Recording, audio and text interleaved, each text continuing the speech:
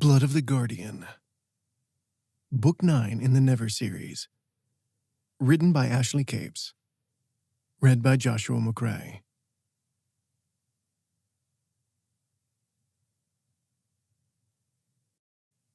Prologue. Autumn. The mongrel that refers to himself as Never will approach the seat of facets. Never glared up toward the disembodied voice where it spoke from somewhere within the shadowy hall, a fine contrast considering all of the white elsewhere. Chains clanked as he shuffled forward. Blood trickled across his skin from barely healed wounds that covered his half-naked body. Wounds that refused to heal. Old wounds, reopened. The glare was all he could manage in the way of defiance, considering the gag of lilac-soaked cloth that stung his tongue and seared his airways, not to mention the lilac ropes that bound him. The conclave sat arranged in such a way that their faces and robed torsos remained in shadow, with only hands resting upon their knees visible, and even those very hands seemed covered by the robes. The voice, the owner of which remained hidden, continued to speak for the conclave. Offer both apologies and regret. Do so, and you may be permitted to select the form of your execution. Chapter 1. Summer. A mountie flew overhead, their wings bright against a sky of stretching blue. Piercing sunlight warmed Never's upturned face, a sharp contrast to the cool, glittering lake where he and Rikeva were treading water. Not that he moved with any rigor, considering where he found himself. Considering that they were now trapped in the ancient past, the time of a mountie. So far, in a probable blessing, they had not drawn anyone's attention, not even from the not-too-distant dolphin-shaped boat and its passengers. Mostly robed a mountie who smiled and laughed, a carefree sound. Thankfully, they appeared focused only on their drinks, or each other. In contrast, paler Hannock, who waited upon them, if that's who the servants were, did not appear cheerful at all. Rikeva nudged him, her eyes wide. There's so many. He nodded. Tension and doubt were already chipping away at his awe. Had the Eye of Hours actually completed its work? How? It had been destroyed. Yet denying the evidence before him was futile. He turned back toward the shore. There, a tree-lined walkway skirted the lake, pink and red shrubs catching the eye. Beyond, darker shapes of the mountains. Utterly inconclusive. Something caught his leg. It yanked down, shadows covering him and cutting Rikeva's cry short. Colored lights of rose and white streaked all around, blinking within a dry darkness. Yet it did not last. He soon found himself standing in a familiar vestibule, not a drop of water falling from his clothing or hair. A guide waited nearby. The thing's animal head was something gray, with wrinkled skin and large ears, and white fangs that protruded from an empty mouth. Unlike some guides Never was familiar with, every part of this one remained bright and clear, with no hints of anything missing or decaying. The vestibule is attended. As ever, it bore a flat voice. Are you unwell, master? No. At least not in the way the guide seemed to be asking. Why? We have various alleviators at the temple trivium, should you require their services. However, the same is not permitted for your guest. No. The untamed do not share the same rights as subjects of the fountain. He narrowed his eyes, but not at the unfamiliar description of the Mountie people. Do not refer to her that way. Yes, master. Rikeva had folded her own arms, displeasure clear. By whatever magic, she obviously understood the guide who had spoken in Mountie, perhaps a feature to assist visitors to the temple. I trust there will be no objections if we both enter, he asked.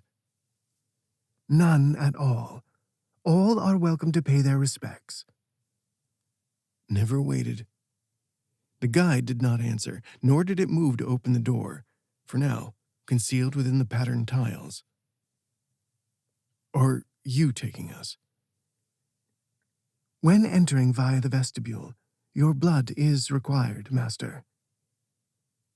Never drew a knife and pricked his forefinger. Red bloomed, and he placed it upon the thin podium.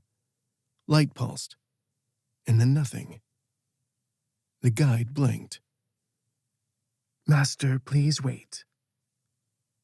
Is something wrong? Never managed to keep his voice even, despite the fact that the guide would not harm him, that it recognized him as one of its masters. It had clearly been created to consider Rikeva as lesser, an unacceptable risk. I have sent for a guardian. He tensed. Why? That doesn't sound good, Never, Rika said. Agreed. Whatever it is, I'll be able to convince them. Best we don't antagonize anyone, even the guides. Right. A robed figure appeared with barely a glimmer of light. She was armed with a belt knife only, but unlike the guide, she was human. Even so, she did not greet them. Instead, the woman frowned at the podium bearing Never's blood. Her long dark hair seemed to move almost independently to the rest of her as she examined it. He cleared his throat. Hello? When she finally glanced up at Never, not even seeming to register Rikeva, the Guardian's blue eyes were not welcoming. You are a mongrel.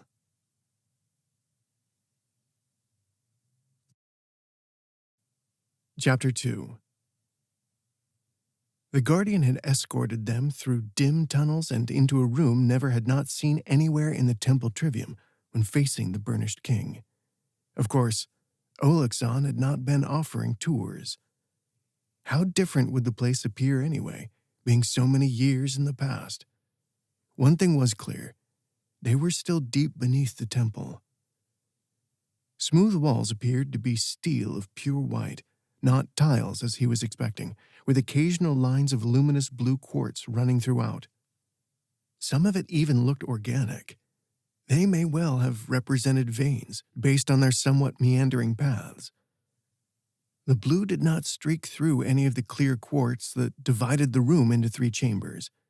In each section rested a silver chair, exactly the same as the one to which Never found himself strapped, bound by soft rope with a lilac scent. Never somehow understood, without even attempting escape, that it would prevent him from using his fire. Even if he could access his Amani gifts, they would not get him far. Like Rikeva in the next section, he was very much a prisoner.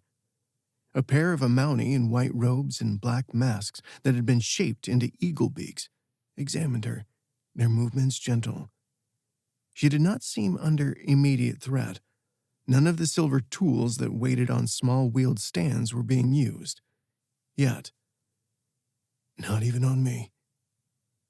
So far, his own pair of Amani attendants did not seem willing to remain very close, asking their questions from a few steps away.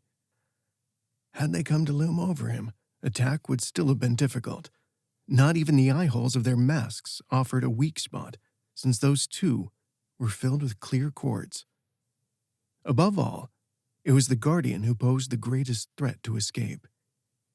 She continued to regard him with deep concern from her position in the far corner of the room. We've been here for some time, Never said. You could introduce yourself, or tell me a story. You must have a favorite food. At this point, I'd even settle for another question. Nothing. Or better than any of that, I'd accept your apology after you free us. Min is my name. She began to count off items with her fingers. You are not catalogued. Your accent is not registered either. Your claims of being from distant lands are vague and unsatisfactory. She stopped to lift a small sphere of quartz where a single drop of his blood floated within. The droplet was restless as it searched its confinement, becoming wild tendrils as he watched. And above all, You carry the filthiest blood I have ever encountered, by many magnitudes, worse than even the strays. He raised an eyebrow. What a charming description. An accurate description. She placed the sphere into her robe pocket and folded her arms.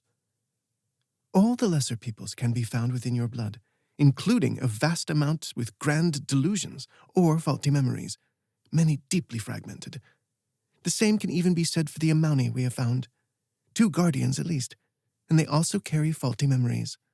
Not only that, there are beasts here, too. Never nodded. Further, they are not limited to common ones, stranger, but distinguished creatures in addition to pure abominations. Traces of the Malacifera, traces of a twisted thing that should not exist, along with things we cannot yet recognize. Don't forget the Phoenix, he said. She narrowed her eyes. No, I am not forgetting the great Phoenix. And? There's a chance you have somehow managed to fake all of this. He chuckled. Is that what you believe? The Guardian approached, and a hint of exasperation entered her tone, perhaps at the failure to solve the riddle before her. No, I do not understand how this is so, but I cannot believe you could have harmonized that which passes for the blood in your veins. And so I will ask you once more, who are you? From where do you hail? And what is your purpose at the temple? It was probably time to see if she was actually willing to negotiate, or whether she planned to keep him prisoner forever. Give me assurances. Being. He glanced through the quartz divider to where Rikeva seemed to be repeating herself. Even with whatever the Amauni were using to help with communication, they were obviously having trouble understanding her. And why not? It was probably quite difficult to translate a language from a future that had not yet come to pass. No one harms her, not a single hair upon her head. To do such is not our way. Difficult to believe her response for many reasons, especially considering a reception that was both hostile and somewhat detached. As though the Amauni were examining unclean things that still had the potential to be quite useful. It most assuredly is the Amauni way, so I would have you swear an oath as guardian. Guardian Min's jaw fell open, and her 2 attendants turned, as if to gauge her reaction. I see you don't like your honor being challenged, Never said. No, I do not. He shrugged. Then imagine being called a mongrel full of filthy blood, and being imprisoned, interrogated, and examined, instead of helped. But you are definitely a mongrel. Never snorted then. She really was sticking to her conclusion. I admire your stubbornness. So, is that your answer? No. Are you offering full cooperation? I am. And finally, there was a little more help from Ekin Seja's memories, for if the Guardian agreed, she was binding not only herself, but those of her station generally, and, specifically, those working under her care. Although, supervision was more likely. It would not be a literal binding, but certainly Amauni obsession with status meant she could not afford to bring the Guardians as a whole into disrepute. More, she had to not only act in a way considered more honorable than the lesser people, but also to be seen doing so.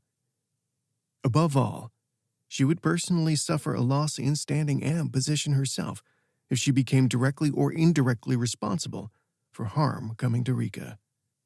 If the Amauni agreed. Then I will swear as you request. My oath I offer to you. From sacred blood to sacred blood, I will protect the stranger known as Rikeva of Marlosi. She leant in, close enough that he could now see flecks of gold throughout the blue of her eyes. There. The whole truth this time. Please, stranger. He nodded. You might want a chair of your own.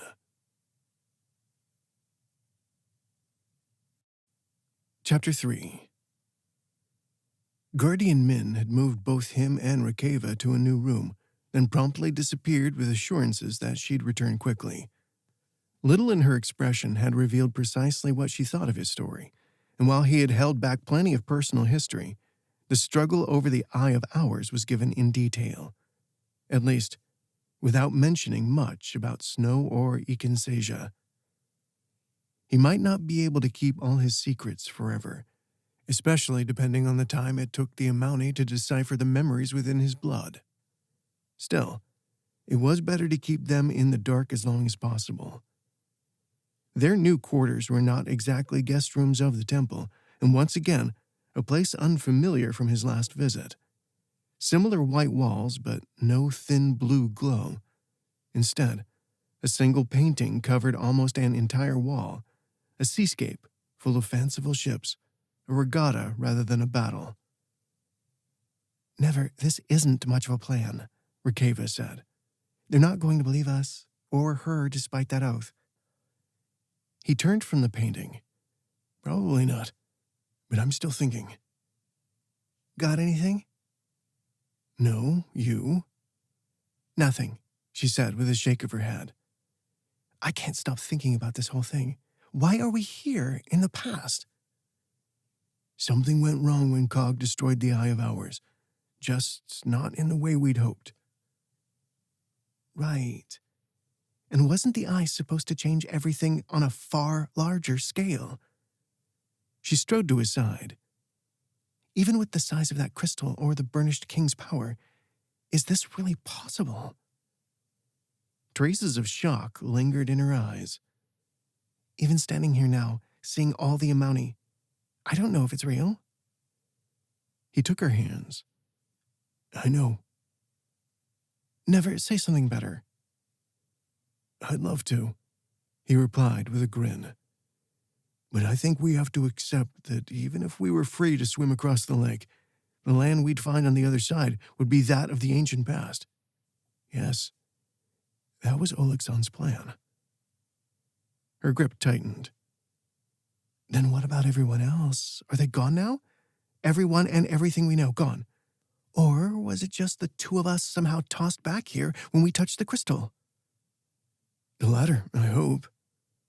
She sighed. Well, we're at the mercy of the Amauni now.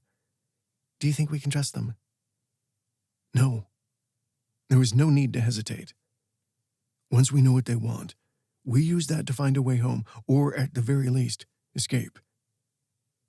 You're making it sound easy. Easy would be nice for once, he said with another grin. What about you? They didn't hurt you, did they?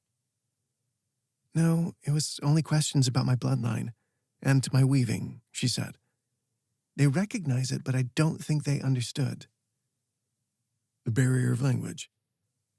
At first, but somehow they found a way to teach me Amauni. I can speak and understand it well enough, she said, switching to the dead tongue. Before Never could ask more, the door opened with a soft click.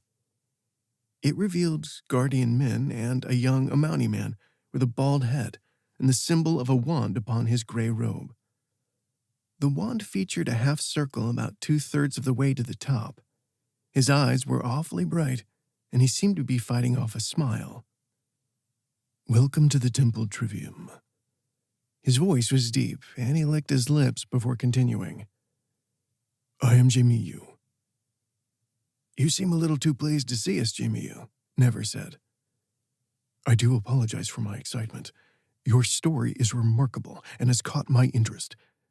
But if you would allow me a final test, I believe you and your companion will be escorted to the nearest palace as honored guests. Never raised an eyebrow. Even a mongrel can be an honored guest. Most certainly. Doubtful. And are you a guardian like men here? No, I am only a supreme. Guardian Min inclined her head as she took a seat nearby. You flatter me, Supreme Jimiyu. The man waved away her words. Supreme is a modest title, Never observed. Born or earned? The Guardian's mouth fell open, but Jamiu only smiled. Born, but I know my worth. More importantly, that was a sincere question, wasn't it? Of course. You are either a fine liar, or you truly have arrived from a future Baron of the Chosen. He looked to the Guardian.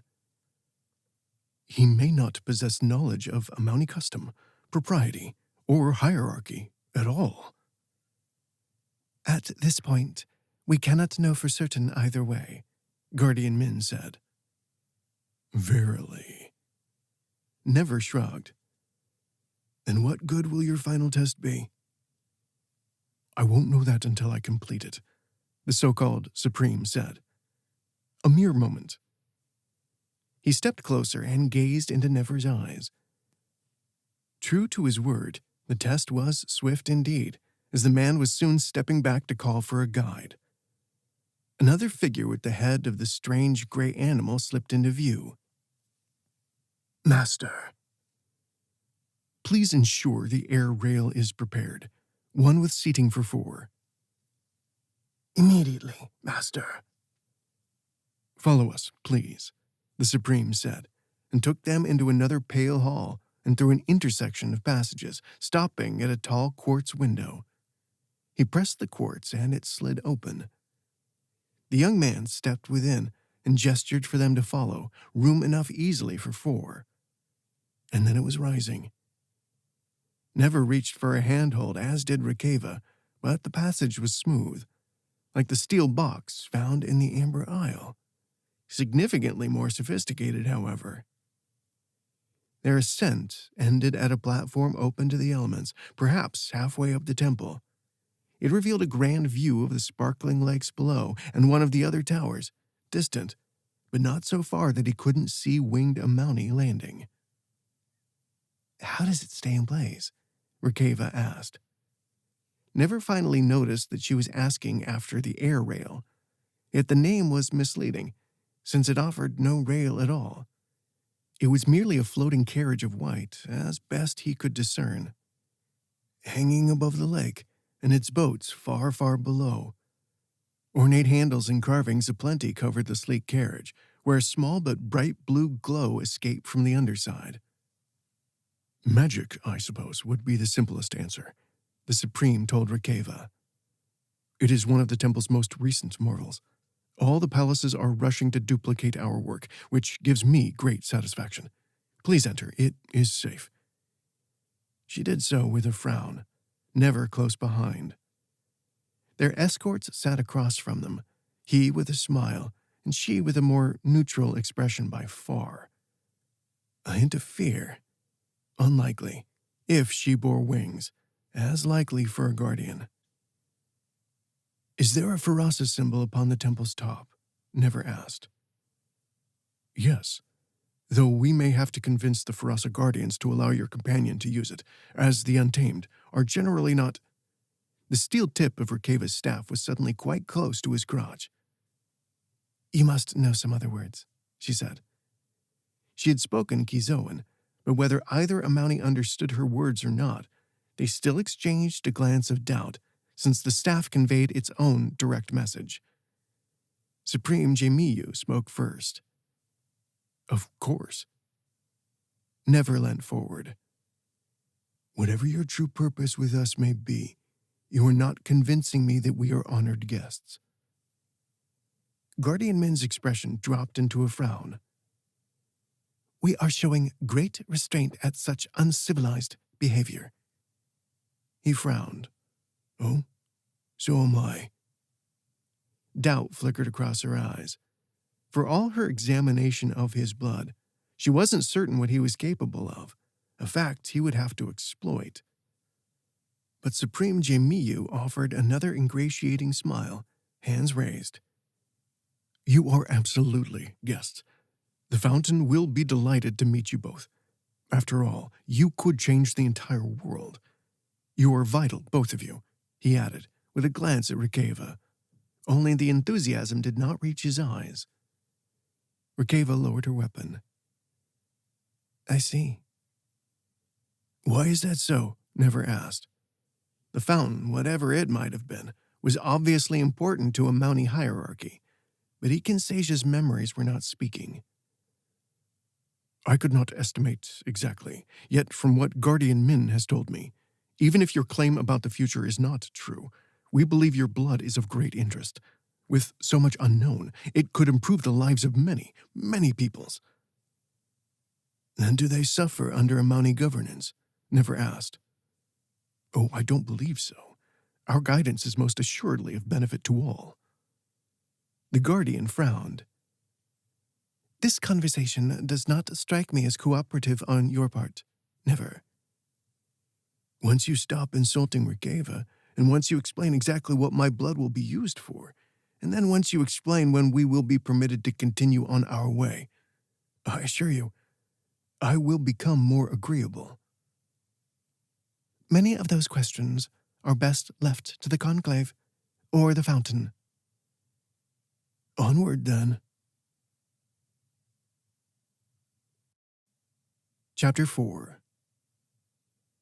Never stepped from the air rails carriage onto the roof of the central tower, then onto intricately paved stone, each piece white, save for a trail of rose quartz. It led to the Farasa, where their escorts had moved to speak with a pair of guides, who were quite familiar. Silver robes left their muscled arms bare, and both wore identical human faces, gray hair, and clean-shaven cheeks with dark beards. Exactly like the guards he and Snow fought on the Stair of Winds. Never. Rikeva drew him toward a ledge and its broad stairwell, leaving the others out of earshot. When she stopped, it offered another impressive view of the sparkling Ivache lakes, rolling green plains, and mountains beyond. The second bright tower waited to his left, with more Amouni flying from various directions. Exactly how many Amouni were ascended? Detail upon those that approached to pass between the numbered arches below was easier to make out. They bore wings of varying shades, mostly from white to black, but also gray and purple, and sometimes even a pale yellow. Clothing was less varied, being mostly robes of silver or muted colors. Sometimes, the Amouni wore tunic and pants that left their arms bare, as if fashioned after the guides. Or, more likely, of course, the guides were fashioned after their masters. Are you sure about this? Rikeva asked. We don't actually know where we're going, or who or what this fountain is. I know. He gestured to the sky. But if we tried to fly away, we wouldn't be faster than the slowest Amouni. She glowered back at their escorts. I don't trust either of them. Neither do I. Then I have an idea. She lowered her voice, stepping closer, enough that the freckles across the bridge of her nose were clear, as she switched to Kizoan. Can you have the Farasa send us somewhere else? I don't know. It was a wonderful idea and absolutely worth attempting. We can land somewhere distant and give ourselves a moment to plan something, such as who might be able to help us. Someone like the great phoenix of Kiyomako. She nodded. If no one else, surely the phoenix. Footsteps approached. Guardian Min stopped, her arms folded. A rising breeze pulled at her hair, strands passing over her eyes. It did not change her gaze, however. That remained stern. Is the Supreme having trouble? Never asked her. Nothing that will not be resolved shortly. What do you want to ask? Rikeva held her staff in such a way that suggested she was ready to use it without actually taking an attacking stance. Nothing. I've come to give Never some advice. I can guess. You want me to be mindful of my manners when we meet the fountain. She frowned. For your own good. The fountain or the conclave will decide your fate, and hers, if that matters to you. The Guardian had a point, of course, and while Ikensasia's knowledge of the fountain was now within reach of his fingertips of his mind, at least, Never didn't reveal what little he knew.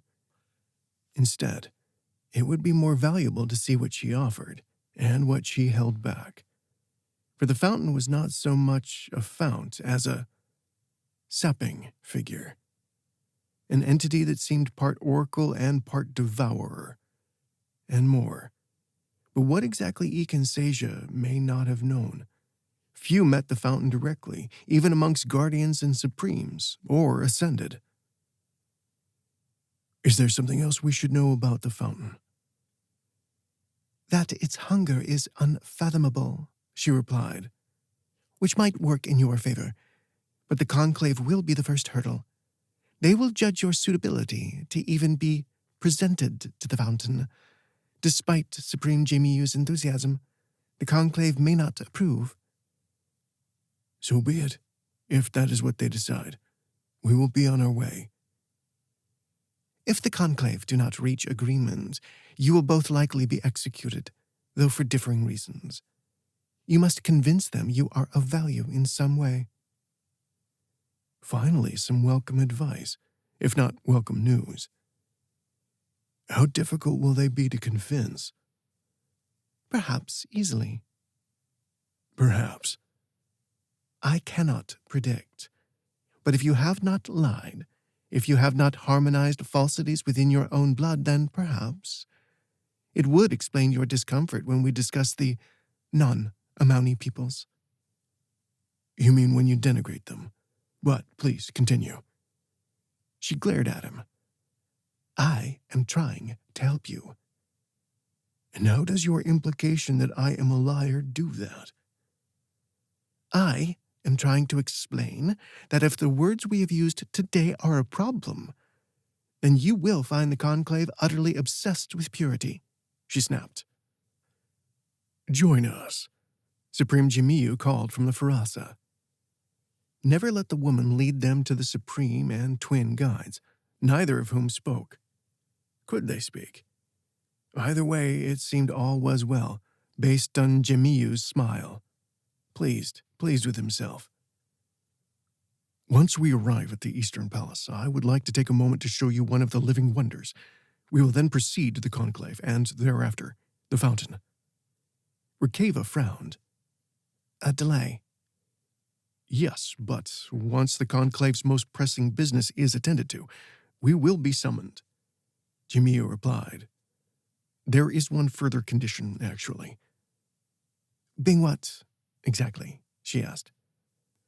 As one of the common people, you will need to bear a mark while visiting any palace city. What mark? She didn't seem as though she could be bothered challenging the man on common people, and while it was not much better than lesser or untamed, never assumed that was the Amauni's attempt at being diplomatic.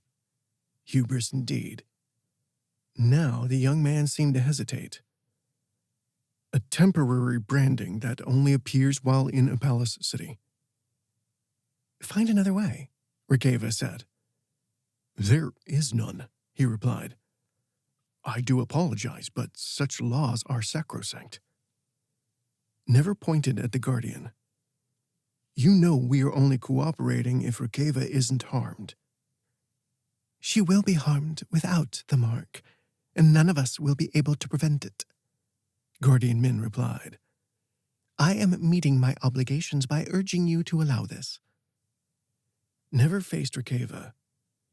Whatever you decide. She smiled. Thank you. If it allays your concerns, the Supreme said, the mark is of light. Any Amauni can remove it once you leave the palace city. You will not experience discomfort. Describe this light, Rikeva said. He spread his hands.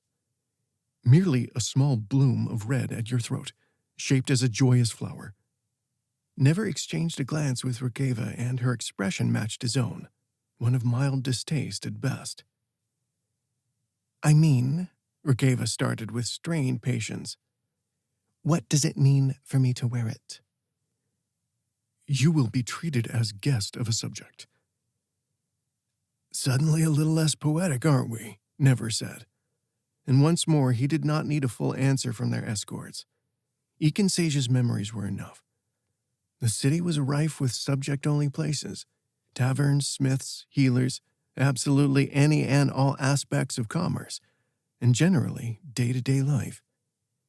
Yet some Amountie would not even speak to those with the mark. Other, worse hostilities existed, beatings and murders that were rarely investigated, let alone those responsible made to face justice. Her safety is assured with us, and of course you yourself will be able to vouch for her should any challenge arise. Let us go to the Farasa. Now Never frowned. There is no rush, as you informed us. What challenges are you expecting? None specific. He sighed. Supreme Jamiyu. Of course. The man ran a hand over his bald head. I am not intending to hold things back, but rather, I see no need to alarm you with the hypothetical. He is right, Never, the Guardian said. Your true problems will only begin if the Conclave or the Fountain are unwilling to listen. You will be traveling with a Supreme and a Guardian. You yourself are ascended. It is time to act on some faith. So be it, he replied after a moment. But he had one more question. Are you permitted to join us, Guardian Men? Of course. Are you not bound to your temple? She regarded him with doubt and confusion once more, as though his question was quite odd. It does not make sense that you would ask such a thing. Never frowned. In Ekin Sage's time, temple guardians were bound, or those at Temple Trivium were. Something was obviously going to change over the centuries. Or maybe some guardians were bound and some were not, which meant there was every chance the man's memories might accidentally steer him wrong at times. Wonderful. Please follow me, Supreme Jimiyu said, taking Never's hesitation as acceptance, leading them toward the Farasa. Time to focus on escape. Beside Never, Rikeva offered no objection as they walked, her faith in him more encouraging than Guardian Min's words. And maybe Rika was right to trust him, even in such an uncertain situation. The Amountie of the past were not aware of all that a mongrel could throw at them, if it came down to a fight. Yet it seemed at least one more barrier would stand before them and progress toward returning home. An Amountie had landed before the Farasa just as the Supreme set foot upon the symbol. The newcomer was a well-built man in silver robes, his wings white and dusted in gold. A sneer upon his handsome face was the only response to Jamiyu's polite request to use the symbol first. The newcomer wore a circlet and bracers with lattice-like patterns, obviously someone high-ranking in a society already obsessed with status. I trust you'll understand, the Supreme said. We have also arranged for limited permission for this travel, which will expire. The man did not even take his gaze from the pair of guides. Guides, revoke permission. I will be traveling first. The guides did not respond with words, but the Farasa brightened. Guardian Min interrupted the Supreme's response. Forgive us, Ranzir. This is a matter of urgency. Again, he did not bother to turn. A pity, Guardian. Never shoved the man aside. Did no one teach you manners? The Amountie stumbled, eyes bulging with outrage. Guardian Min and Supreme Jimiyu both gasped, and despite the foolishness of it all, Never couldn't help but grin. Ranzir, or the Ranzir, since it may have been a title, raised a burning hand to point. It was not of crimson fire. Searing blue flame curled around his fingers as he clenched his fist. Kneel for just punishment.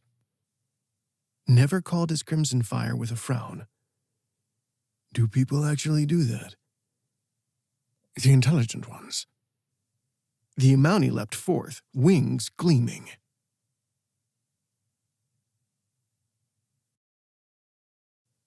Chapter 5. Never caught the man's fist. Purple flames splashed without pain, as though both fires canceled one another. For just a moment, the confrontation with snow burned in his memory, but in contrast, The snarling face before him now contained far more outrage than shock, as though not a single person had ever challenged this self-important fool. Not once, not in his entire life. A pathetic way to live, if true. Never met the fellow's gaze. "Have you changed your mind?" "What?" The Amount spoke through clenched teeth. "We're using the Farasan now. Last chance to agree." A blade appeared in the man's free grip. Never twisted his birch hand. Bone shattered. The crack echoed across the rooftop, and the man collapsed to his knees. Blue flame vanished. Never nudged the Amountie to one side before nodding to the others. "On to the Eastern Palace, then. Or Ki Mako." But when a speechless Supreme ushered him and Rikeva to the Farasa, various apologies made by Guardian Min following, the silvery map never had expected to appear within his mind was absent. Instead, only a single bud, a pristine city seated upon golden plains. No walls to protect it. Instead, small towers had been placed at 8 points of equal distance around the city's edge, these just as pale as the stone within. Did the Amountie Eastern Palace rest somewhere in Marlosi's north? He'd find out soon enough. Light burned silver and gold, their destination appearing once the Farasa's power faded. Based on the smooth pale walls and blue veins, it was yet another temple interior. Although here, there was no additional light source, which gave the faces of his escorts a somewhat unpleasant pallor. Or maybe that was just their expressions. Barely contained horror for the most part. And maybe doubt, as once again it became clear the Amountie did not know all of which he was capable. "Do you know who that was?" the Supreme asked, his voice risen in pitch. "Ronzir." Guardian Min had folded her arms again. "You don't even know what that means, do you?" "Not at all." Ikansasia's memories were of no help. "A prince or general, high priest? Obviously some manner of swine, based on his behavior."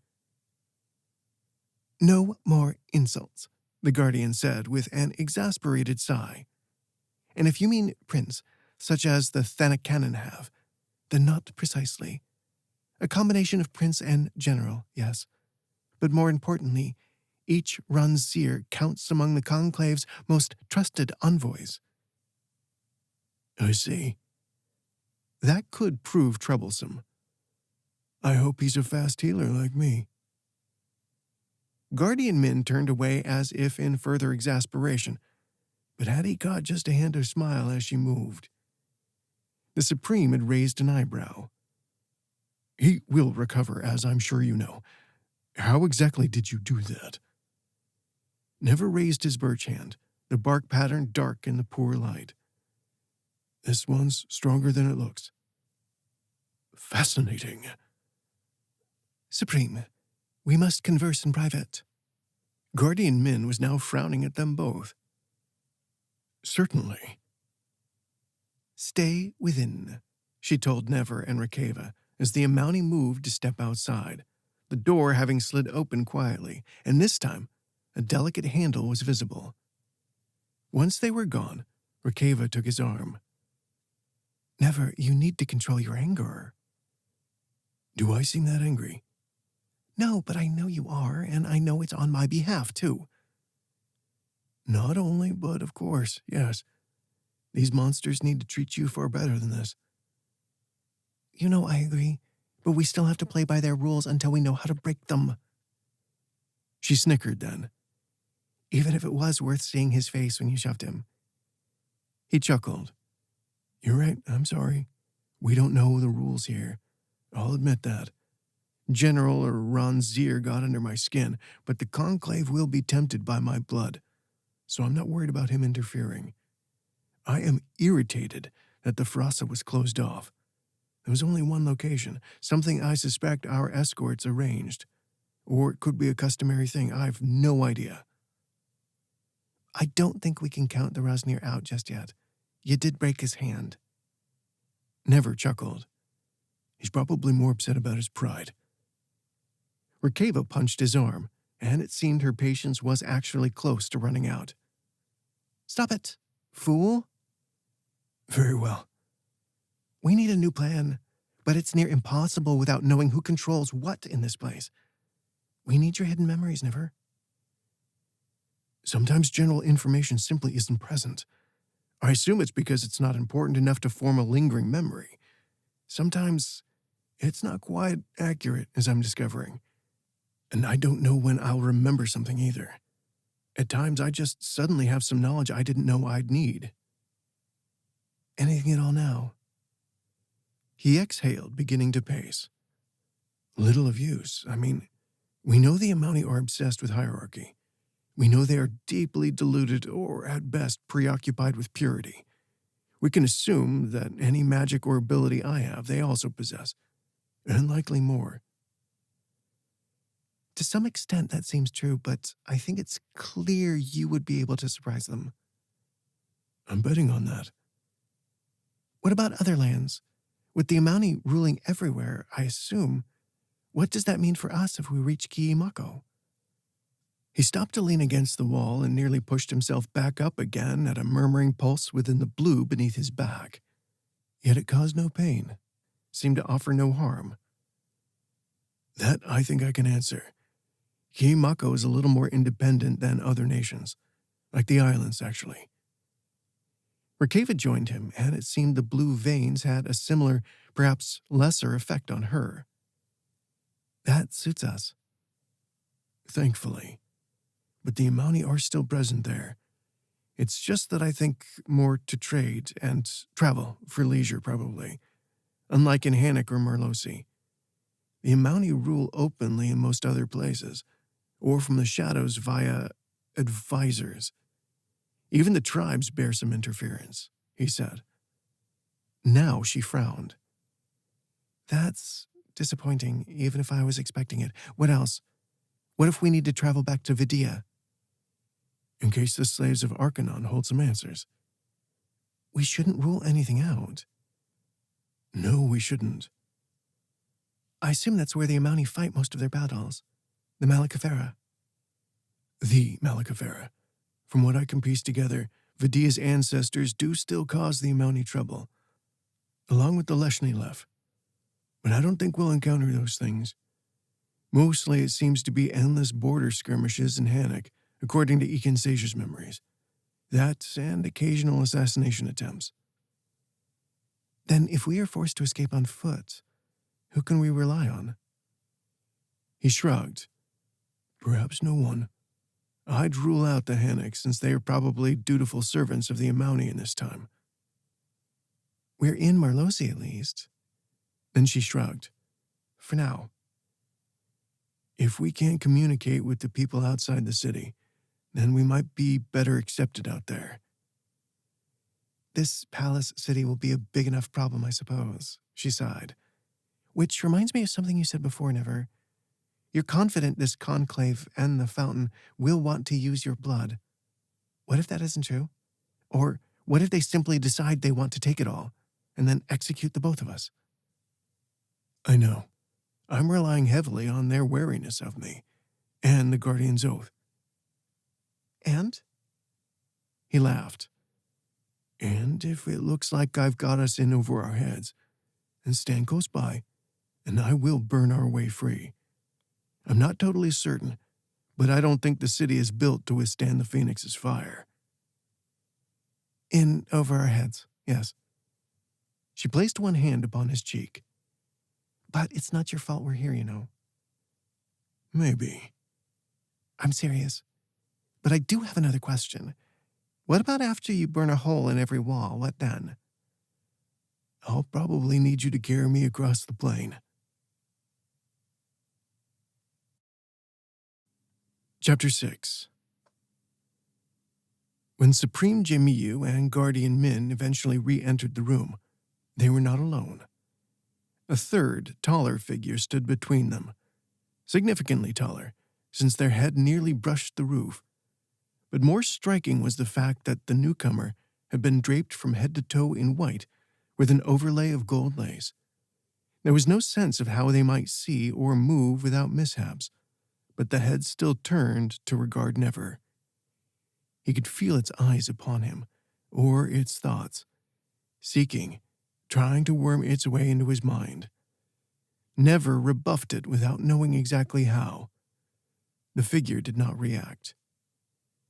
Guardian Min brought more light into the room via a pale flame she passed from hand to wall in order to brighten the white, allowing more detail upon the stranger to be revealed. Faint runes were painted across the mouth. Not impossible to read either, but their exact meaning was unclear. As best he could tell, the runes made a promise that all would be sheltered. "Never, Rikeva," the Supreme said. "You are in the presence of Conclave Isuta, who is gracious enough to meet you directly in a significant circumvention of convention. Is there an appropriate manner of address for us to use?" Never asked. "Usually," Jimiyu replied, "but her time is short. She will speak now. Merely stand as she reaches out. There is no danger." Conclave Isuta glided near. The drapery trailed, and as she stopped before them, she raised both hands, neither of which came free of the robes. The hand that landed on Never's shoulder seemed to carry more than the cloth's weight, fingers long and oddly warm. "You have been permitted to carry out a task of great import. You must not fail." "Permitted, Conclave Isuta?" he asked, keeping his voice respectful. Rikeva was right. Best to play nice, especially with something he did not yet understand. Who knew what the strange woman before him was capable of? "Along with your untamed companion, upon your successful return, you will be treated as subjects, in spite of the questions surrounding your lineage." "Thank you." He ignored the fact that her answer had not been totally satisfactory. "What task are we to perform?" "I leave the rest to the Supreme and Guardian." She lifted her hand, and with it, her voice was gone. Then, the robed figure glided toward the door, which opened before her touch. Both Supreme Jimiyu and Guardian Min bowed their heads, hands behind their backs as the conclave member left. "An explanation would be welcome," Never told them. "It is simple enough," the Supreme replied. "We decided that, considering your blood, your story, and your irrepressible nature, that it would actually be best to approach the entire conclave with an ally, along with a victory to share. Conclave Isuta is most amiable to this arrangement." "So, she will speak on our behalf?" Rikeva asked. "Once you return victorious." "I have two concerns, as you might imagine," Never said.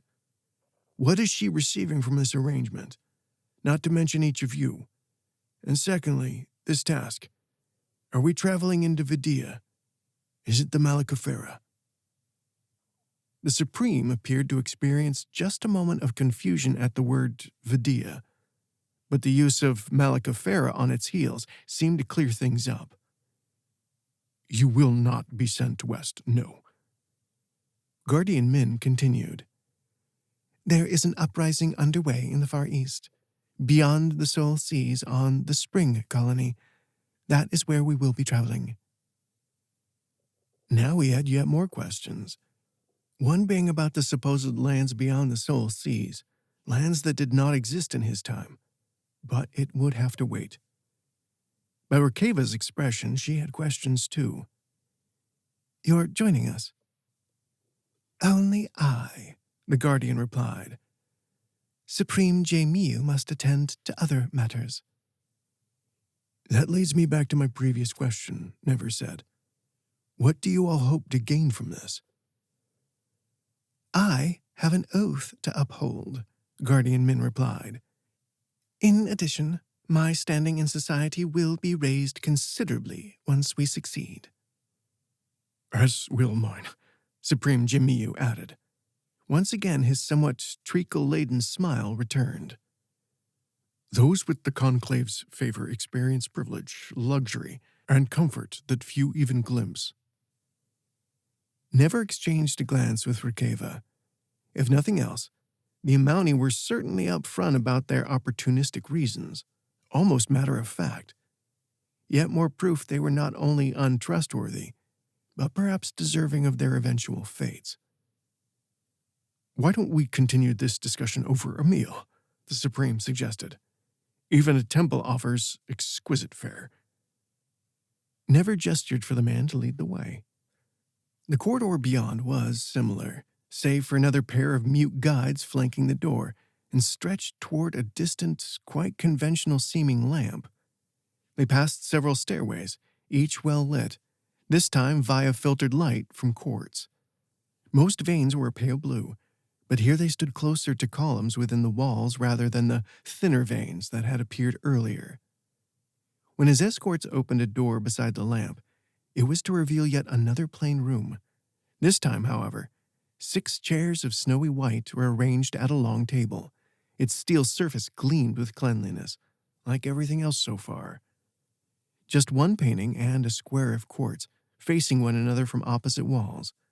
The painting was of yet another race, only this time with wings through the sky. Not a single plant or scrap of colored fabric, and something about the sameness to it all began to grate upon Never. Even the buried city beneath the Falhan Ranges had offered more variety. Still, it was just 2 temple interiors he had seen. Perhaps the Amouni did have some imagination when it came to architecture and decoration, and it would be revealed elsewhere. Once seated, the Supreme called for a guide, this one bearing the head of a cat, and requested food and drink. "It will arrive shortly," he replied. "What of Conclave Asuda, then?" Never asked. "To what other heights can she climb?" "Only one," Guardian Min replied. "The fountain." "To usurp?" "No, that is not the way it works," Guardian Min replied. And now she exchanged a glance with her companion. "Again, I am impressed by your dedication to your story, or concerned that it is true." "I am curious, for what purpose do you imagine I would need to lie?" "To explain away the impurities in your blood. Deceiving everyone might permit you full participation in society, something I assume you have not enjoyed. Your blood speaks of years denied the shelter offered by your people. Supreme?" The young man nodded. "That is my assessment also. With such a wide range of contaminants, he's either a masterful criminal the likes of which has not been seen in all our lives, or he is telling the truth." Never raked his gaze from one to the other. "Would you like to find some strangers from the temple to insult me too? Any friends or family near a Farasa that you could call upon?" "You cannot deny that—" Never raised a hand, aware of Rikeva's frown. "Very well. Let me ask you one final question about my blood instead.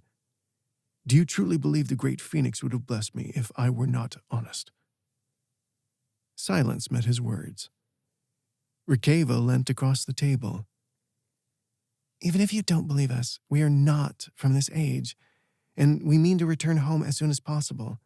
But that doesn't mean we cannot help each other first." "Ah, well said, Rikeva of Marlosi," the Supreme replied. "To that end, why don't I explain a little more about your task?" "An uprising in your spring colony?" Never asked. "It is often the way with the common people," he replied, with a rather paternal sigh, a sound somehow all the more unpleasant by his relative youth.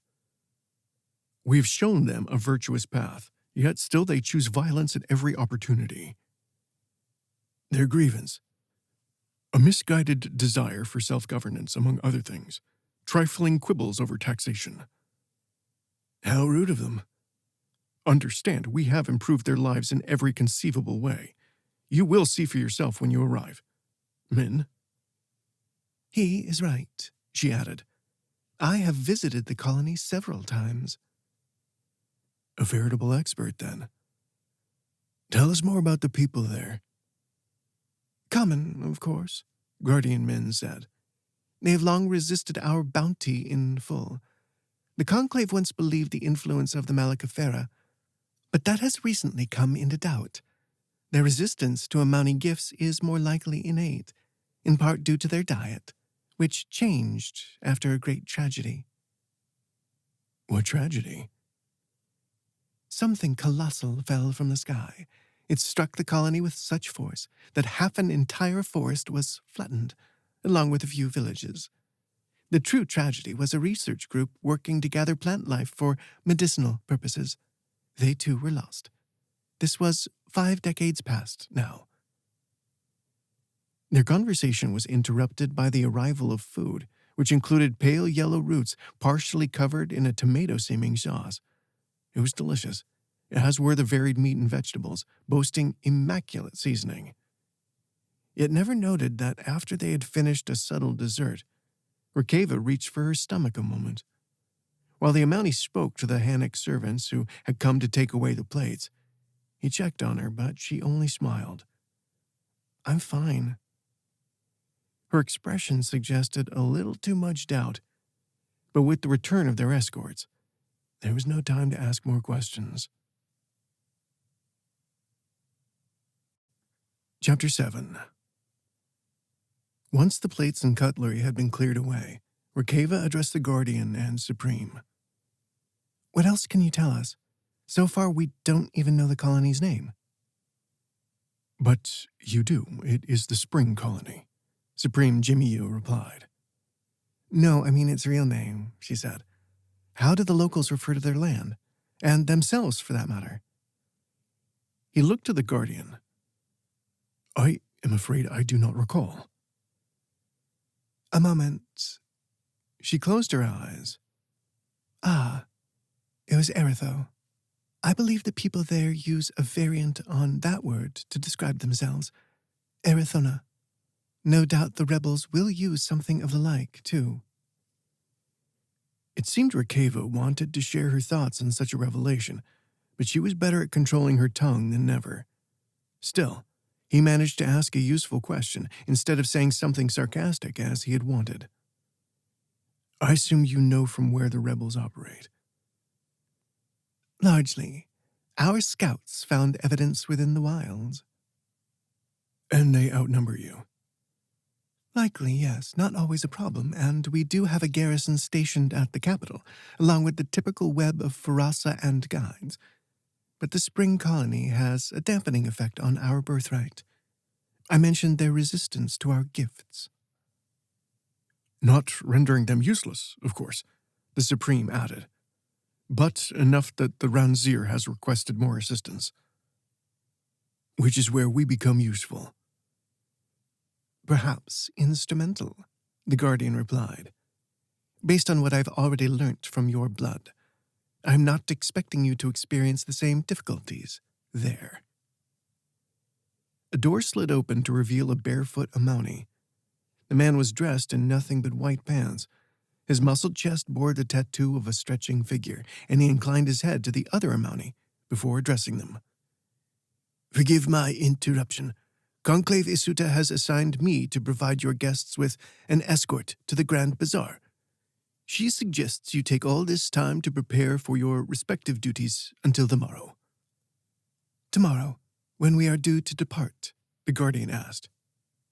Yes. Wonderful, she stood. We can finish sharing what we know in the carriage. Never, Rikeva. Please follow this guard and purchase whatever you may need. You may return to the temple or take accommodation at any of the inns. Be warned, not all will accept Rikeva. I see. Never hesitated. And that is all. You don't wish to accompany us. Supreme Jemiyu himself appeared somewhat concerned, since his smile had faded and the man was poised to speak. But the Guardian answered first. You may consider this a sign of my commitment to developing the trust needed for us to work together on a dangerous journey. And if I want to consider it a test? You may do so. Fleeing was not necessarily off the table, but there was an increasing likelihood that cooperating at least a little longer would end up being worthwhile. Without fully trusting them, of course. I appreciate that. If we choose to stay in the city, I assume we meet here to travel to Eretho. This or another Farasa, but unless anything changes, start here after dawn. Before they left, the Supreme affixed the mark of light to Rikeva, and as promised, it was a fairly elegant rose-like glow, clearly visible to any that sought it, but not in danger of becoming a light source in and of itself. Even so, Rikeva frowned as the guard led them from the room, down the corridors, and from the temple via a minor exit, moving with efficient swiftness. Outside, the surrounding streets were uncluttered, in every sense of the word. The occasional stone bench, a few lone trees whose shade spread far and wide, but equally, trees that could have been illusory, since he could not see a single stray leaf upon the ground. More, only one person approached the temple entrance with what seemed to be a broken wing, based on the bandages.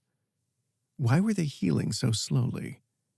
Or maybe it wasn't broken at all, a disease. Once again, Ekin Seja's memories stepped in to provide answers. The bandaged wing was to be groomed within the temple. A sign of vanity, then. Never of the Ascended and Companion, the new guard said.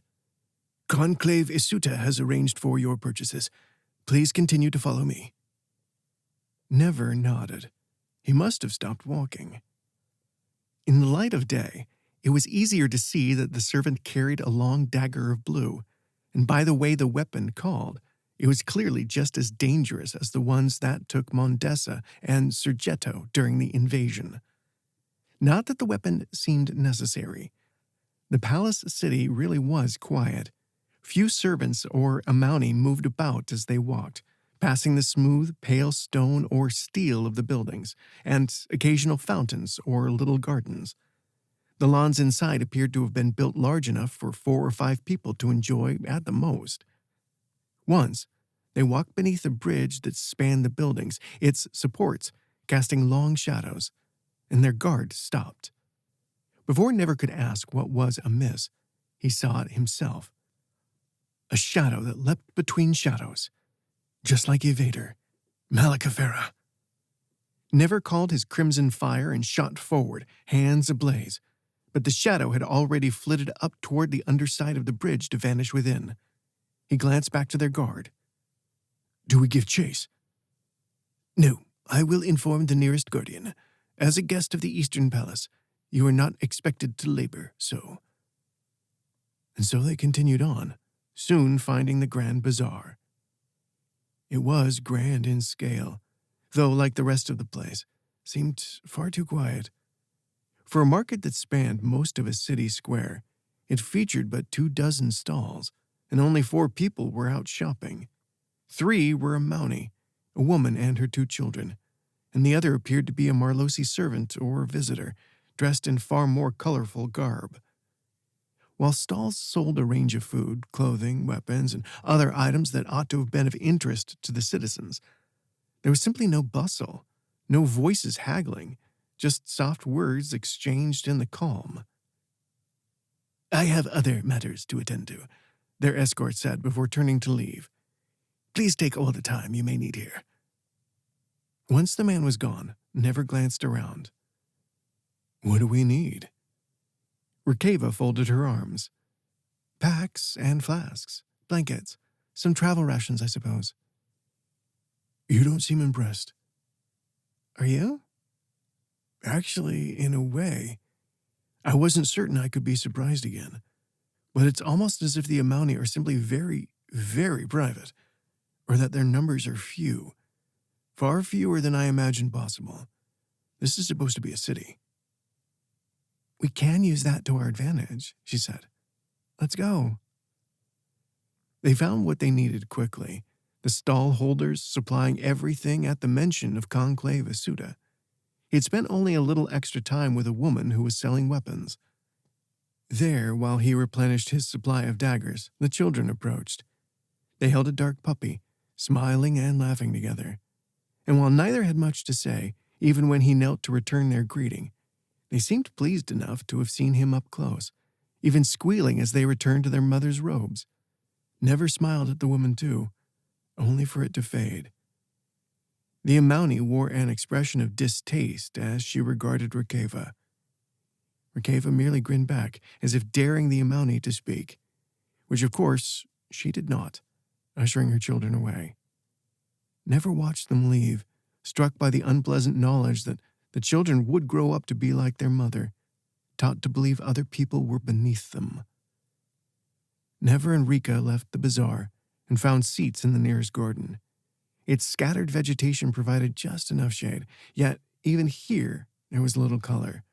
The bark was gray on the saplings, and the modest flower bed bore only blue and white blossoms. When Never leant forward to check their scent, it seemed the flowers shrank away, because he was blocking the setting sun. A bird lurked somewhere in the leaves above, a faint flutter of wings, but it did not sing. "Did you notice how quiet the city is?" Rikeva asked. "Everywhere we went, just a hush."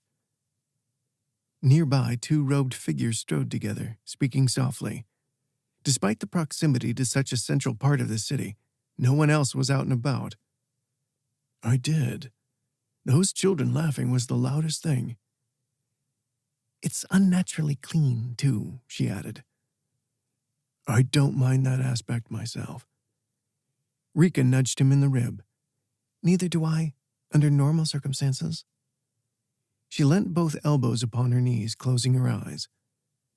"But even with the guides, most of the work is done by unhappy common people, I suspect." "Likely, yes." Rikeva sighed. "And us. I know we can't trust the Amouni, but will we be safe in one of their inns? Rooms in the temple will have too many spies." "Truly. But I do think we will be safe. After all, we're too important now." "You are, Never." He nodded. "Sorry, you're right. We'll sleep in shifts, and I'll set a ward." "Is that possible?" "Thanks to Ekinsasia," he said with a nod. "He has something worth trying. I can't be certain, but I now think I have a better idea of where some of the pieces are fitting, time-wise." "Do you mean that he was nearer to our day?" "Yes, which makes some of his tricks unknown here." "That's good enough for me," Rikeva said as she stood and stretched. "Ready." Never joined her, and together they walked the empty streets. The homes they passed bore windows empty of curtains, but windows that were still difficult to see beyond. A strong need for privacy. They soon came to an inn, recognizable only by its name and by the large windows on the third and fourth story. "Let's try this one," Never said as they entered. Inside, a sparrowhead guide greeted them. It stood in a white room with a large, closed door at its back. "Master, do you wish for a meal or a room?" "Both." Never reached for his purse. Would they take unfamiliar currency? Had the conclave arranged for their room also? "We can offer both. However, your guest must eat alone." "We will find another inn." Rikeva rested a hand on his arm. "Never, I'd prefer we eat in our room, actually." "Perhaps that would be better. He should have realized." "Where is the owner?" he asked the guide. "Beyond. Please enter." The door slid open, revealing the first use of color upon any walls that seemed purposeful decoration. Someone had painted pink and gray patterns, as if to adorn the place with gray branches and pink blossoms. Quite a pleasant reception. Two archways led to a quiet dining area with tables and chairs, and to something of a lounge, featuring only divans and armchairs. And here, too, the colored upholstery caught his eye more than the Amouni in their robes. They sipped at thick liquors of gold and pink, and those that bothered to look over their drinks did so with some distaste. "Good evening," said an Amauni woman as she approached. "Can I provide a discreet room?" Unlike the others, her robe was short enough to reveal her knees, along with calf-high boots of a swirling design, one that was matched upon her long gloves. Her smile was welcoming, but it did not reach her eyes, a rather common occurrence amongst the Amauni. "You assume that, why?" The woman glanced to Rikeva. "Your untamed mistress, of course." Rikeva folded her arms and never turned to face her, speaking in Marlosi now. "We really can seek another inn." "They will all be the same. At least this one claims to offer something discreet." He nodded. Never switched back to Amauni, addressing the owner once more. "Discreet is fine." She frowned, and it seemed she wanted to ask about the Marlosi words, obviously being unable to understand, which was interesting and useful. But in the end, the innkeeper only gestured to a large staircase already being revealed behind her as another wall slid open. There a desk also waited. "Conclave Isuta has informed the guides that your stay is without cost, and that you are to be treated as honored guests. She will also send someone in the morning." "We are in her debt," he said. Upstairs, they walked a spacious corridor lit by generous windows in the setting sun, whose soft orange rays slipped between buildings. At the third door, their host pressed a panel. It slid open without blood, and she gestured inside. "I will send for a meal. The kitchen boasts of Chef Atoju, you will be pleased to know." Never kept a sarcastic comment to himself. "Will we have time to bathe first?" "In the third chamber," she said, starting back toward the stair. "Make sure you set the door." While Rikeva slumped into the nearest armchair, Never pressed his finger against the panel. The door slid closed. Did it need blood? Or was he now the only one able to use it? Assuming that was what the owner meant when she told him to set the door. "Remind me to have you test this later," he said to Rikeva. She nodded, slinging one leg across the armrest, her eyes closed. "Tired?" "It's exhausting." "Being treated like I am inferior," she said, finishing his sentence. "I can set the ward now and we can skip the meal if you like." "Tempting." She smiled as she sat up, then rose to head for the next room. "But let's take everything they offer and more, starting with a bath." "Need me to join you?" he asked with a grin. "It's too small," she called back, the click of a door sliding shut following.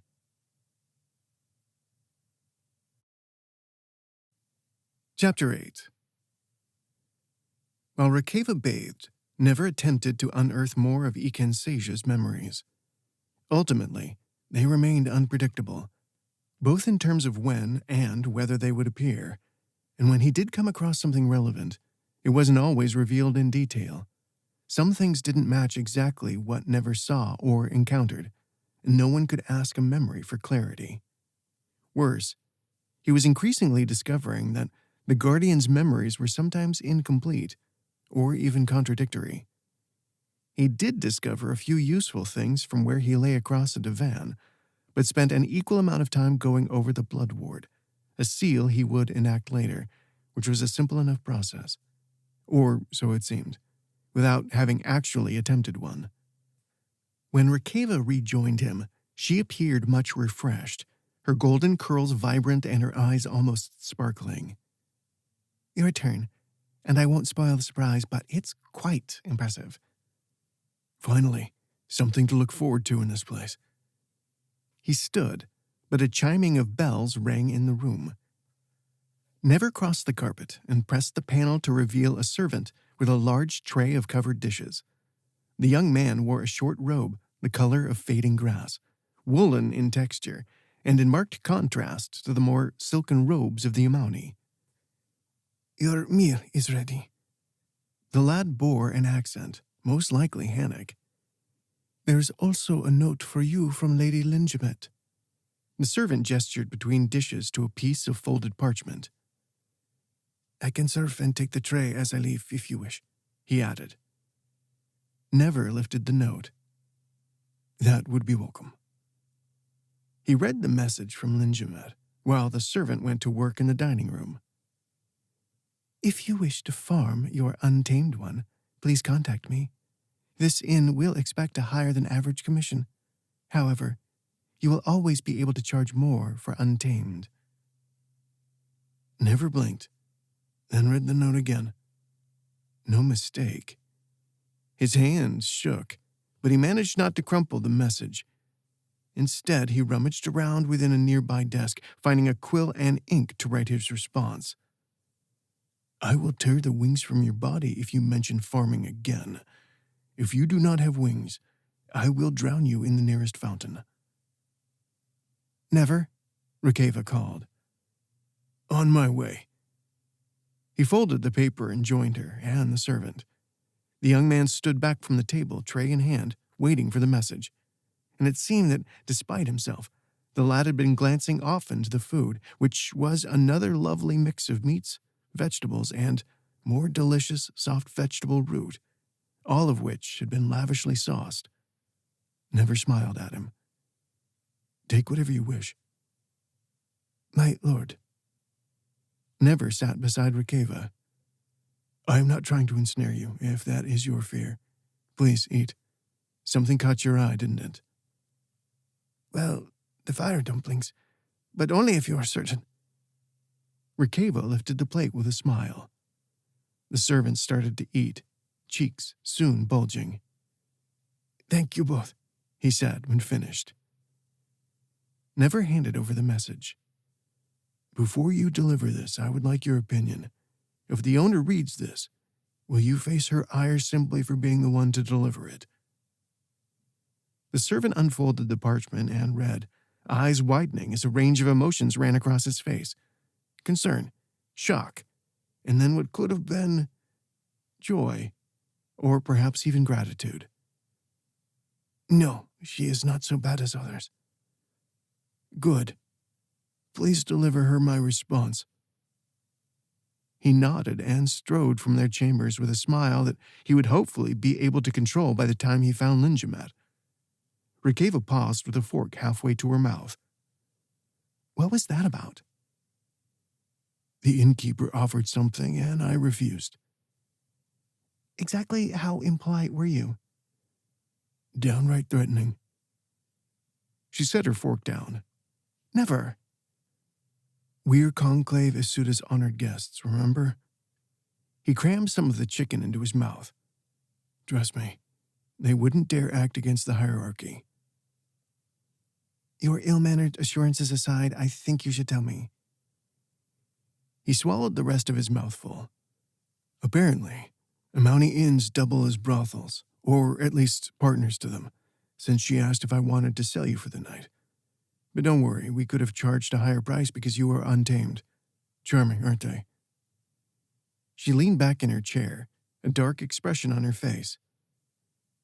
I see. Let's finish the meal and I'll seal us in for the night. Rikeva nodded, then reached out to place her hand over his own. I think my appetite is disappearing. Take the bed. I'll create the blood ward once I'm done here. She went to the bedroom and never finished the last of the meal, the vegetables a little less wonderful than expected. Sorry, Chef Audiobook. Not good enough to counter the bitter taste that lingered after the innkeeper's note. Once he had finished and tidied up as best he could, he tucked 2 spoons into a pocket and returned to the entryway. There, he drew his dagger and made twin incisions in his palms. Not needed in order to call Crimson Fire, but sometimes the ritual seemed fitting. The memory of Ekinsasia guided him. He gripped both spoons and let them melt. The crimson globes of flame turned a dark silver, bloody embers flickering inside. Never sprayed a thin line around the doorway, hissing following his movements, and then strode across the room to repeat the process with each window. Rikeva rose from the bed when he sealed the bedroom window. Will you need to maintain it somehow? Not according to Ikansasha. I believe it's mostly the blood, with the steel being partially symbolic. She lay back down, hands behind her head. Either way, I suppose you're right about the Conclave. If they want to use us, there's no need for them to attack. Attackers would likely be another Malakafera. Hopefully not. Do you need anything else? Rikeva laughed. Stop fussing, Never. I'm just going to get some rest. I don't know if the food here agrees with me, to be honest. Otherwise, I'd ask you to join me. He paused, a thrill charging through his body. Oh? Of course. But tonight I'm afraid you'll have to make do with the floor. Or one of the divans. And now I have something to look forward to before heading home. So do I. Now get out and let me sleep.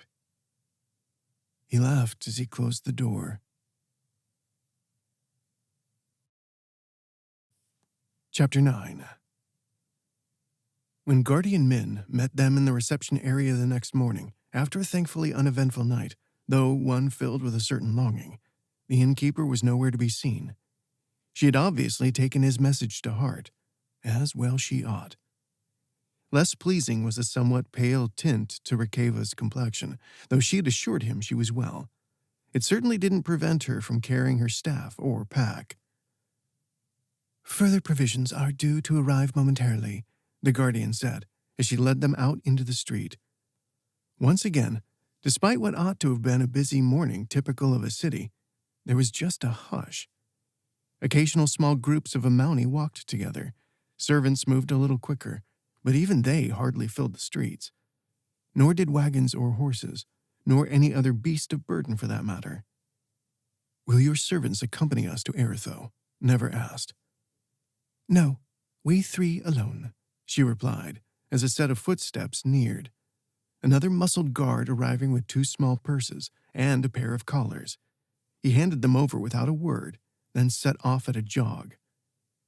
Guardian Min explained the contents. A small amount of coin each, and a collar. I have also been permitted to imbue your weapons should you decide you need that. Never glanced up from where he'd been examining the coins, of an even size but varying colors, greens, blues, and yellows. We will forego that, I believe, unless you think we'll encounter the Leshlinef somewhere in Eretho. I do not expect to. They have not been encountered beyond the Arafolhanim ranges in decades, and have been driven deep beneath the mountain now. Their numbers are quite close to extinction. Sadly, they will survive for a good many centuries to come. She met his gaze. You know that to be true. Firsthand. Rikeva lifted the collar, a brilliant blue lined in steel. What is the purpose of this? Another tool to be used to mark me as inferior? No. Guardian Min seemed to welcome the distraction from what Never had revealed. She gestured to her own collar. Never and I will also wear one, though I do not believe he will require it. The collar will protect you from the aftermath of the tragedy. Exactly how does it work? We still don't know much about what happened. I will explain more when we enter the forests. For now, we must move swiftly if we don't wish to miss our scheduled use of the Farasa. Never sighed. Using the Farasa was much more fun when I could do it at will.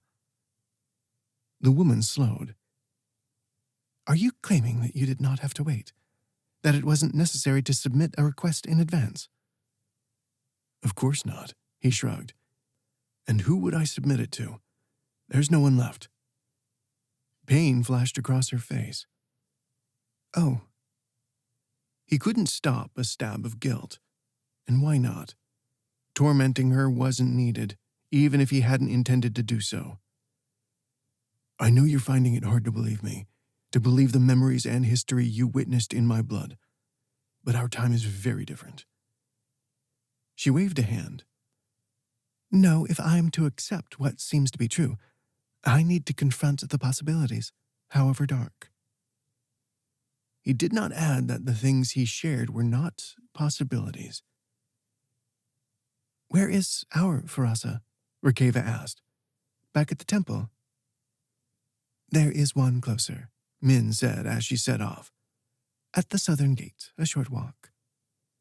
Never followed, Rikeva at his side. And the guardian was not wrong, since they reached the gate after crossing a few streets only.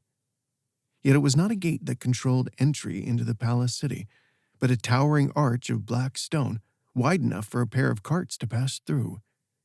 A shining Farasa spanned the arch, flanked by 8 of the identical guides. A pair of Amauni stood waiting, their heads close together as they spoke softly. They did not turn when Guardian Min arrived, but one did unfold a set of dark wings as a guide beckoned them closer. A short conversation followed, one that, to Never, sounded quite formal. Then they stepped into the symbol and vanished. Yet the guides permitted access without hesitation when the Guardian approached. This time, when he stepped through the symbol and the light rose and faded, it was to find himself in an entirely different city. A city full of sound, movement, and color. A city of life.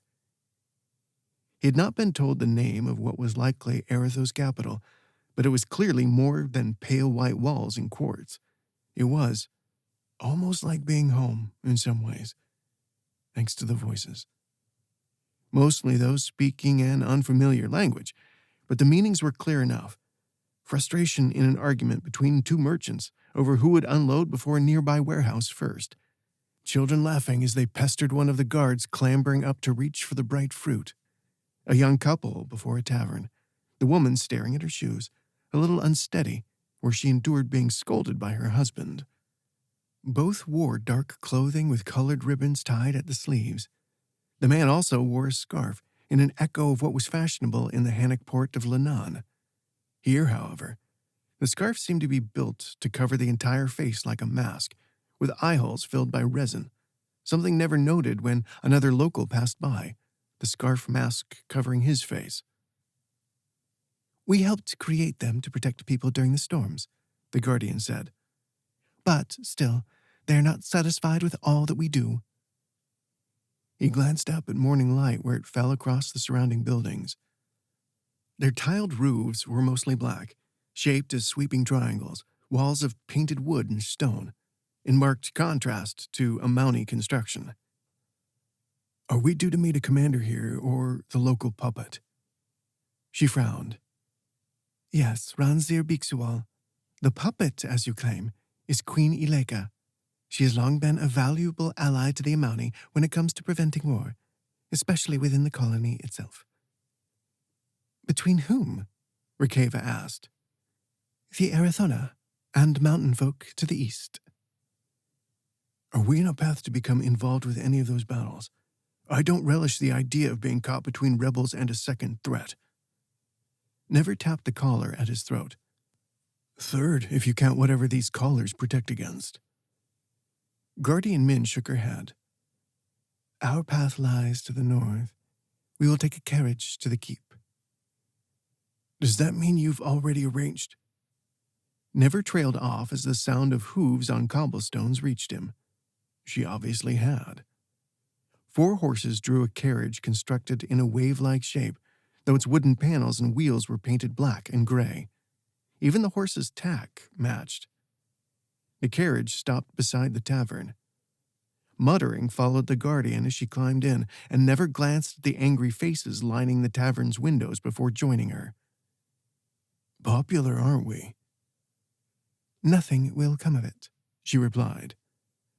A whip cracked, and the carriage lurched into motion, wheels rattling over stone.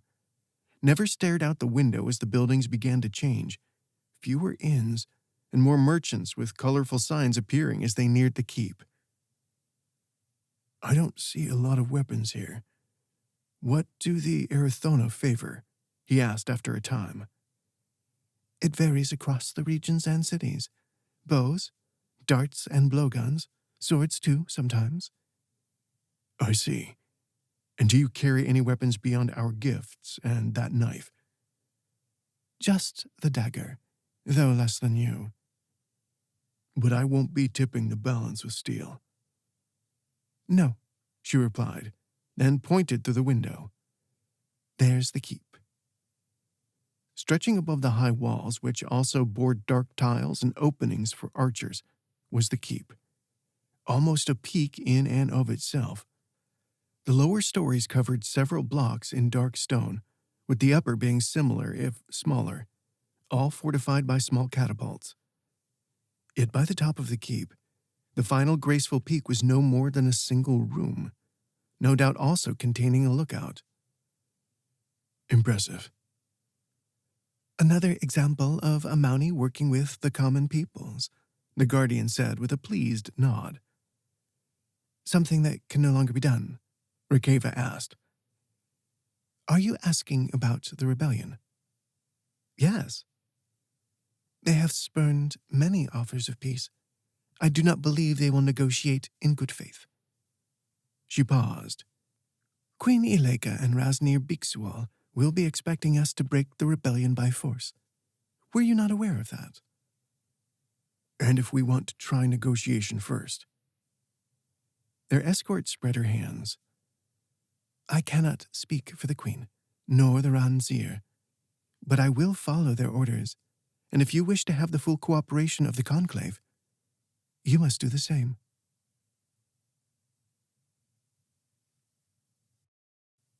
Chapter 10.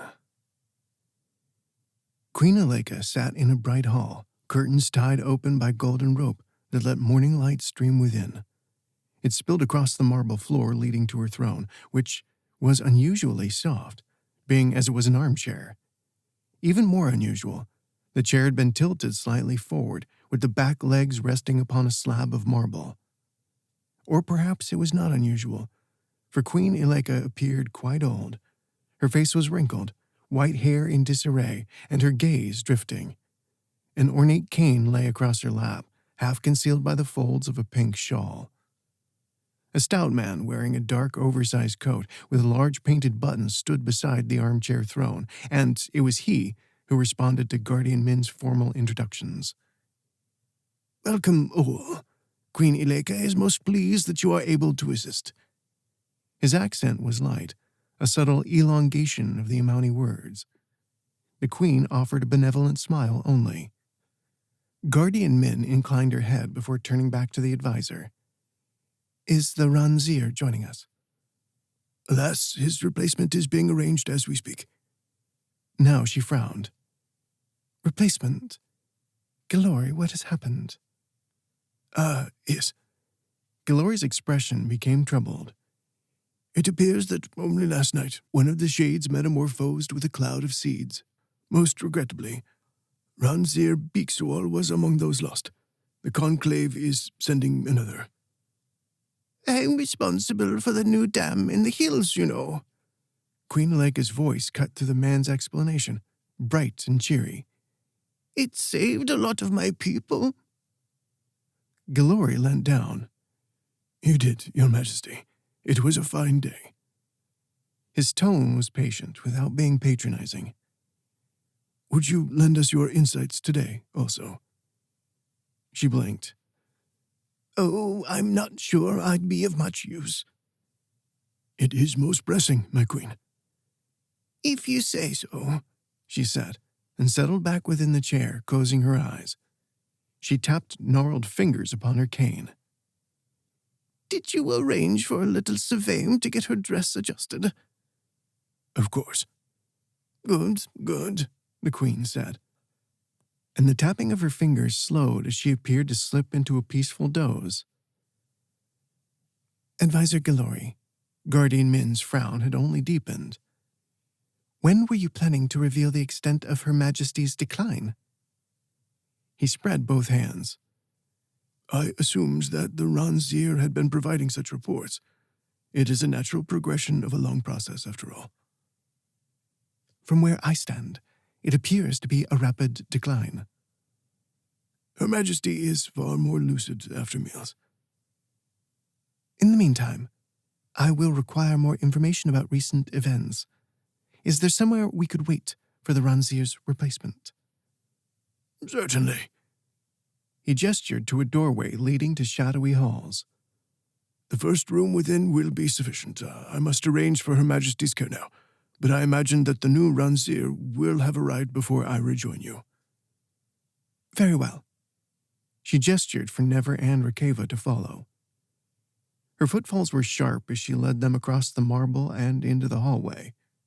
Never glanced back, and both advisor and queen were now speaking softly, her movements decisive, and a cunning glint in her gaze.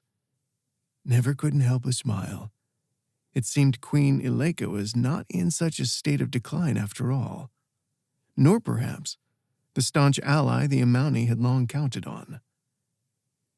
The room, Advisor Gillory had suggested, was lit only by a single lamp, but it also featured a generous skylight, offering plenty of illumination. Here, no more marble. Instead, polished floorboards and a circle of cushioned chairs. And that was the last of the furniture. No table, Never asked as he took a chair, Rikeva settling in beside him. The guardian sat opposite. It is a custom in the spring colony for meetings to be short and focused. No distractions from food or drink that may be set upon a table. Interesting. She nodded shortly, as though she had not truly heard his response. Her gaze seemed to have been drawn to the door, and when she stood, she revealed the reason. The new Ranzir will join us in a moment. I ask that you control your baser instincts, Never. I'm not going to proposition whoever it is, if that's what you're suggesting. I am not talking about your libido. The door opened to reveal a familiar, sneering face, the Ranzir whose hand Never had broken at the temple. He still wore silver robes and circlet. His arms, which he folded, remained adorned in latticework bracers. Oh, you meant my temper. She did, the Ranzir replied. Allow me to make that easier for you, should you be able. I am Ranzir Sarian, and I am most keen to cooperate on this vital task. That is heartening, Ranzir, Never replied, instead of a comment about the man's manners being much improved. Not enough that the fellow appeared likely to give an apology for his past behavior, but it was better than nothing. Know that Rikeva and I will do what we can to assist you and the conclave. Wonderful. He sat beside Min, adjusting the chair a little with his hands, both of which appeared perfectly fine. First, a question regarding social order, along with command, must be satisfied. Your seniority is clear, Ranzir, Guardian Min said. However, not for Never. I have taken time to review your initial report on his blood and am not satisfied that he has only ascended.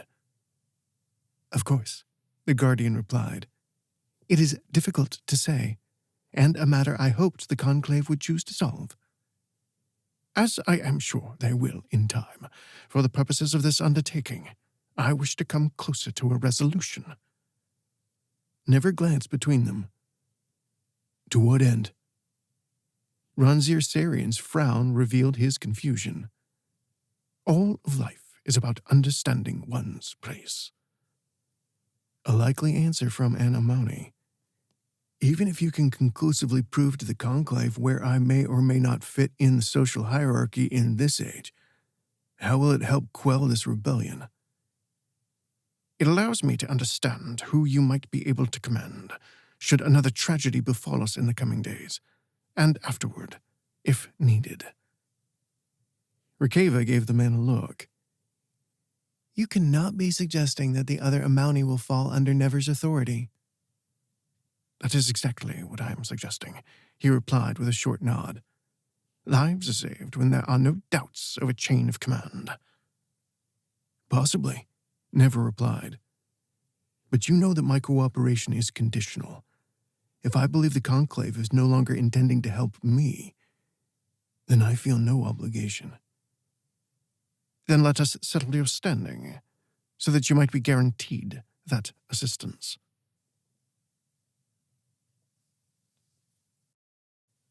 Chapter 11. Never regarded the man with a new doubt. What exactly did the Amouni want, and how did it differ from what everyone else sought? Forgive me, but that sounds like the words of a longtime ally, and we've only met twice. Further, that first meeting gave me cause to doubt your character. Understandable, the man replied, and it seemed he was fighting to control his own temper. At the slight? But my motives are not so hard to understand.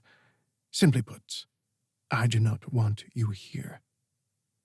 Never raised an eyebrow. A clear motive indeed. You represent a troubling contradiction. Do I? He leant back. Yes. On the one hand, you are a colossal threat to the natural order of not only Amouni society, but all lands, to the very fabric of our lives. Your arrival may well herald the end of everything we fought to create, meaning that you must be returned immediately. And the other hand, a singular chance for a very different tomorrow. Flattering, but you've admitted that you believe the former. Without question. He shrugged. Yet what if I am wrong? If that is the case, I would give you every chance to make those changes. First, here in the colony, should I also fall in battle. And secondly, if needed, beyond this conflict. A significant responsibility. However, unless I am convinced of that unlikely outcome, I mean to use your abilities here and now with the rebellion only. Afterwards, I will send you home, however that may be possible. That would be wonderful, Never replied. Yet surely there was something more afoot. The Amouni had other, deeper motives, and the very open discussion of obvious ones was no guarantee of them being the only factors at play. The problem was discovering what was hidden. It always was. Guardian Min did not seem pleased with the general's speech. Ranzir, while I find it useful to learn that you have come to a conclusion about his blood, there is no guarantee that anything we uncover about Never while on this task will be accepted by all. Not by all, but Conclave Isuta is not alone in her interest in this man. Conclave Yigiwa. Yes, among others, as I understand it. They are awaiting the outcome of our actions here in the colony. More wonderful news. Thrilling to know that I now have such unwavering support. I see. Guardian Min rubbed at her temples a moment before asking another question of the Ranzir. In what scenario do you envision Never commanding our party? Never raised a hand. Before you answer, you might as well give us an overview. I'll need to know who I outrank if you are serious about all this. I assume that even in your time it begins as follows, Ranzir Sarian replied. The beasts, distinguished or otherwise, the common peoples, and then we, their protectors in the absence of the gods. Save for the role of Ascended, I'm more unfamiliar with the tiers concerning Amouni society. That is also simple enough in order, if not in implementation, the man replied. All Amouni are, to use a familiar set of terms, lords and ladies. Among them, some are blessed with wings of ascension, such as yourself. And then? Next come guardians, those ascended who have made sacrifices in order for more power, and the responsibility that goes with it. This responsibility is usually localized. Some do go on to become Ranzir, though we are 12 only, to match the Conclave, 11 now, I suppose, he added. And where do Supremes fit into this? During times of peace, they may act as a guardian would, but during war, they act with Ascended. Some Supremes operate between Guardian and Ranzir, Guardian Min added. It is not always a clear division. Of course, that is true. Rikeva frowned. Then where does all of this leave Never? In my estimation, somewhere unsatisfactory, approximately between Guardian and Ronzier. Guardian Min narrowed her eyes. That cannot be confirmed. No, but he is ascended. He not only carries the blood of 2 guardians, but received the blessings of feathers from the great phoenix. More, his knowledge of the future places him above us all in some ways. She shook her head. If you are to fall against the rebels, Ronzier Sarian, I will maintain control. He may be unique, but he has sworn no oath, received no mandate from the Conclave. He will not act for all Amauni. His chief desire is to leave us. Ultimately, that is mine also, but for this task, further study of his blood could settle this. Guardian Min sighed as she rose to pace before the doorway. Deeper tests would take too much time. Regular tests to fully understand the memories he holds will still take time. In light of that, what do you propose, Ronzier Sarian? I cannot refuse your decision if you wish to make some manner of field promotion, as you know, but I believe it will not be necessary. Very well. I will merely ask Neva a few more questions. However, I would require that you await us outside, at least until I call for your return. She met his gaze a moment before complying, and again did not seem pleased. The specifics of your discussion are largely lost on me, Never told the Ronzier. But I see no reason to place myself above Guardian Min, especially for this task. I only need to convince the Conclave that I am worth assisting. Be that as it may, if I can formalize your standing, your voice will be given more weight when you request that which you desire. Then ask away, Never replied. I assume you want to start with the Great Phoenix. Perhaps not. While that is unprecedented in and of itself, I wish to ask about the blood of the Guardian, or Guardians. Time to tread carefully, perhaps. Specifically, there is something you could not possibly know, something of which only the Conclave, myself, and my fellow Ronzier are aware, something that is yet to grow even into a sapling.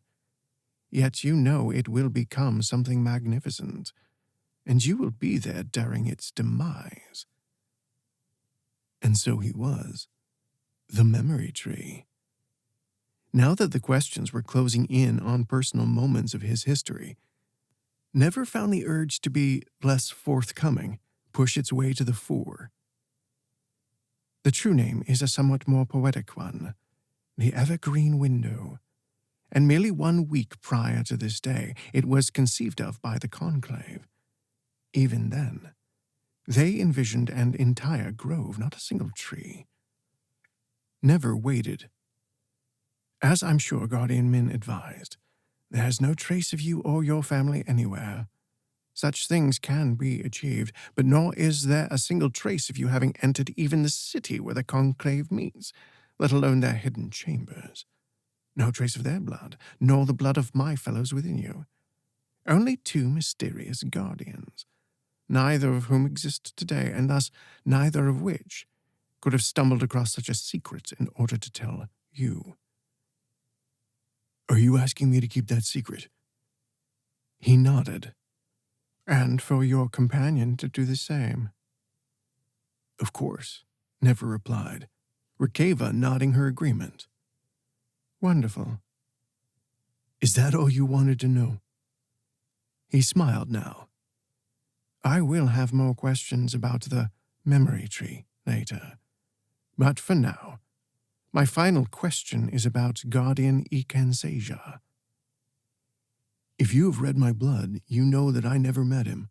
Not truly. Yes, perhaps amongst those who are permitted to know what you are, he is of second most interest. Coming, that is, only after the visions of a future where the Amauni are gone. It comes to pass. He sighed. Something I am sure we will spend the rest of our lives working to stave off. But returning to Iken Seja, I would prevent the need for his life becoming a seal against Olixon. Can you? I am not sure, but I will do everything in my power to try. He deserves more. Never frowned. Was the man actually possessed of a conscience?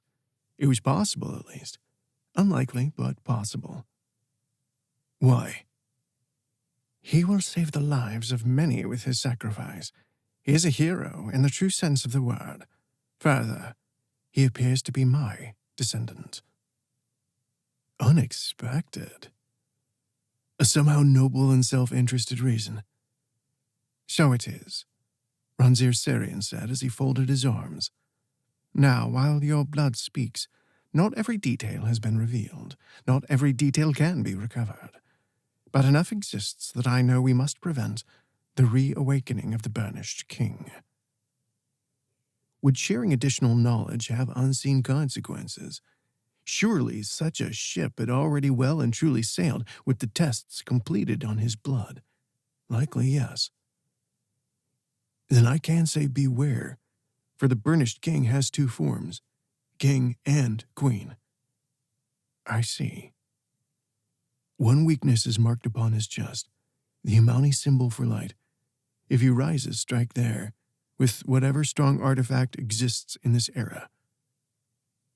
The man sighed at Never's words and leant back in the chair. Perhaps that is enough for now. He called for Guardian Min to return. Never glanced at Rikeva, and it seemed they were both thinking the same thing.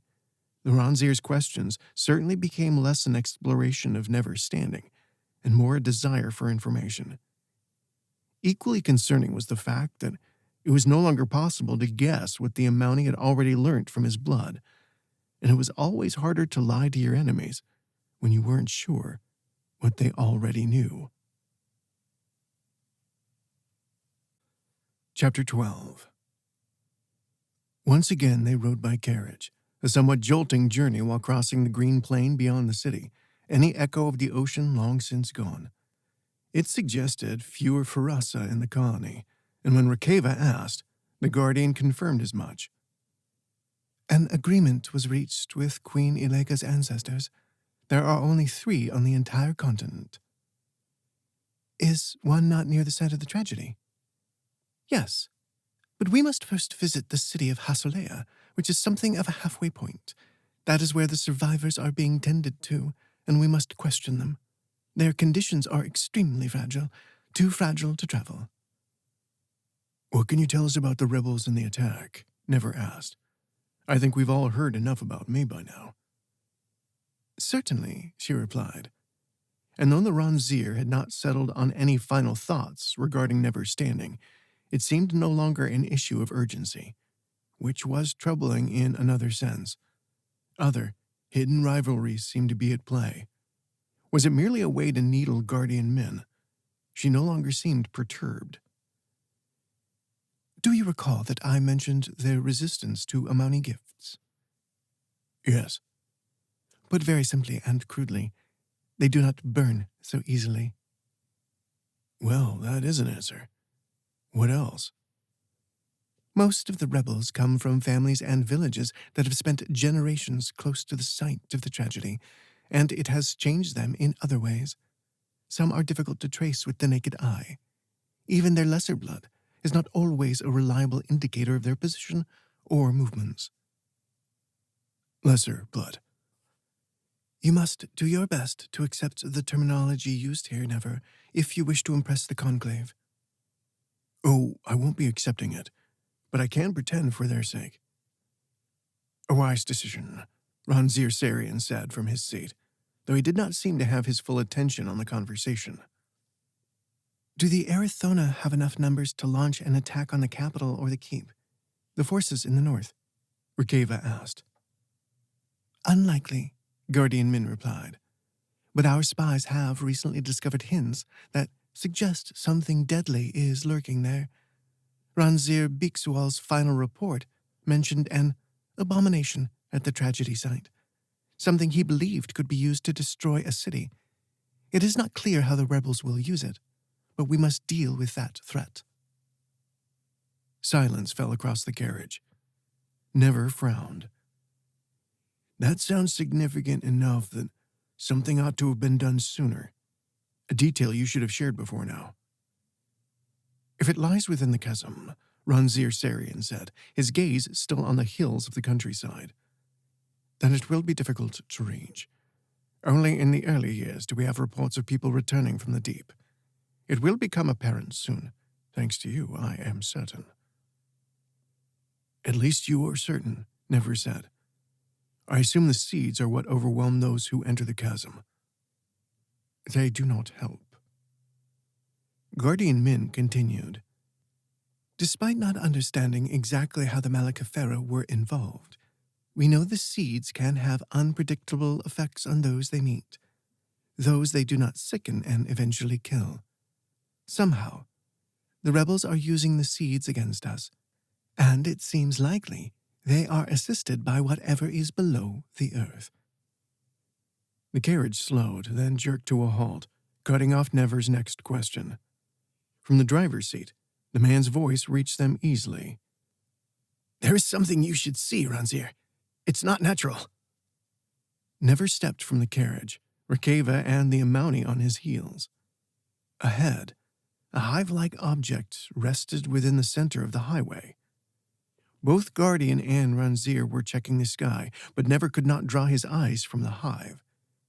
It was a thing of elegance, pale yellow curves with what appeared to be shining windows. There was even a pleasant scent, flowers on a spring breeze, unlikely in the heat of summer. Yet, a sense that it was not at all safe was equally strong. "Turn the carriage around," the Guardian ordered their driver. Ronzir Sarian pointed to the sky. "I see them." Pale wings with a golden tint slipped from his robes, and he leapt to the sky, his fists already searing blue. "What's happening?" Rikeva asked, staff in hand. Flee north toward Hasulea," the Guardian replied. "We'll hold off the Simirko." "We can help," Never replied, without taking his gaze from the hive, without even knowing what was inside. It remained deceptively calm. "Search your memories, and you will know that is not necessarily true."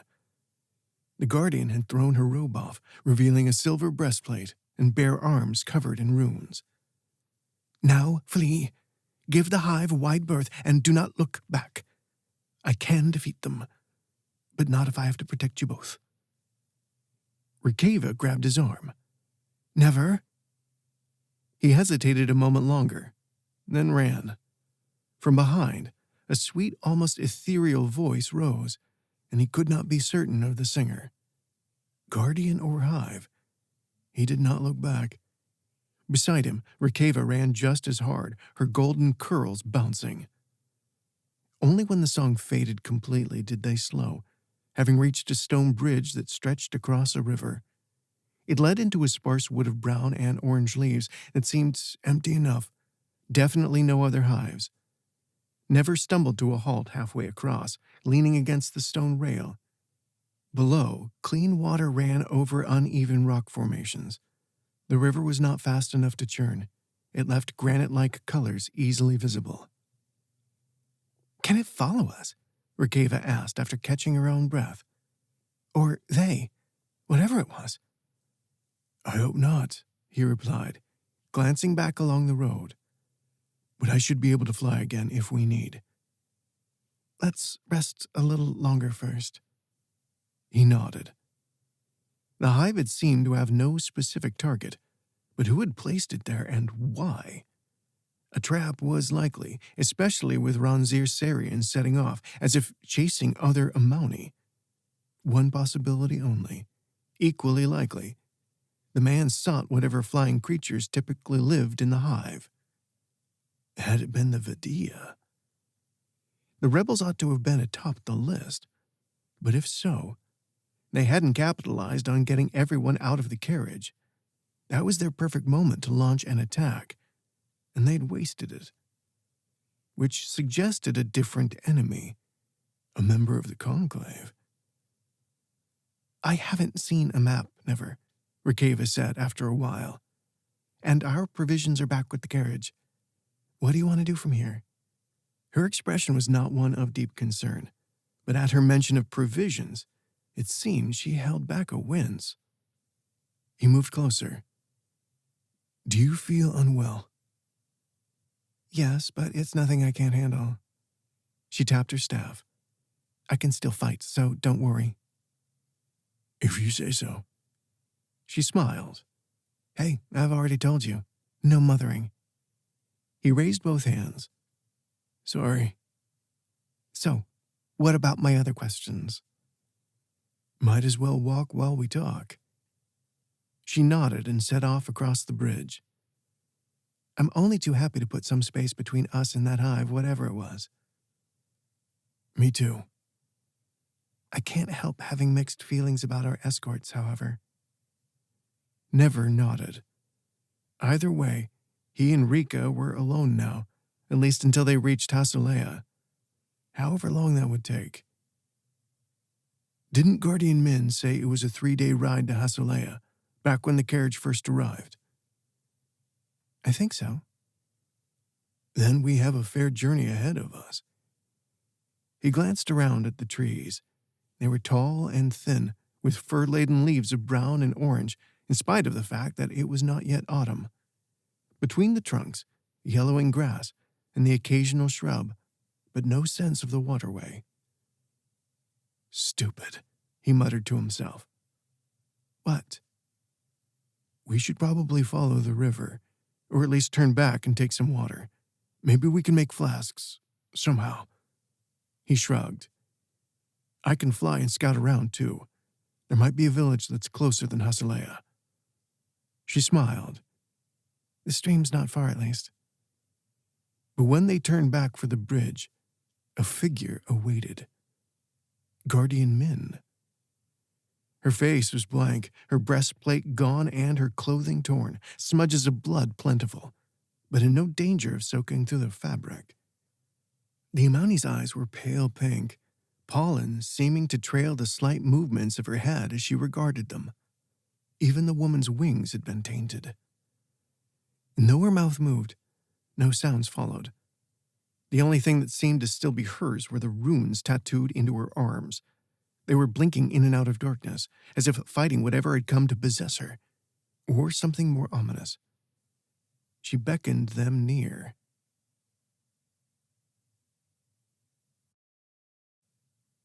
Chapter 13. He did not take a single step toward the Guardian, nor did Rikeva, but they were both suddenly standing upon the bridge, snared before they could run. Pink mist rose from the river, snarling tendrils that clawed for the sky, plentiful enough that the bridge was already lost. Water flowing over rocks became fragmented echoes of the song he had heard when fleeing the hive. Even the stone at his feet was softening to pink and white. Lines of gold joined the colors, as if he now stood upon quilted petals. Guardian Min waited before him when he looked up. He flinched. Only the movement was far too slow when compared to the jolt of shock that ran up his spine. As though the cloying mist had slowed everything, petals rose from the floor, closing in, and they too moved slowly, inexorable. Never? Rikeva's voice sounded deeper than it ought. He called his crimson fire, and it wavered, as if trapped beneath water. He flung it at the wall of petals with a growl, a futile act. Not only were his arms still painfully slow to move, his movement had flung nothing. The flame merely splashed against the petals and vanished. Rikeva? She didn't answer. He couldn't see her. The pink fog had thickened. It even concealed Guardian Min and the ever-tightening petals. Already, their horrible softness was pressing his limbs together. His chest was next, air growing thinner. He had one more trick up his sleeve. Phoenix flame burst from his hands, from his entire body. Petals shriveled, blackening beneath the onslaught. He kept the flame burning, harder, hotter. Steam burst from all around, as if the heat had cut through the bridge to reach the river. A shriek pierced the air. Mist began to lift, tarnished petals falling away like a soft sheet. Air returned to his lungs, and he stumbled, natural movement restored. Something thumped to the bridge, but a spiraling figure shot into the sky, drawing his gaze. Gordian men. Pink pollen drifted down from where she flew, wings carrying her out of reach. Rikeva. He spun. She lay upon melted stone. Never knelt, finding the surface cold beneath his knees. He lifted her with an apology. She was still breathing, her eyes fluttering as she regained consciousness. We're alive. We are. She sighed. What was that? Your guess is as good as mine, he said with a reassuring smile. But she's gone. Good. She returned his smile, though it was less certain. Still think you can get us something to drink? Right away. He carried her from the bridge and to the water's edge. There he set Rikeva down before the earth became too rocky and stepped out into the flow, where he crouched for a moment. How was he going to bring her water? All he really carried were his knives. And one of Ekin Sage's tricks. Never flipped a blade into his hand, calling the crimson fire as he did. He let it burn until the steel glowed white. Then he pulled the blade into a thinner shape, stretching and molding it into a tube. He plunged it into the water. Steam burst free. Would his creation keep its shape? He was no smith, but hopefully it would hold long enough for Rika to drink. Better if it could last a little while, but then who knew how close a town or village would be? After he filled and refilled the thin flask, ensuring it had cooled enough, he was quite pleased that it actually held a modest amount of water. Of most comfort, his blood would have burnt away any lingering impurities after the makeshift forging, and maybe the blood was what kept it together too. He returned and handed her the flask, which she rose to finish in several gulps before thanking him. Not quite as cold as I'd have liked, but that's impressive, Never. We can wait a little while and try again. She nodded. More rest wouldn't hurt. My ribs could be worse, I suppose. Mine too. He returned to the river and drank his fill before submerging the tube between some jagged rocks to let it cool further. Do you think that could happen again? Rikeva asked as he returned to sit by her side. The Gordian fled, that's all I know for now. Something had definitely possessed her. Another threat for us to be wary of, then. He nodded. Let me know when you're ready, and we'll take a little flight. I think we need to find a village. Right. She lay back and closed her eyes. What about the Ronzier? No sign yet. I suppose we could try heading back to where we left the carriage and wait. There's no guarantee that the hive is gone. It's probably safer to find an inn. The sun must be close to setting. True. The sun did hang low in the sky, and while finding a village at night would be easier, his wings would still make the task simple enough, with or without lights on the ground. You know, I'm quite used to thinking of myself, of the Amani, as impervious to most threats. I probably agree, but aren't we forgetting the Burnished King for one? Well, yes, but also not precisely. Olixon was a god-sized threat. Whatever has possessed Guardian Min is not, in spite of its own power. Something lesser was still enough to trouble me, to trouble us all, including an Amani with a greater understanding of their own heritage. I don't like it. She put a hand on his shoulder. But you still saved us. This time. But then, with things like that hive out there. He sighed. And that's not counting whatever is afoot in the wilds or the chasm.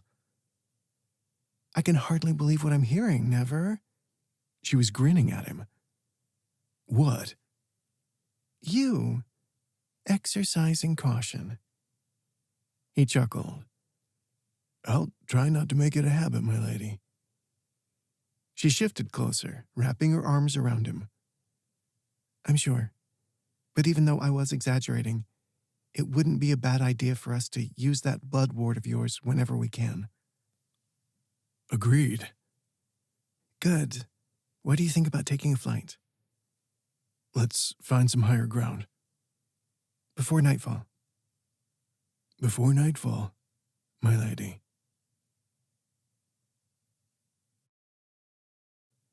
Chapter 14. The hill they had found had not been much of one. Still, Never had used it to launch himself and Rikeva into the air. At first, he'd had to claw his way upward until he found some currents to take advantage of, and then it was a more pleasant mixture of gliding and climbing, especially as far as his own ribs were concerned. Woods filled with clearings formed by fallen trunks or campsites alike rolled by beneath them, while he held a generally northward path, never circled around whenever the plains opened up for wider stretches, searching for evidence of villages. Once, a haze of smoke revealed itself to be nothing more than a caravan of wagons who had set up camp early. But the second time he detoured for hints of smoke was a success. Below, a small town was lighting its cook fires, buildings arranged in an uneven circle around a central square.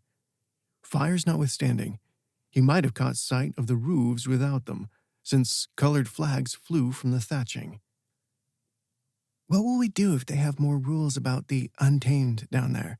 Rikeva asked as he circled a clearing.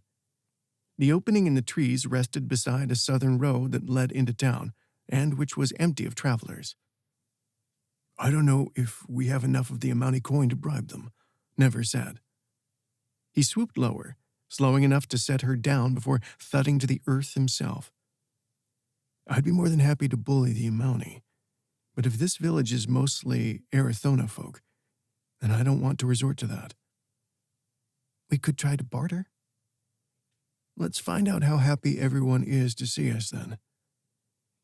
They started up the road, soon entering the town, and while he and Rikeva drew their fair share of glances from Erithona in their customary garb, no one seemed to be too bothered. People simply attended to their business, returning home with parcels or baskets, or heading toward the market, a place that was still out of sight but which likely waited in the square. At the first inn, possibly the only one in town, Never stopped. A picture on its sign suggested it was called the Brass Bell, but he could not read the swirling script. And for just a moment, staring up at the sign, a twinge of sadness struck him. One day, perhaps in the distant future, he could not be sure, and Ikansasia's memories were of no use. But the people of Erithona, their ribboned clothing, their fanciful script, all of it would be gone. Sunken or destroyed or vanished somehow. And it seemed not even their descendants would survive. "Is something wrong?" Rikeva asked. "Nothing." He switched to Marlosi. "It's somehow hard to believe that all of this will be gone one day." Her expression grew somber. "And worse, there's probably nothing we can do." The door swung open and a young woman greeted them. "Are you seeking lodgings by chance?" Her Amani was rough, but he understood. "We are." "Wonderful." Her gaze moved to Rikeva, then back to Never. "There's a small problem, Davishka." "No need for formalities. Tell us the problem."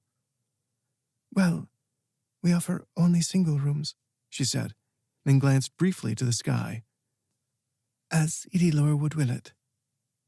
"Ah." "What I mean, my lord, is that the rooms are for one person only, you see. Most Amani have no issue with this custom." He reached for the purse. "We may have enough for 2 rooms." "Forgive me, but only one room remains." She lowered her voice. "There is also only one inn here in Natal." He waved a hand. "No need to apologize." Yet it was a problem. The young woman bowed her head. "You could fly to Hasolea, though it would take most of the night, I imagine." "Please, we are not angry," Rikeva said. Has the innkeeper ever made exceptions to this rule? Her eyes widened. Oh, I don't know if I could ask Rayano that. We can, Never assured her. If you wouldn't mind introducing us. She took them inside, passing through a quiet common room with wooden tables and a banked but unlit fire, and to the bench. There, an older man with something of a pinched face waited. Welcome to the Brass Bell, the innkeeper said with a smile.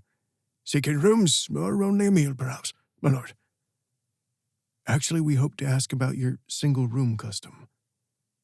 He nodded, motioning to the young woman. Kalo, would you mind lending a hand in the kitchen, dear? Certainly. She set off down a dim hallway. He moved around the counter. Forgive me for saying, Davishka, but despite your wings, you don't wholly resemble other Amani. Never smiled. I appreciate the compliment. I can offer fire as proof if you wish. Just a lick of flame in your hand if that isn't too much trouble. He called the crimson fire, letting it dance for just a moment. As you can see, I am as I claim. So you are, the innkeeper said with a nod, though concern was evident upon his face. Rikeva smiled. We don't wish to trample across your customs, but we are weary from travel. Maybe there's a problem we could solve, especially given Never's Amani gifts. Well, now that you offer, some weeks back we put in a request for aid to both the Royal Guard and the Ranziers people. Unanswered so far, I'll add. Rayano lowered his voice. If you could help the town, I'd be willing to make an exception for this night. Tell us more, Never said. Something has been spooking the animals for some time now. Supposedly it's happening over at Tirle, too. He shook his head. At first we thought it was just wolves, or maybe even a bear come down from the mountains in the west. But old Erda's place is quite close to the cave that we think is actually the source of the problem. You've investigated? We did. We found pieces of cattle, and plenty of bloody feathers leading inside. Thought we had our answer, and I suppose we did. But something took Hennel, and the rest of us fled. We haven't seen Hennel since, and no one knows what's in there.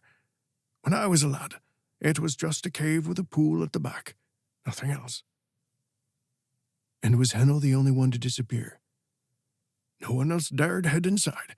Animals still disappear, but less frequently now that we've moved some of the pens, Rayano explained.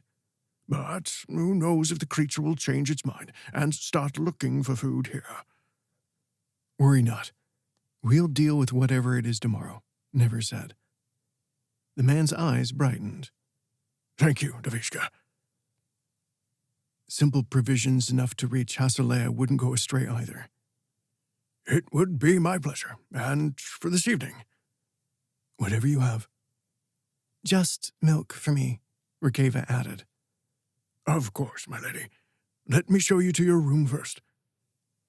He took them down a corridor opposite the kitchen and opened the final door, lit by a setting sun that slipped through a curious window. Constructed of 6 rectangular slots running down the wall, rather than a single pane of glass. I'll return with your meals and the key, he added, pushing the door open with a smile, then rushing off.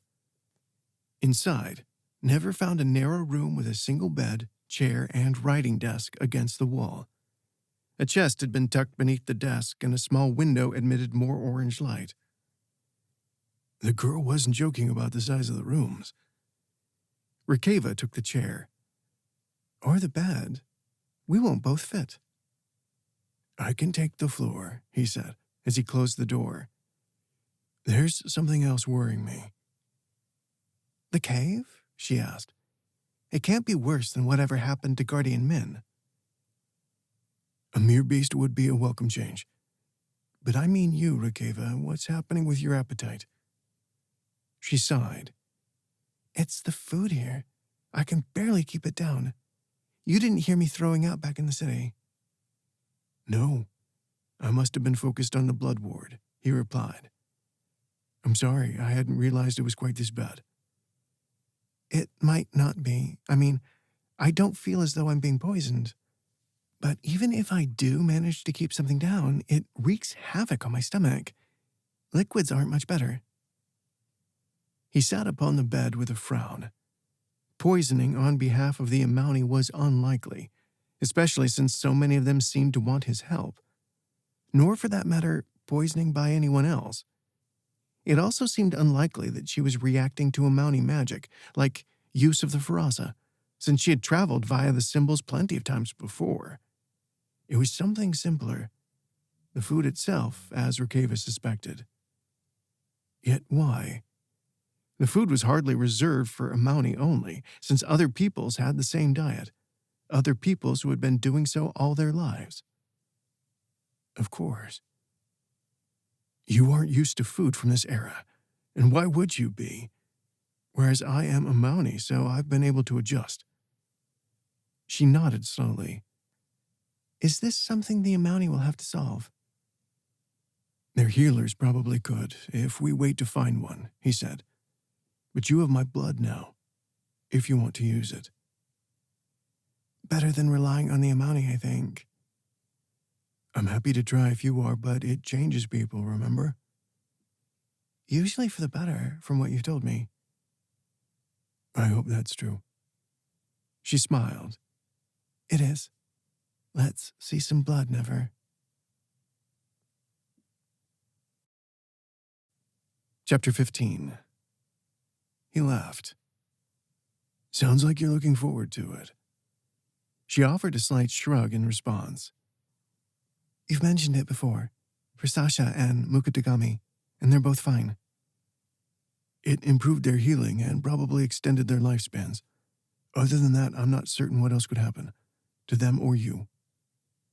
She crossed her legs at the ankle. We might not have a lot of other options. Well, aside from finding an Amauni healer in Hasulea, we could wait to see whether you adjust to the food here on your own. Assuming I trust the Amauni? Yes. Which I don't. Yes. Well, I trust you, so let's see what happens with your blood. I'm getting too hungry to wait much longer. If you're certain. I am.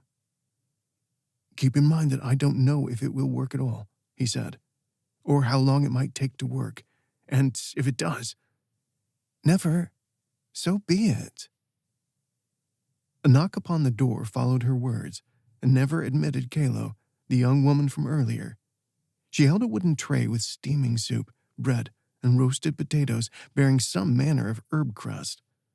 A mug of ale sat beside one of milk, which Rikeva took once the woman set the tray down. I hope you'll be comfortable here, she said with a nod. I apologize for the narrow range of options. It's a little early in the evening, and so this is mostly leftover from the midday meal. Not a problem, Never said, around a mouthful of bread. Actually, if you had some extra blankets or a bedroll for the floor. Of course, I'll get that right away. Once the woman had returned with blankets, apologizing yet again from the doorway as she left, Never rested the bundle on the table and drew his knife. He knelt beside Rikeva, who still held her milk. Ready? I am. He sliced through the skin of his palm and let blood run down his fingers to drip into the milk.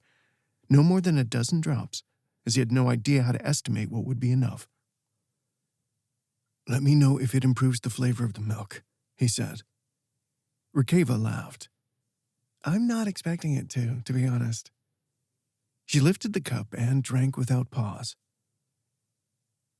Well? There's a tang that is not entirely the fault of the milk, she said once she had finished, then set the mug down with a shrug. Now we wait. Never started on the meal, making certain to save her some bread, though she did not feel confident to try more food so soon. And so, he melted another spoon for a blood ward, then they sought their rest, having made only minimal plans for the morrow. Too much was unknown, and so there was little to do but wait for the dawn. Certainly after the attack, after flying with still healing ribs, after creating the blood ward too, Never was weary enough that he had no trouble falling asleep, even on the hard floor. In the morning, Rikeva assured him she was fine, so they rose and prepared to leave swiftly. Downstairs, a man in a tunic and pants that bore no ribbons met them in the common room. Now quite busy, his travelers and locals ate at the tables. None were a Mountie, a fact Never was uncertain how to interpret. While the fellow wore a scarf of faded blue, unlike other locals, he also wore a hat with a wide brim, white hair peeking from beneath. Ran asked me to show you the cave, if you're ready, Davishka. Like all they'd encountered in Eretho, the man spoke a Mountie with an accent. We are, but you can call me Never. I'm not much one for titles. Ah, yes, well, of course, my lord, he said, clearly unsure of how to respond. My name is Arda, and my farm is one that borders the hills where the cave is. But I suppose you know that much already. How far? Rikeva asked with a nod. A short walk to the western field, just out of town, really. Then lead on, Never told the man. The streets were far busier than what he'd found in the Amouni city, with other farmhands bringing food toward the market, or children in much plainer clothing, chasing one another or their pet dogs, and just as often, helping their elders. Similar to the previous evening, few people seemed troubled by Never, and certainly not Rikeva, allowing an easy passage to the edge of town and then into the fields, where a soft breeze stirred the grass. Their guide climbed a low wooden fence and pointed. It's been fair quiet the last week, but that might not be a good sign. He gestured then to the neighboring field, where cattle huddled together by the fence nearest to a farmhouse and barn. A few grunts from the animals crossed the grass. As you can see, the cows don't much want to be alone. Never nodded, letting his gaze roam to the aforementioned hills. A stand of thin trees grew beside an opening that bore the look of a deep slash, its shadows impenetrable. Temporary fencing blocked the trail that led to the cave, but the cave mouth itself was clear. Has anyone seen the creature? Only Henel, sadly. From the remains after those first attacks, we think its claws and teeth are plenty large, bigger than any wolf. And not a bear. The man scratched at stubble on his cheek. It doesn't seem to be, no.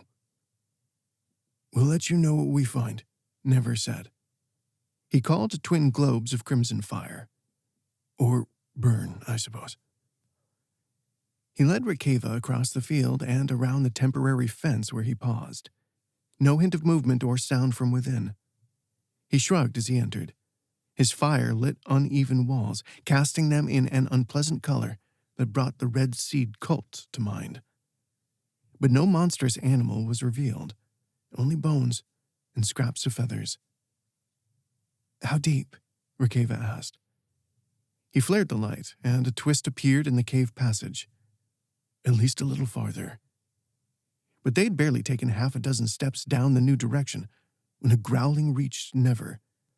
The source revealed only when the cavern opened up. Something fur-covered rose from a small pool of water. Its many eyes gleamed under the crimson fire, 4 heavy arms splashing free.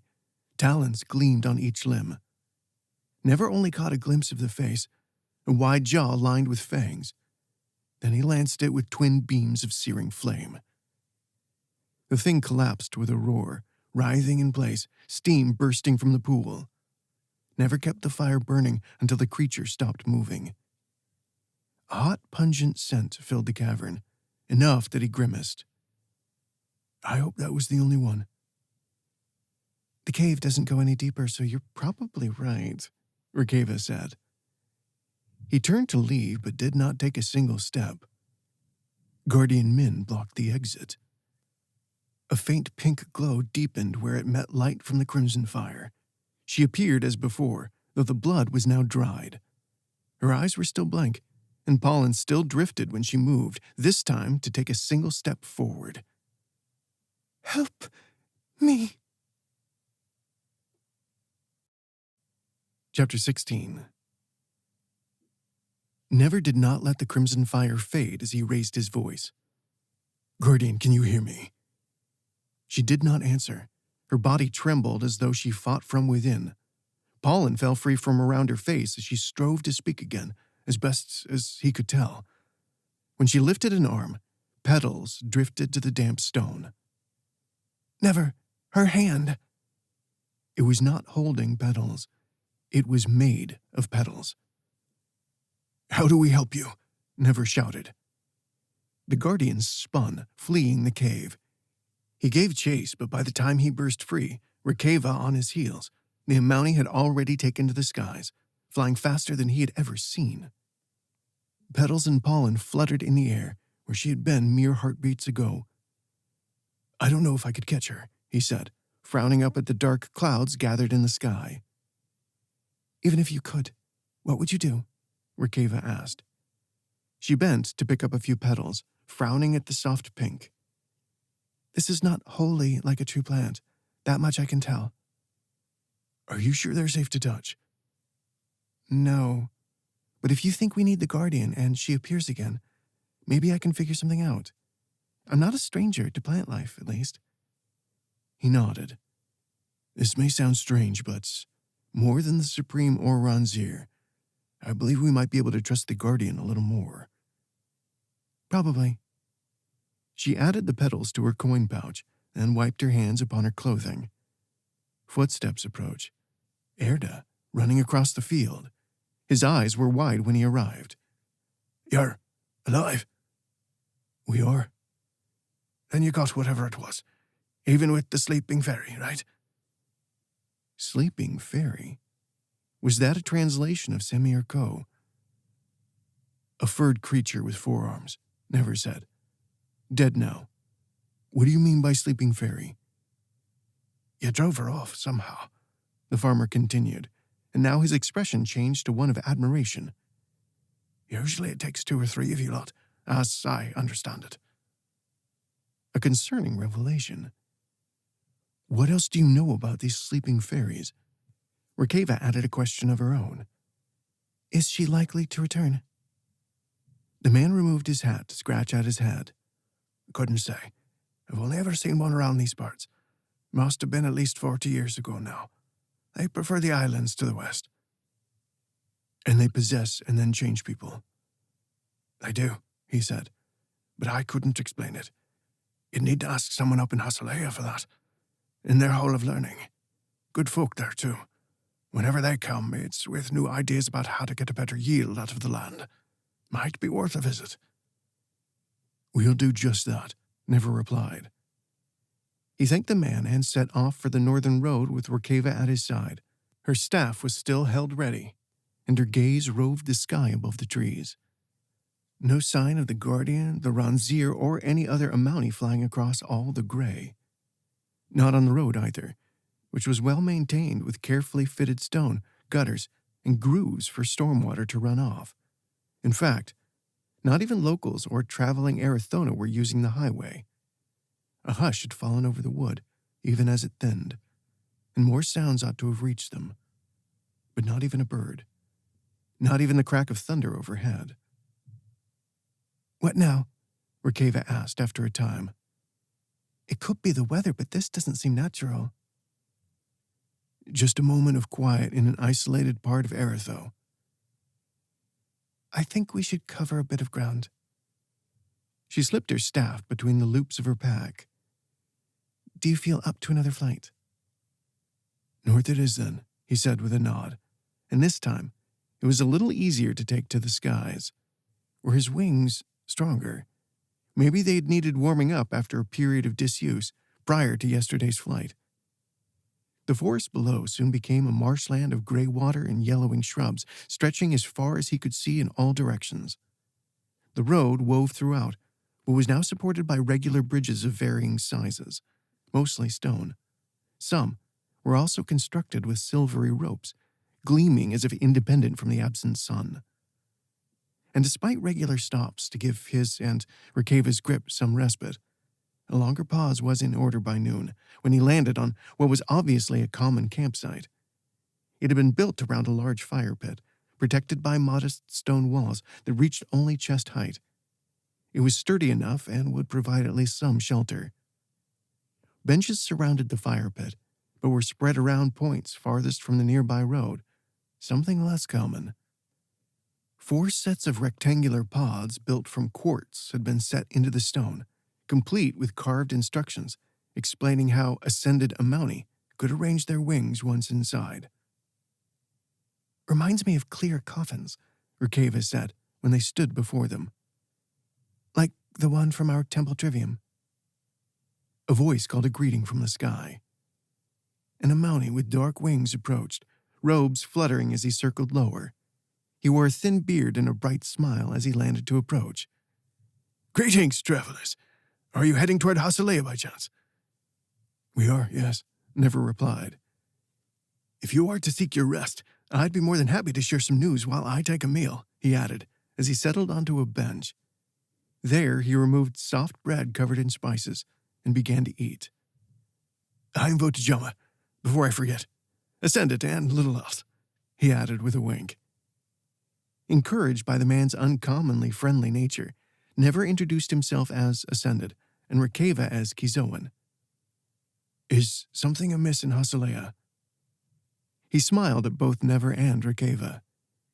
"Increased rebel scheming, especially after Ranzir's death. I assume you're aware."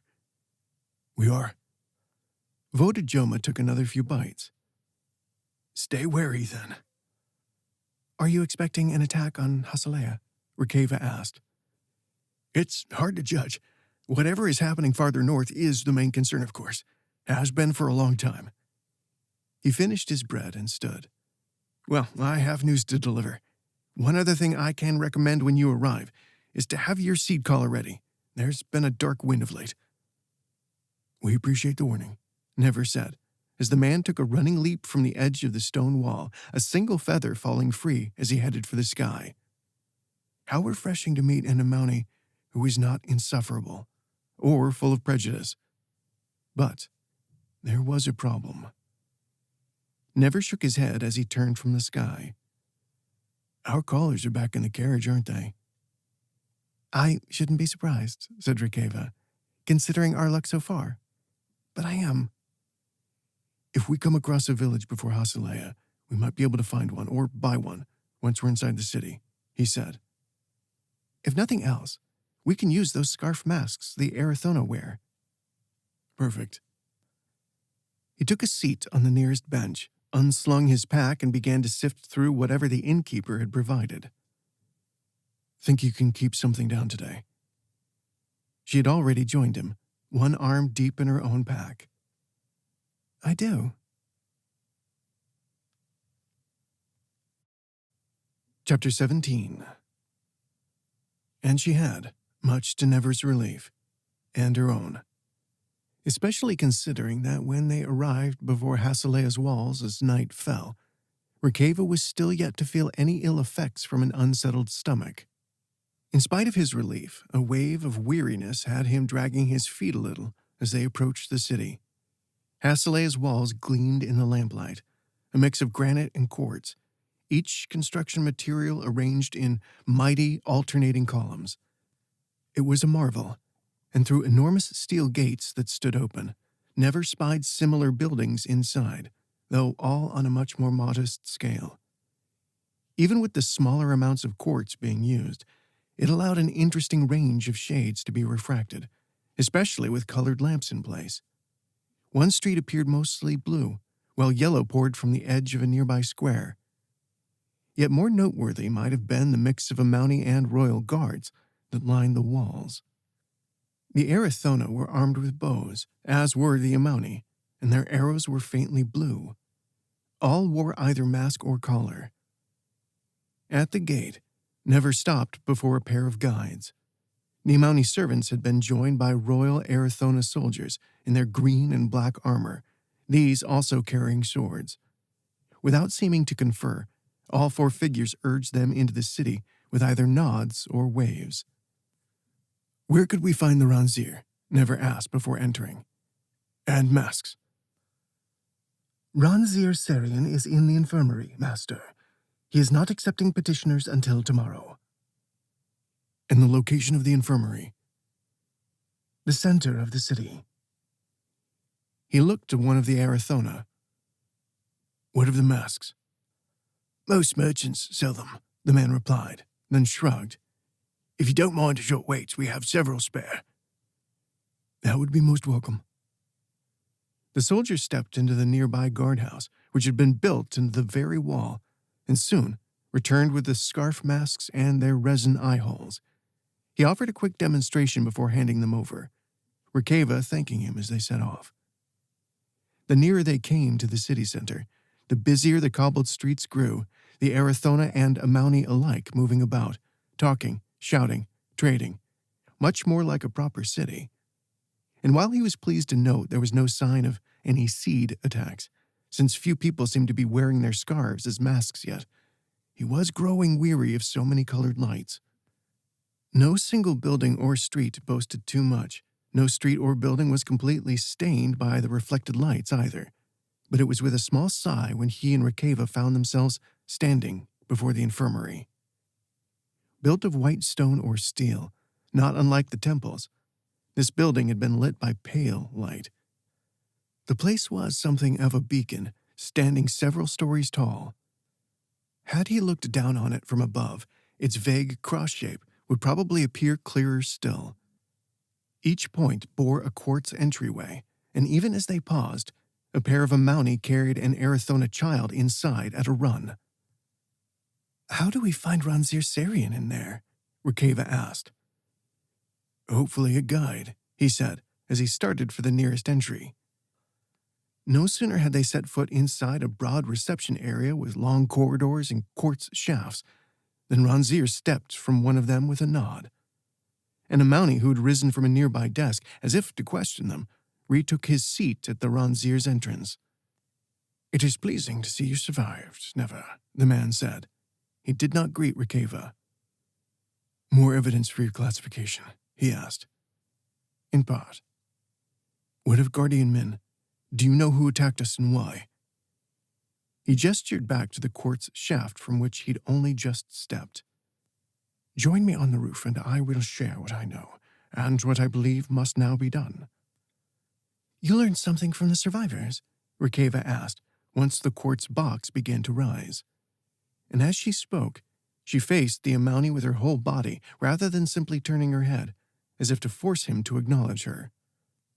"Enough to know that whatever is down there is fast becoming every bit the threat Ranzir Bixual believed it was. I now suspect the Conclave had long been dismissive of his concerns." The quartz slowed, soon coming to a halt. Outside, the rooftop was dim, but the Amauni led them toward a balcony where light from the streets below illuminated the rail. It also shone on several large silver constructions, slings with handrails. "For swift departure, if needed," the Amauni said, when he noticed Never examining one. Rikeva glanced around. "Are we speaking here because you don't trust the healers?" "No, but there may be others within the halls that we would do well to be wary of." "Rebels or Amauni?" "Possibly both. But my concern is reserved for whoever organized the attack on our carriage. I could not catch them, but I suspect they have come to Hasaleya." Never leant against the sling. "Who was responsible?" "I have no name, but invariably it will be someone linked to the Conclave, with several candidates among those that disagree with our plans, and with your survival, of course." "Nothing new in a way. Then we should set our own trap." Ranzir Sarian smiled. "I appreciate that you are willing to fight back."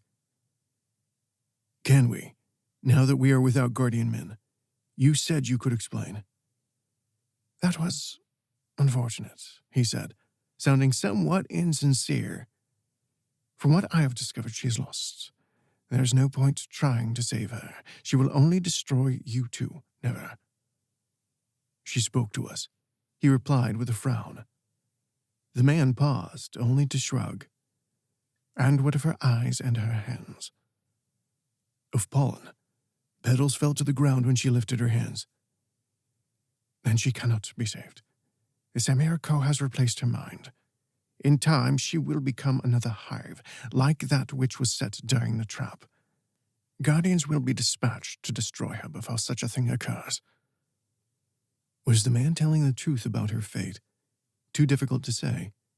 His attitude could have been utterly typical of Mountie, or could have revealed more evidence of a power struggle or pre-existing rivalry. It may also have been the truth. The man could merely have wanted to focus on the problem at hand. Even so, Never could not shake a lingering doubt about Ronzier's words.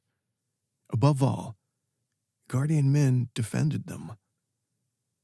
Rikeva had folded her arms.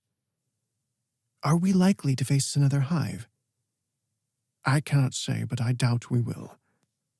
They rarely survive traveling the distance from their home, and even then, they pose a significant risk to those who would use them as a weapon." Pointing to a member of the Conclave, as you suspect. "Yes, but ferreting out that secret must wait a little longer at least. I want you both well rested before tomorrow." "Hard to do with the dagger in my chest," Never replied. "You will be safe in the temple. In any event, I'm not expecting a fresh attack now that the first one failed. I believe it more likely to come when we are at our most vulnerable, engaged with the rebel force on the morrow, or exploring the chasm." His reasoning was sound enough. "Where will we meet then?" "There is a Farasa gate north of the city. I have ordered our forces to gather there shortly after dawn, and will join you once I have attended to matters left unfinished by my predecessor." Never nodded. "Very well." Chapter 18. At the infirmary's exit, Never found their path blocked by a pair of Amauni.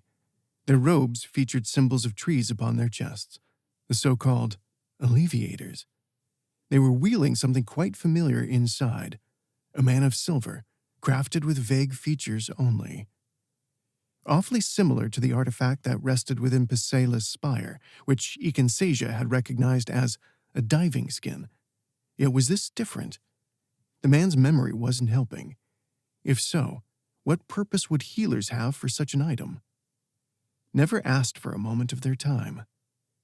"Can I inquire as to the purpose of this?" One of the Amauni, the younger woman of the two, smiled. "Oh, are you interested in the healing arts?" "Specifically this marvelous creation," Never said. "Well, as much as I would agree with you, they are not as popular as we'd have hoped," she replied. "Oh. Few are willing to take the risk," the other woman added. "Which I suppose is fair," the younger replied with a sigh.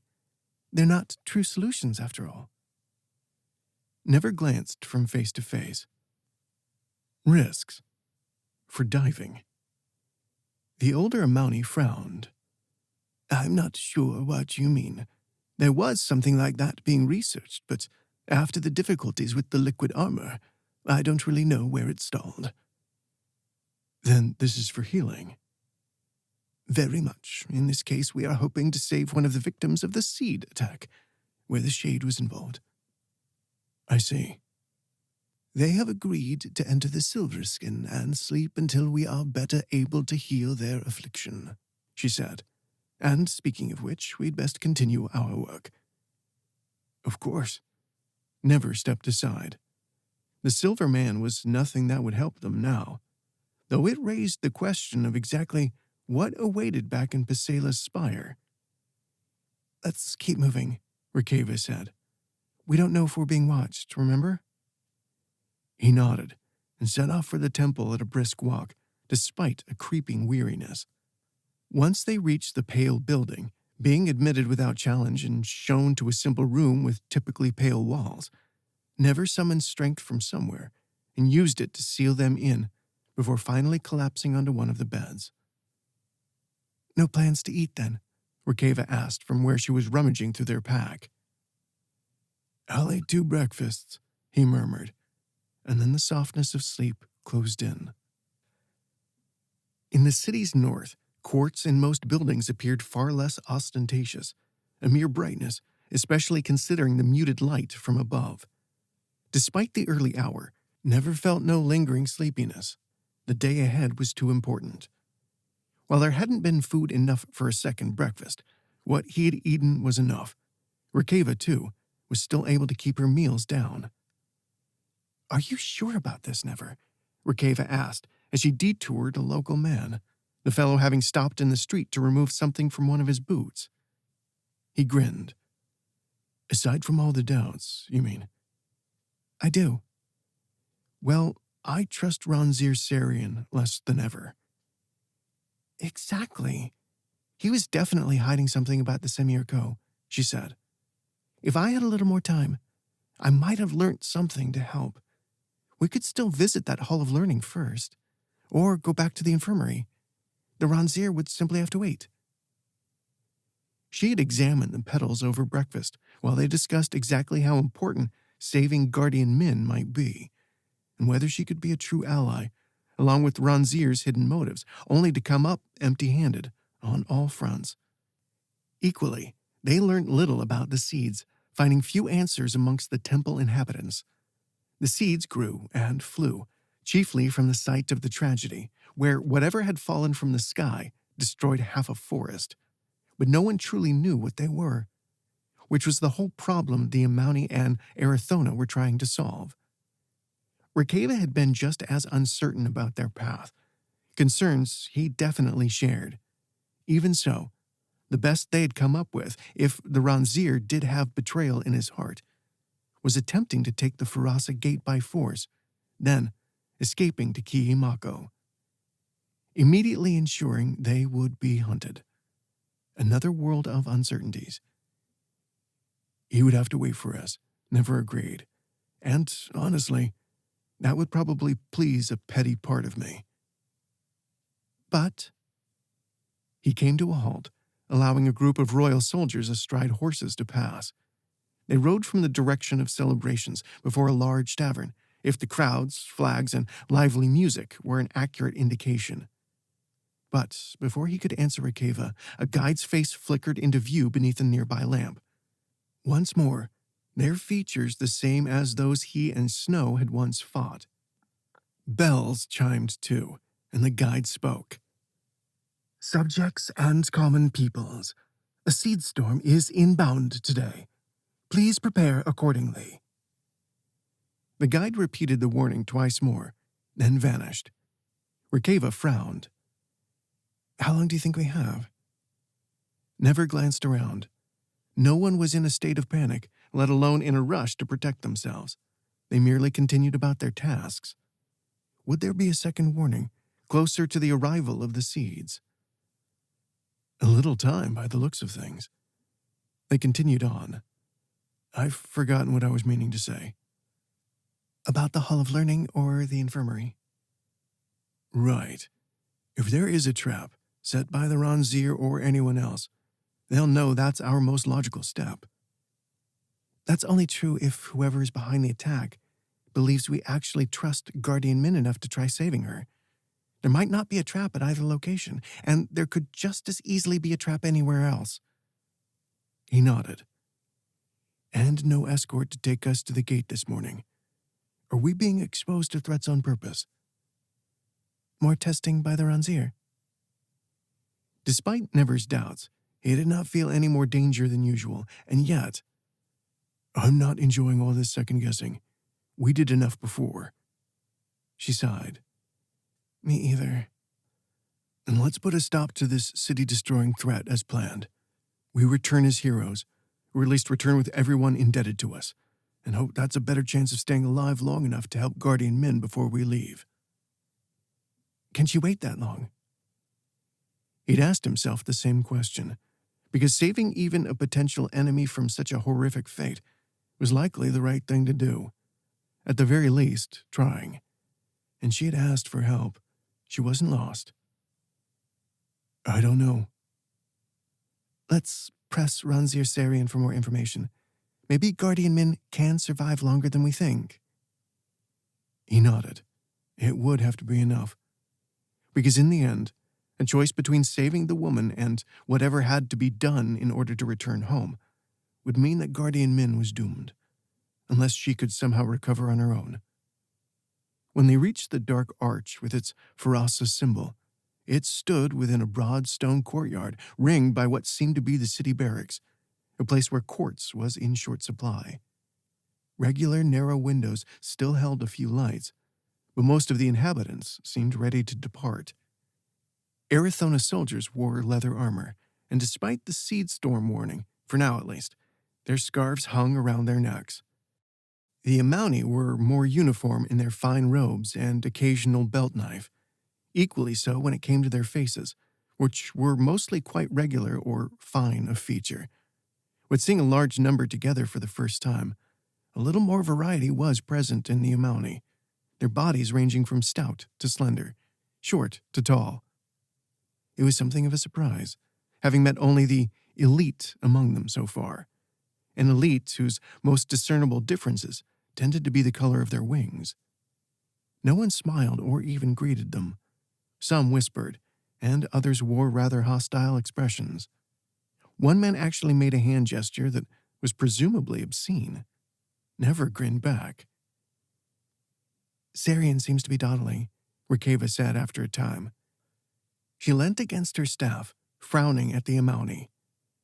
Before Never could respond, one of the Ascended broke from the ranks to approach. He was slender, and his hair gleamed even in the modest post-dawn light. "You are the mongrel, aren't you? If not, you certainly look the part.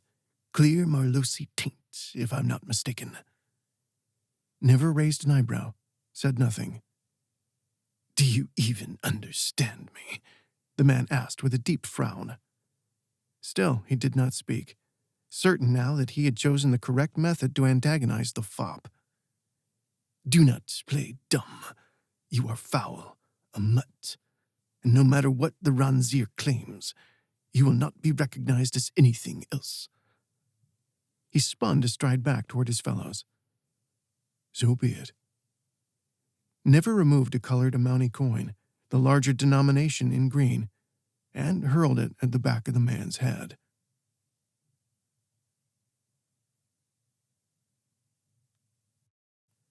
Chapter 19. The Amauni pitched forward, reaching for his head as he spun. His dark eyes were wild with outrage, and an expectant hush had fallen over the crowd. Almost too easy to provoke. Though, for their own part, the royal soldiers who watched seemed quite pleased. "Never, is this a good idea?" Rikeva asked, speaking in Kizoan as the Amauni bent, searching for the coin. He nodded. "It occurred to me that now is a good time as any to prove myself." "Assuming they were ever going to cooperate properly." "Assuming that, yes." The Amauni had finally snatched up the coin, and now he stormed forward. "What is the meaning of this pathetic infraction?" Spittle flew from his mouth as he spoke. "I demand a reckoning. You will face me now in a duel, with all gathered as witness to the outcome." Isn't a duel fought over matters of honor?" "Of course, fool." "Then I cannot accept. After all, only one of us has any." The Amauni fellow began to tremble. Sapphire flames burst from his hands, but two of his fellows rushed forward, each taking a shoulder. "Udali, wait. If you want to do this, do it properly." "He isn't worth it," the other one said, her own expression one of distaste. Her hair was pale blonde, and her cheeks seemed to have been graced with a touch of soft pink. Never shrugged. "I don't mind teaching all three of you some manners, if you're not too afraid, of course." "What?" The Amauni who'd spoken first was blinking, his eyes holding more shock. Once again, Never could not help but notice just how easy they were to enrage, so utterly unaccustomed to being challenged, especially by those they felt lesser. Udali's flames eased, and he seemed to calm himself somewhat. "You cannot be serious." "I know you heard me." Never raised his voice then, gesturing to the open square. "Now, do something about it, you pompous little insects." "Fine. You will face us all." The pale woman shrugged but did not leave, and the man was nodding beside Udali. I must object, my lords and ladies. One of the Erathona approached, an older man with gray at his temples, his expression bearing a trace of weariness. No result of such a single-sided contest will count for honor, and we are awaiting the new Runzir. He would not approve, I am certain. Udali waved the man away. Return to your post, Captain. Very well. He rejoined his men, who still seemed to be quite invested in the outcome. What are the conditions of our bout? Never asked. Obviously, we will skip language, music, and art, Udali said. We will focus solely on arms. All gifts, but no weapons. He glanced at his fellows, who both nodded. And how will I know that you have yielded? Never asked. First blood is obviously of no use. The man shook his head. You are arrogant for a mongrel to assume you have any chance of victory. Simply by word, the woman replied. Allow me to set aside a few knives, he said, and moved to Rikeva, handing over the first two from his belt. Do you still think this is a good idea? She asked. He passed her a third dagger. Ask me after I prevail.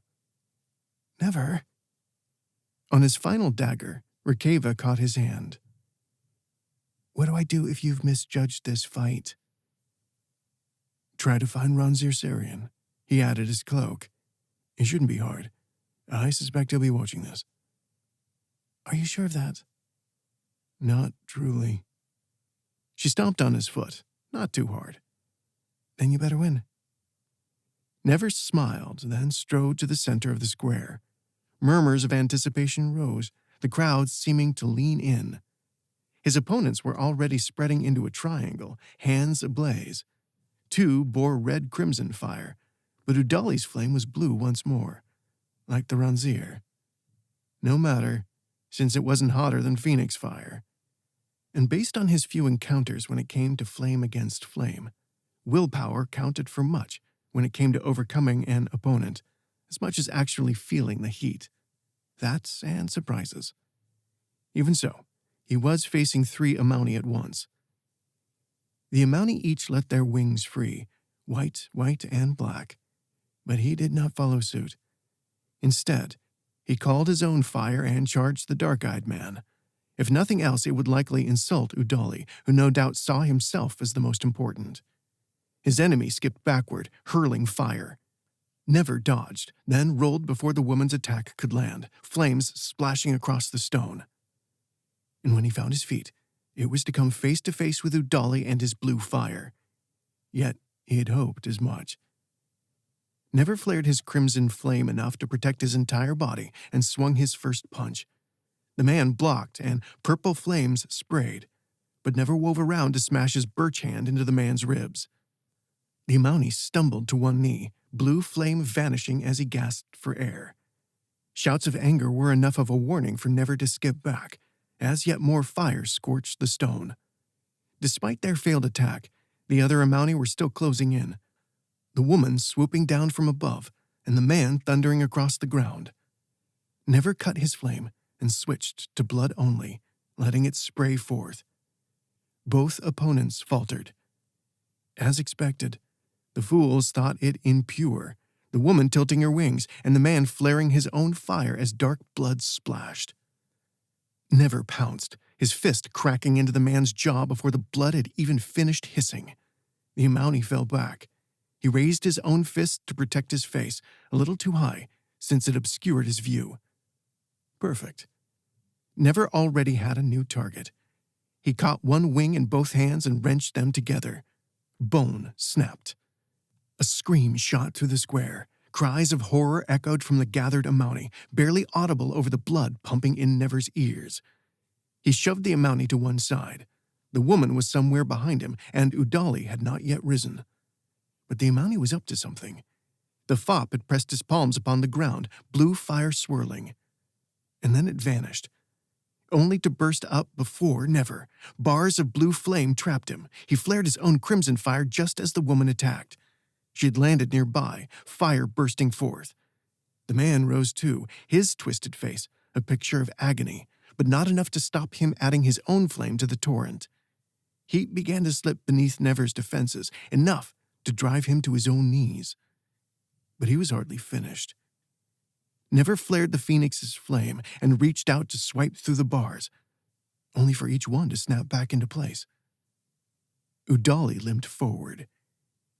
Yield or die, filth. Chapter 20. Crimson and sapphire clashed, the colors surviving amongst a purple storm fierce enough to take his breath away. His whole body screamed for relief as the holy fire struggled to hold off the concentrated effort of 3 Amauni. Someone might have been calling his name, but all he could hear for certain was the crackle of flames. Worse, the scent of his skin beginning to burn had reached him. Pain grew. It was already too much. His body trembled. Agony overwhelmed him, leaving his mind almost blank, leaving nothing but the urge to lash out blindly. New flames roared. A bloody film covered Never's vision. He saw enough to know that the cage was gone, yet the Amauni had not given up. They continued to pour their flame upon him. The woman's eyes seemed wide with horror. The man was shouting for him to yield, and Udali was smiling, an expression of such joy that Never's stomach flipped. Somewhere, deep within, hidden inside his blood, a speck of darkness stirred. His jaw was clenched so hard that it would surely be frozen shut forever. The flames would overwhelm him. But the speck called to him. It promised relief, strength, more than he had ever known. Enough to survive, enough to protect Rikeva, enough to get home. Never reached for the dark, clenching both hands around whatever it was. Pain vanished. Fire no longer seared his skin, questing for his bones. Instead, the flames were a mere fluttering of butterfly wings against his face and arms, against his torso, when he rose from his crouch to stare down the Amauni. Fear grew in their eyes as their arms faltered. How small each seemed, though none of the Amauni had shrunk, nor had he grown. Yet in a sense he had. He lifted an arm to point, and the source of the darkness became clear at last. Blue skin covered his hand. Stokolan. A flicker of horror was smothered quickly. He had a task to complete, and Amauni to shame. Do you wish to yield before I make you? His opponents kept up the fire, but the man and woman were beginning to falter, exchanging glances behind Udali. Udali did not seem to notice. He was speaking to himself, or chewing the inside of his lip, as sapphire flames surged forth, merely bouncing from Never's skin. Perverse joy was gone now. Only doubt remained in the Amauni's eyes. No, Udali shouted. Crimson flame from the others flickered out, and both slumped to the stones. Never approached Udali, movements steady. There was no rush. The man would either fold or be struck down. Something the fop might even survive, if he was lucky. Never stopped before Udali, whose hands were still raised, fire still bursting forth, still useless. Last chance. And finally, Udali's head fell against his chest as he dropped his arms, fire winking out. Fine, fine, you win, he said between hard breaths. Say it. Udali lifted his head, more outrage cutting through the exhaustion as he stood, struggling to keep his feet. What? Say you yield. The man's eyes burned with a fresh wave of hate. I yield. Good. Now scurry along. Never gestured to the others. Don't forget your little friends. In the silence that followed his victory, Never watched Udali help the others to their feet, shuffling off in a group of stumbles and gasps. Then he strode to Rikeva, whose expression carried traces of doubt. Never. What was that? Your skin has changed. I'll explain soon, but I know what it is. I can control it, he said, despite not knowing one way or another. It seemed to be true. Even as he spoke, His skin returned to its usual shade. If nothing else, it seemed he had not been deformed. He glanced around the square. Both soldiers and Amouni alike now regarded him with new emotions. Fear mostly, perhaps grudging respect from some. But he was mostly interested in one figure in particular. The Ronzir had observed the duel, since never caught a glimpse of the man slipping behind one of the buildings. Did the Amouni learn what he wanted to know? Whether Ronzir Sarian had arranged the confrontation or whether Udali had simply been unable to help himself, the result was hopefully the same. They all knew exactly who was stronger. A long time ago, as it seemed, he had been able to defeat a single Stokolan alone. That did not hold true for other Amouni now. At least, not when the mix of his Amouni and Stokolan blood was considered. He had held out against 3 Amouni at once, an impressive feat, though he had no desire to discover the upper limit of what he could withstand. But, if he was being manipulated, the games were wearing quite thin indeed. "It seems to have worked," Rikeva said. "Good." He folded his arms as he regarded those gathered. Most pleasingly, Udali was now being supported by his other fellows. His 2 lackeys rested upon the stone themselves, attended by the Amouni. "I trust this is everyone." Ronzir Sarian approached the Farasa gate at a stride, his expression stern. In addition to his usual circlet and bracers, he now also wore a golden belt and the protective collar. The captain met the Amouni with a bow. "Save for those at the infirmary, Ronzir." He nodded. "What of you, Ascended Udali? You and your force do not seem ready for departure." The Amouni straightened. "We are, Ronzir." "That had better be the truth," he said, voice unforgiving. "It is, Ronzir." "Scarves and collars ready. We'll be landing at the chasm. And for those of you who are new to Hasolea, not only Guardian Neva and Rikeva of Marlosi, but any who flew from surrounding posts, I expect you to follow the example of those more experienced with the northern wilds." He paused. "The scouts report calm, but you should expect to be attacked at any time. Understood?" Nods and murmurs of assent answered the man. Chapter 21. Resin in his scarf tinted the gargantuan chasm orange, its depths deepening to a murky red, then brown, and eventually black. Whatever fell from the sky in the past had utterly shattered the land. Not even the skeletons of trees remained at the edges of the chasm. The edges themselves were difficult to see, while the forest at Never's back was lush, rising to tower over the Farasa gate. At the far side of the chasm, the forest was a mere line of green. It climbed into the surrounding mountains, but even they somehow seemed small in comparison to the hole in the very earth. All barren, where it sloped down toward the crater's edge. Nearby, the Ronzir was sending scouts and arranging his soldiers to protect those still passing through the gate. Not a single sapling or scrap of plant life upon the ground there either. The earth itself was a mixture of black dust and stone, melted and twisted. "If something is at the bottom, how are the rebels able to reach it without wings?" Rikeva asked softly. "Is there some endless ladder?" Never nodded. "Or tunnels."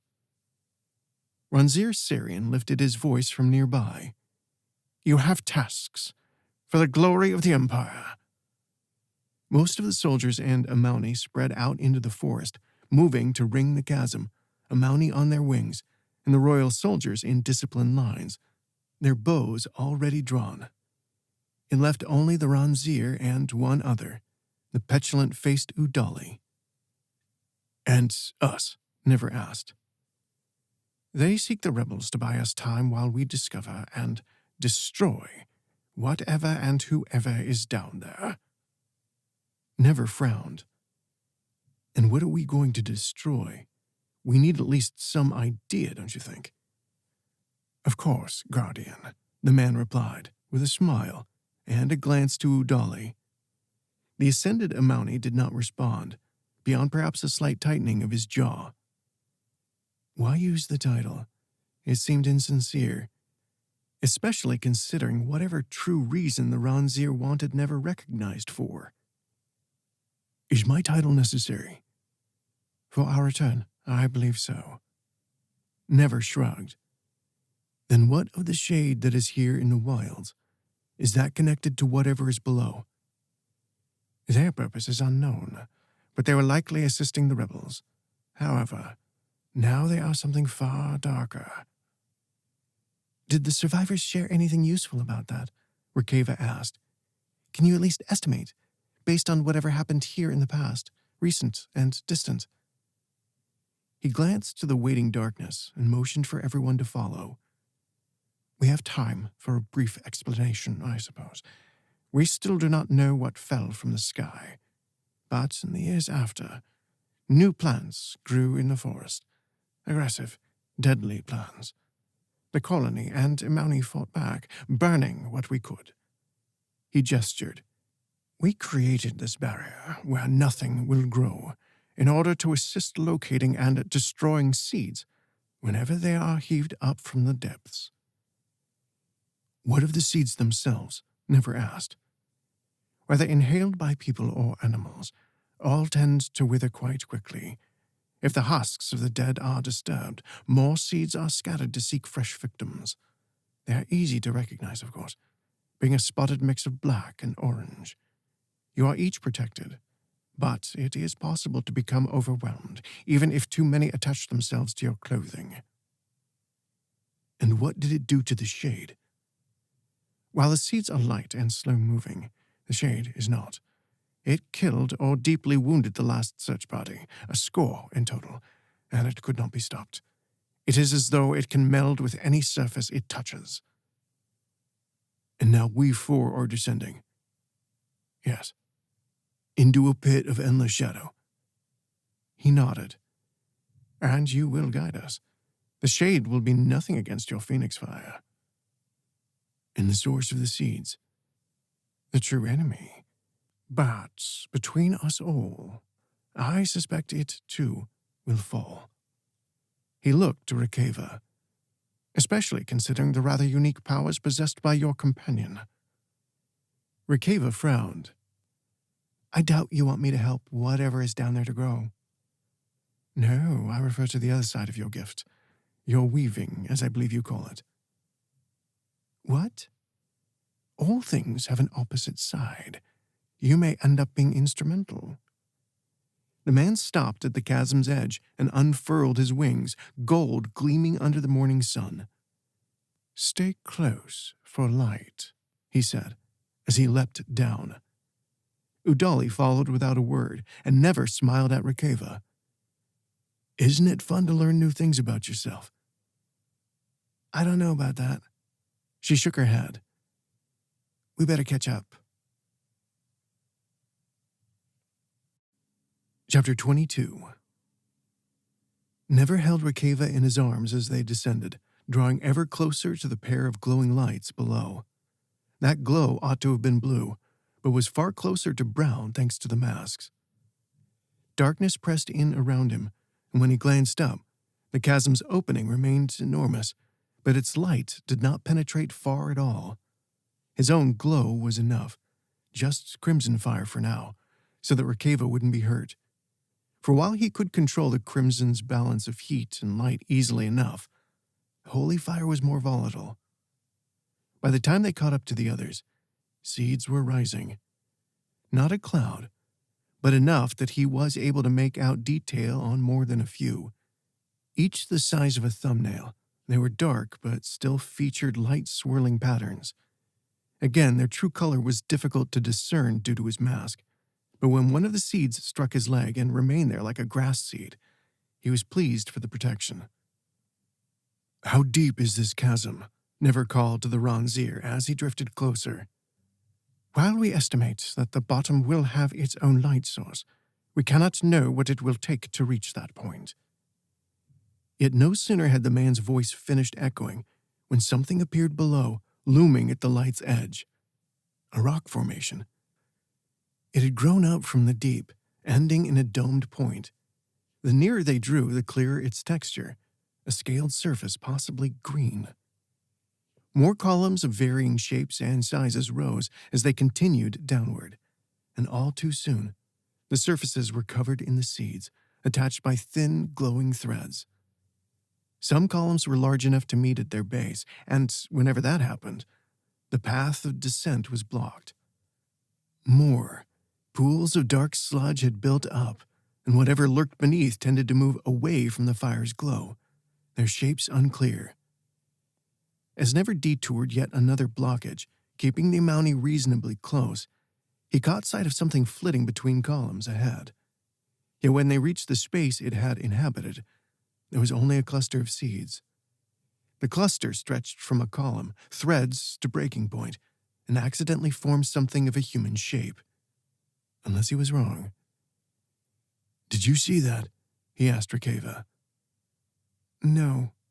She had been examining seeds upon her sleeves with a frown as more and more were becoming lodged to their clothing, along with the outside of their scarves. "Maybe nothing then." He angled his wings to follow the Mountie around a set of the strange, probably living towers, and entered an open space at last. Other columns were suggestions at the edge of the light, but a clear path downward seemed probable, at least for a time. Yet the darkness was also growing stronger, as if to smother their flames. Guardian Never. More light. Never flared his crimson fire, but it made little to no difference.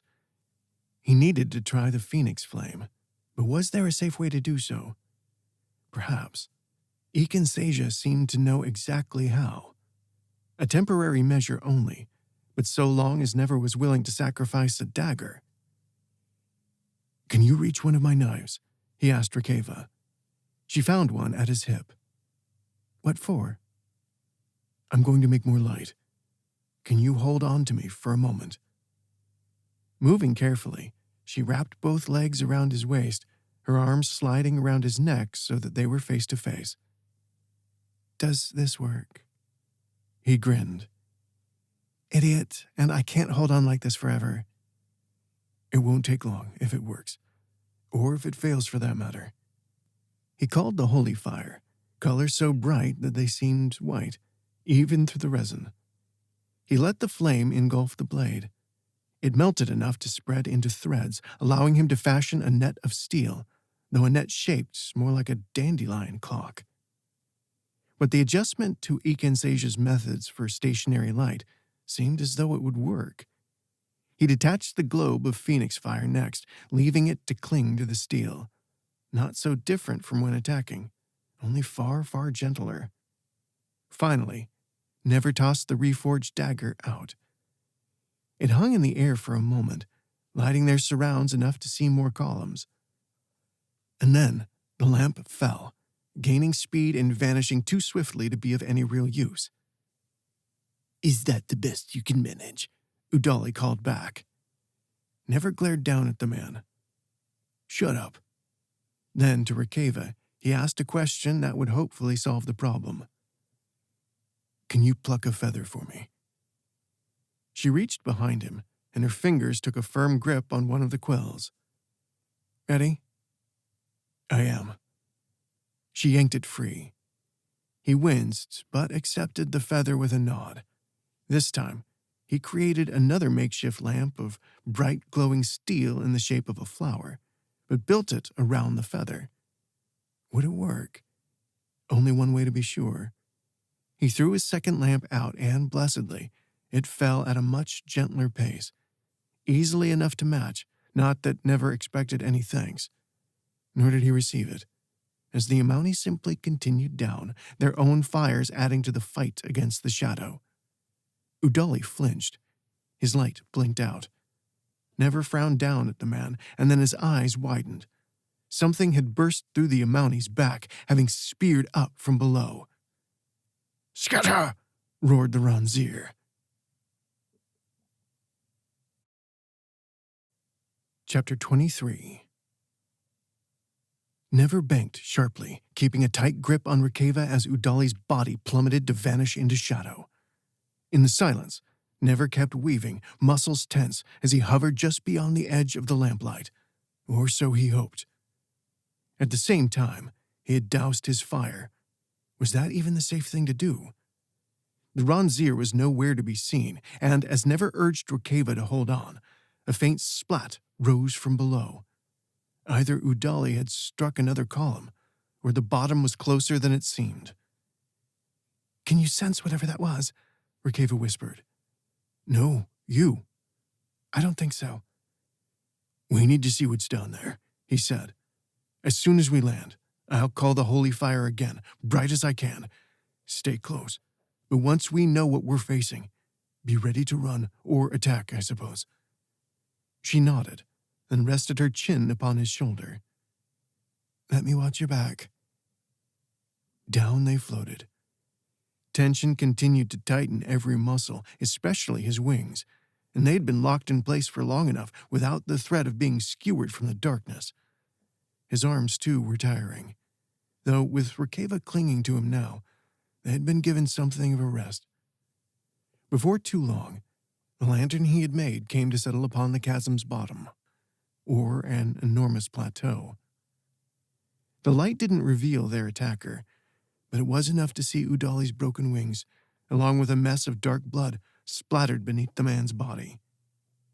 The ground was mostly stone with only the occasional seed, although some parts featured more black patches that did not seem to be blood, patches that continued beyond the light's limit. There, the base of something large, still hidden in shadow, waited without sound or movement. Never touched down. Rikeva found her feet but didn't let go. Instead, she leant in to kiss him, a brief moment only, then released him. "Ready when you are." He exhaled. "Here we go." Twin-colored flame burst across his body. He let it sear the air around him, enough to illuminate their surroundings comfortably. Hissing echoed from above. Thin, human-like creatures clambered across a tower-like column, far too sprightly to be Leshlinev. Their heads were a little bulbous, faces difficult to discern. Most disappeared into openings of varying sizes, and which offered an answering glow from deep within. No signs of whatever had killed Udali. "Are they actually human?" Rikeva asked, staff in hand. "We'll probably have to find out." He glanced around. Still no sign of the attacker, nor the Ronzir for that matter. And by now, all the creatures had returned to the tower, leaving behind only a few floating seeds. The column bore no steps, but the lowest entry point was not impossible to reach, which also had the added benefit of being more than large enough to walk within. Stooped, probably, but better than a blank wall. Never kept his phoenix fire ablaze, but eased off, creating deeper shadows. Counting the lamplight and his own hands, it would still be enough to search for whatever threat lay inside. Another vagary from the Amountie that would have to be dealt with. "We don't know if Sarian survived, and I can't wait to fly out of this pit, so let's not hesitate any longer." "I agree," Rikeva said. Together they climbed into the column. The surface was firmer than fish scales beneath his grip, more like bark in some ways. A strong scent penetrated his scarf, like nothing he could describe, but hopefully it was no poison. He led Rikeva deeper through the first tunnel, ignoring side passages as he headed for the answering glow. If the creatures had dug their way inside, it had been uneven work, supposing they had tools. There was always a chance they tunneled their way out.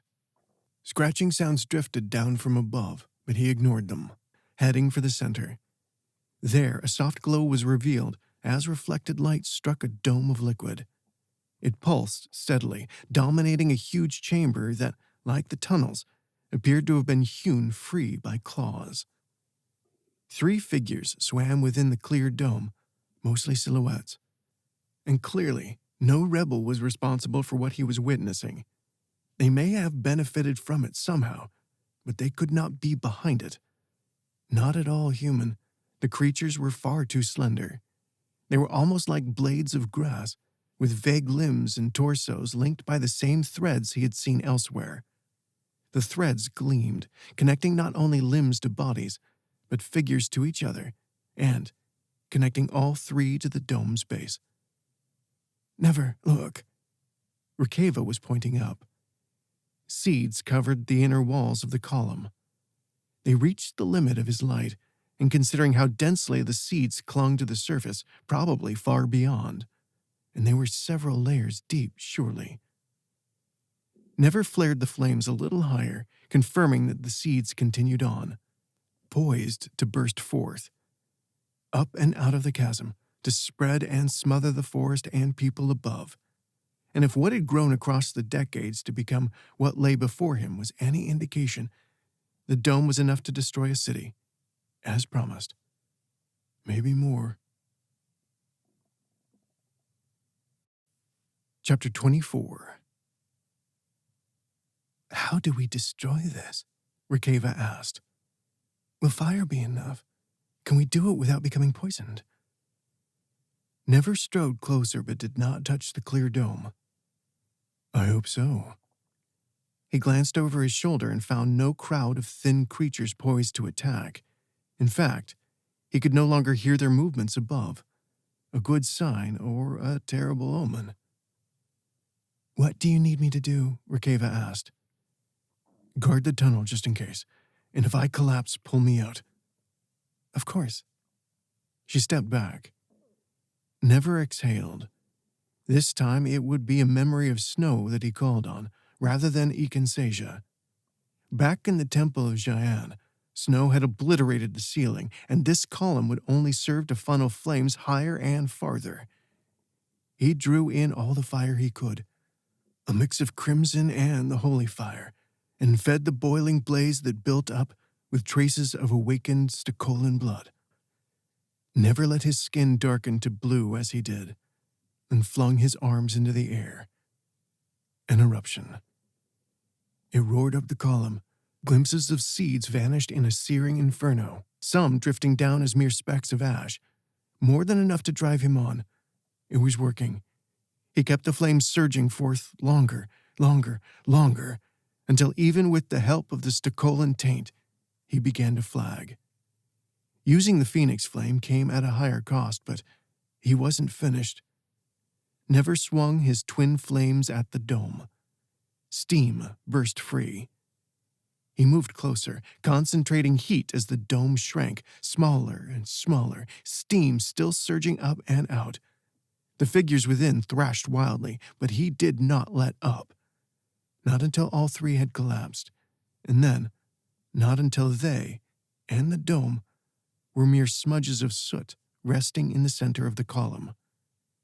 He cut the fire, leaving only enough crimson curled around one fist in order to see. Never blinked as the room spun, but he kept his feet. Then Rikeva had an arm around him. It worked. Good. She led him back into the tunnel. He stumbled several times, but soon enough they were outside, back to where the lamp still shone. Just a moment. He lowered himself to the cold stone. I just need to rest a little. She knelt at his side, and once again she had her staff ready. But no one attacked, nor even appeared. Not until Never caught his breath. Enough to look around at least. From the upper reaches of the dark column, a line of the spindly creatures approached, still clinging to the surface as they moved. Dozens, all in all. Rikeva stood. I don't know how long I can hold them off. But the creatures were not hissing, moving only slowly.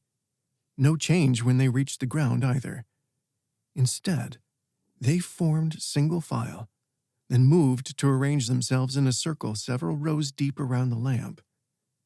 One at a time, each went to their knees and lay back next, facing the distant, invisible sky.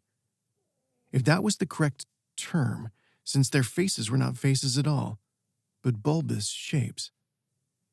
He reached for Rikeva's hand, and she helped him upright. What is this?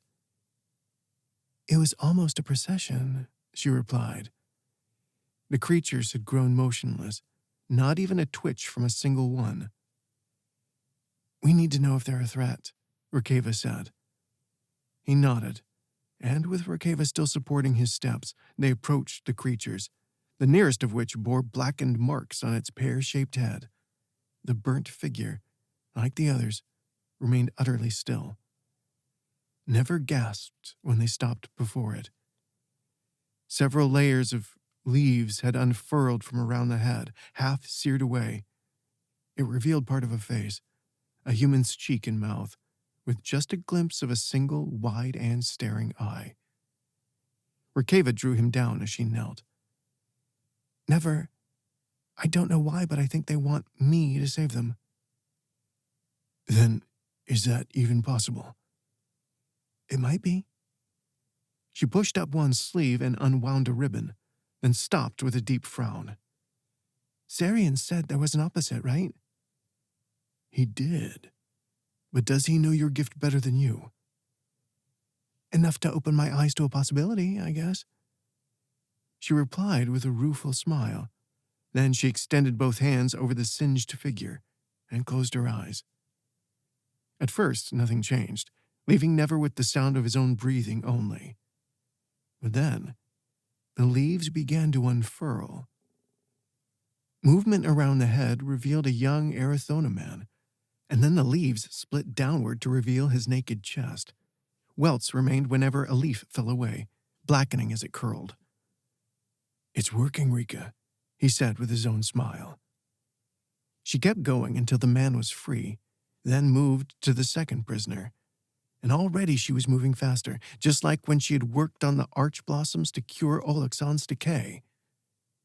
The first fellow blinked where he lay, remaining unmoving otherwise. Yet it seemed his lips curved in a faint smile. Rikeva was already on to the next victim, this time an Amauni woman. I don't think that's necessary. Ranzir Sarian stumbled into the light, his face and arms covered in bloody bruises. Had he fought off whatever killed Udali? Despite seeming to stand on his last legs, the Ranzir raised both hands. Never dove for Rikeva. Blue fire roared. He wrapped her in his arms and rolled free from the flames with a curse.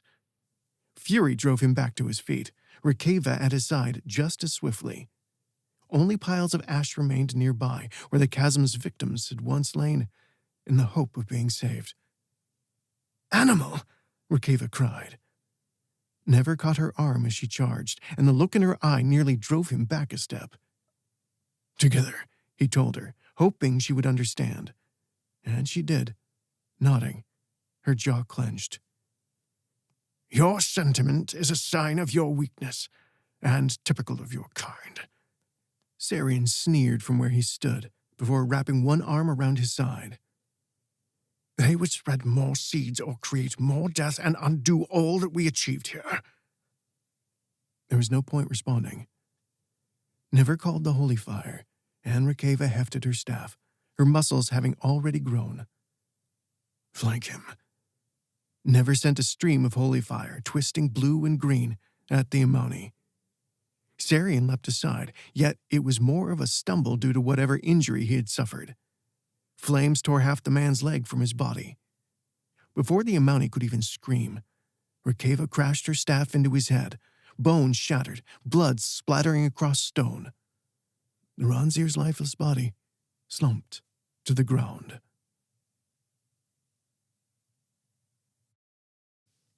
Chapter 25.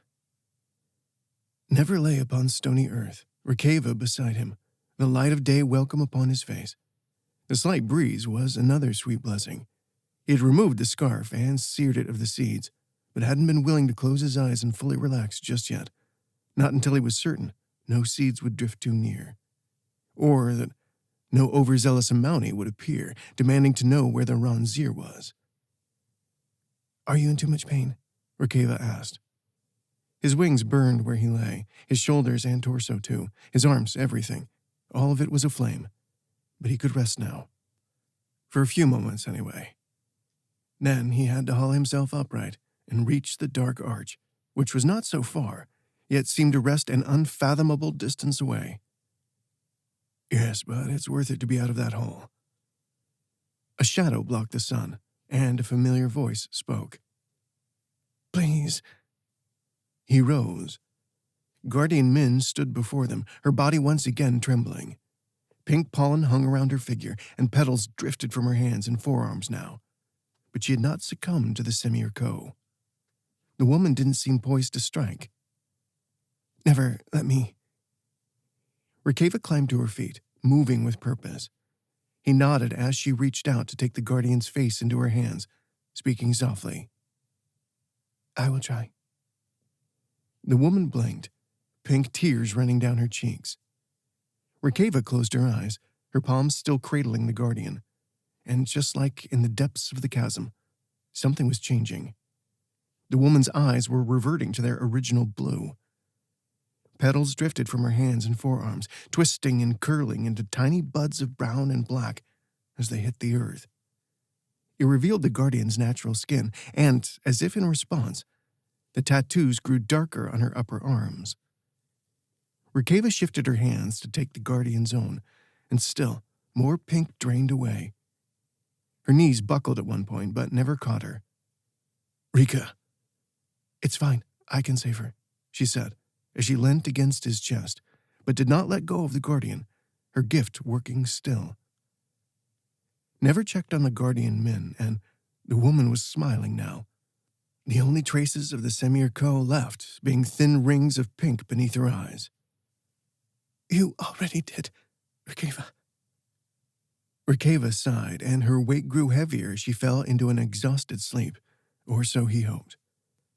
Thankfully, she was definitely breathing. He ran his fingers across her cheek. Let me help you both now, the Guardian said. More shadows passed over them. Never looked up with a frown. Several Amauni were swooping down to land, 6 in all, and none of them wearing welcoming expressions. At least one was a familiar face, the pale woman from Udali's ill-fated duel. Ranzir Sarian is dead. Ascended Udali, too. Guardians or no, we will have answers from you. If they knew as much already, it didn't seem that lying would make any difference. Not now, and not to the Conclave, their likely destination. The source of the seeds killed Udali before we landed, he replied. The creature that controlled the seeds had taken prisoners. We began to restore the victims, at which point Sarian appeared and slaughtered them. We executed him after that. Silence met his words. Finally, the pale woman spoke. Prisoners? I do not know if they were all rebels, but both Erithona and Amauni, he replied. We also destroyed the source of the seeds, along with an amount easily enough to overwhelm Hasaleum many times over. Should any of you be brave enough to descend the chasm, this can all be confirmed simply enough. One of the Amauni lowered his voice. Vigesso, I think we can all feel that the threat has nearly vanished. She frowned. Send someone down there, enough to carry Ascended Udali and Ranzir Sarian home at least. Investigate every detail.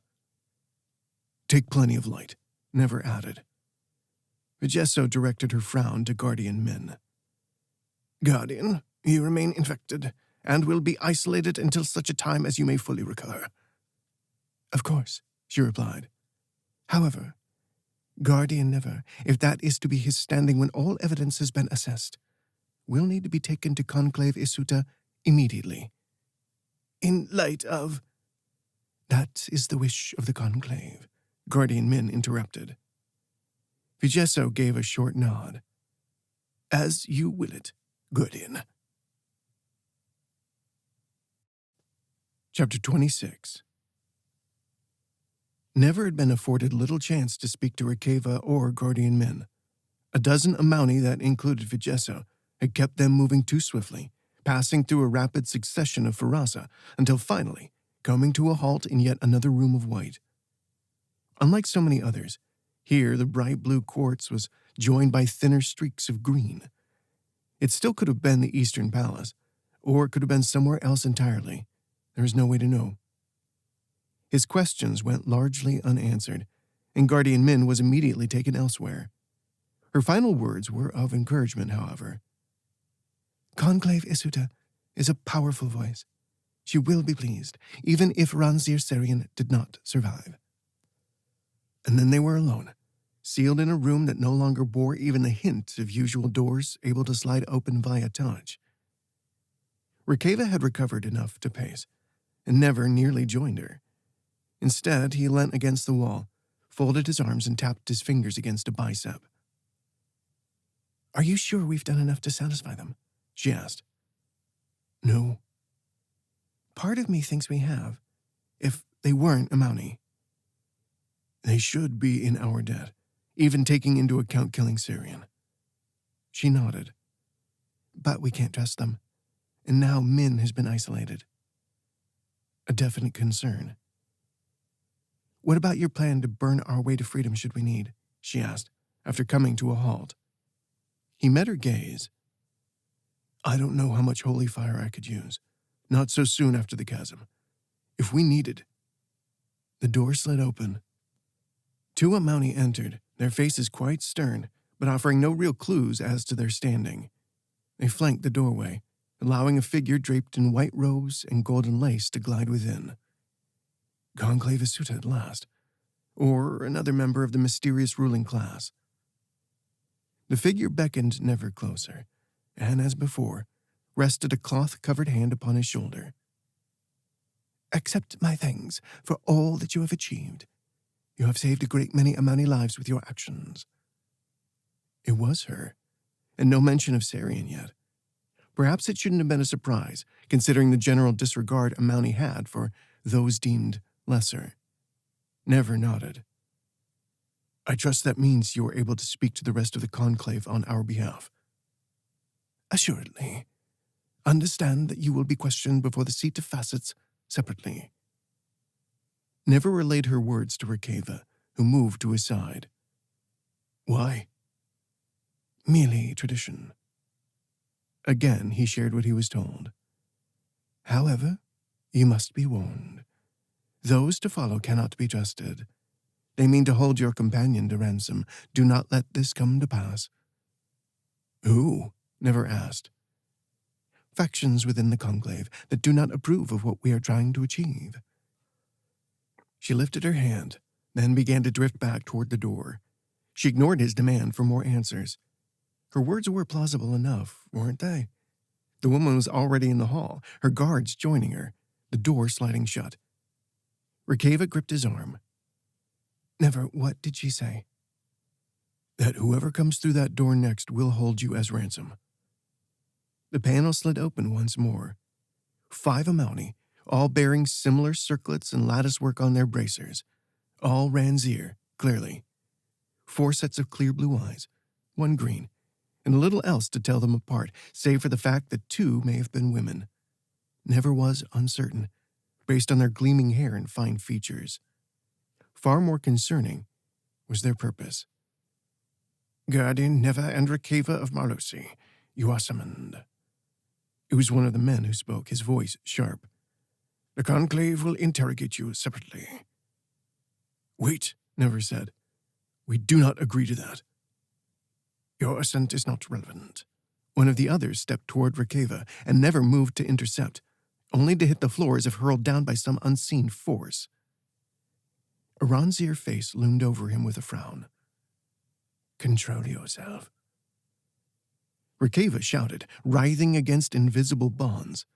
Isuta hadn't been lying. Holy fire burst from his body, driving them back. But one by one, the Ranzir raised their hands to cover their hearts. His flame vanished. A crushing pressure replaced it, and he struggled to breathe. One of the Ranzir collapsed, but was quickly supported by their fellows. The remaining Amauni had already ringed Rikeva in a cage of blue fire. Someone started to drag him from the room, his limbs still rigid, his gaze restricted now. Not even able to turn his head, he could no longer see Rikeva, couldn't respond when she called his name, since even his face was frozen. The corridors outside were more of the endless smooth white. Some muttered curses as they dragged him along, others complaining about the conclave, or about certain members only. He couldn't tell. and the pressure on his body had hardly eased, the force enough that his fingers and toes were beginning to bend. They slid him into another room, with only 2 Ronzir joining him. One removed a coil of lilac rope and began to bind him with a sneer. Nothing more than a filthy stray. Still, he could not respond. But Never's limbs were loosening. They had to, in order for the man to tie his arms behind his back, and for one of the women to arrange his feet, and then affix silver shackles. Finally, the Himani hauled him to his feet. Standing was difficult, but he managed with the support of a captor. The Ronzir who had announced the interrogation appeared, holding a gag. He tied it around Never's head with a frown, then motioned for the others to follow him outside. This time, the door did not slide closed, and Never could easily hear them. Once the conclave is ready, send for guards. I'll join them. How long? Soon. Just ensure that he doesn't bleed out. Of course. Never wanted to frown. Deeply. Bleed out? From what? The lilac blocked him from calling his flame, as it had back in the temple trivium. But how would it cause bleeding? After all, he wasn't feeling worse, and he could already stand for himself. No sooner had he finished his thought when something warm pooled in his hands. Blood. One of the Ronzir returned, immediately breaking into a frown. He withdrew a thin knife and stopped before Never. I am going to monitor your bleeding. From the state of your clothes, you have far more wounds than expected. Still, Never could not answer. The Imani cut away his tunic, movements careful, likely so as not to touch any blood, and revealed more wounds. Old scars had reopened, blood seeping forth with a pain he couldn't yet feel. How? What had been done to him when the Ronzir collapsed before? Are you acting confused, or do you really hail from a time yet to come? Never frowned. You should know what is happening. This is how all strays are captured. What? Never could finally speak. Now the Imani shrugged. Only it doesn't usually take 5 of us. The first Ronzir appeared in the doorway, flanked by 2 guards. Bring him. Chapter 27.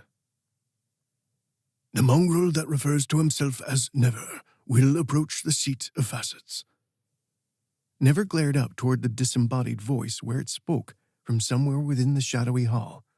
A fine contrast, considering all of the white elsewhere. Chains clanked as he shuffled forward. Blood trickled across his skin from barely healed wounds that covered his half-naked body. Wounds that refused to heal. Old wounds reopened. The glare was all he could manage in the way of defiance, considering the gag of lilac-soaked cloth that stung his tongue and seared his airways, not to mention the lilac ropes that bound him. The conclave sat arranged in such a way that their faces and robed torsos remained in shadow, with only hands resting upon their knees visible, and even those very hands seemed covered by the robes. The voice, the owner of which remained hidden, continued to speak for the conclave. Offer both apologies and regret. Do so, and you may be permitted to select the form of your execution. Not an interrogation at all. Footsteps approached from behind, and someone removed the gag. I did not aid you all in order to apologize, he said. Will the conclave speak? Only if they choose. Never kept his voice even. Conclave Asuta, we have saved the spring colony and achieved all you asked. I await your words. Light glowed around the 4th chair, leaving the other 11 in their customary half-darkness. Fellow conclave members, let it be known that I do not recognize this man. For a moment her words did not register. Yet I am aware of various transgressions committed under my name, most grievous of which being the murder of Ronzir Serian. Never clenched his hands into fists. Exactly the betrayal he should have expected. Was Sarian involved from the beginning? The Supreme. The young man had been instrumental in bringing Isuta to them. And Guardian Min, what of her? Had she been duped as well?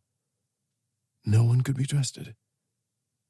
From the dark, a new voice answered Isuta. A man, his tone curt. "Explain yourself, Conclave Isuta."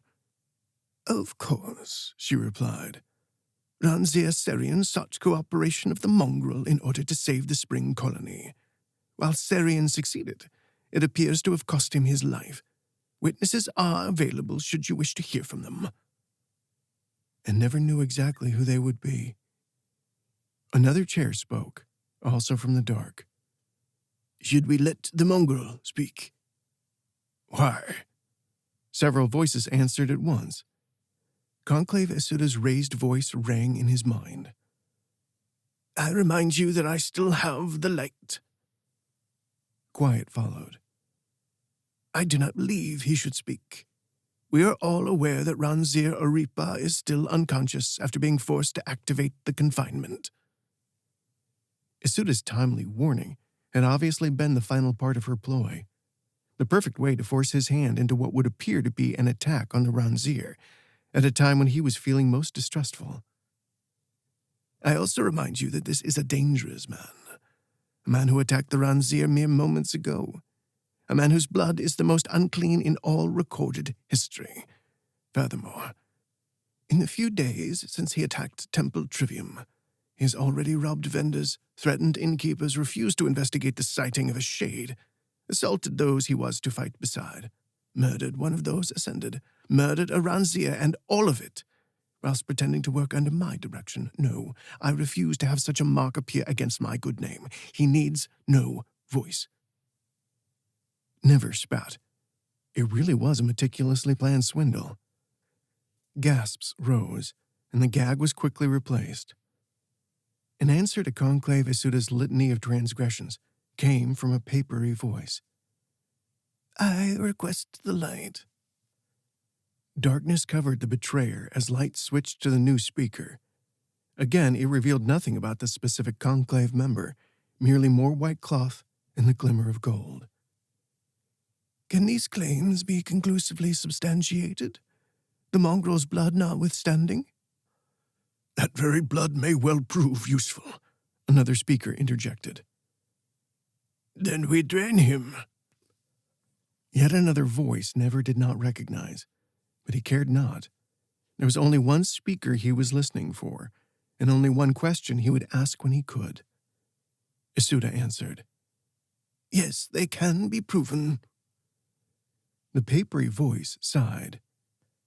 "Then we deliberate on draining or outright destruction of his blood, body, and bones.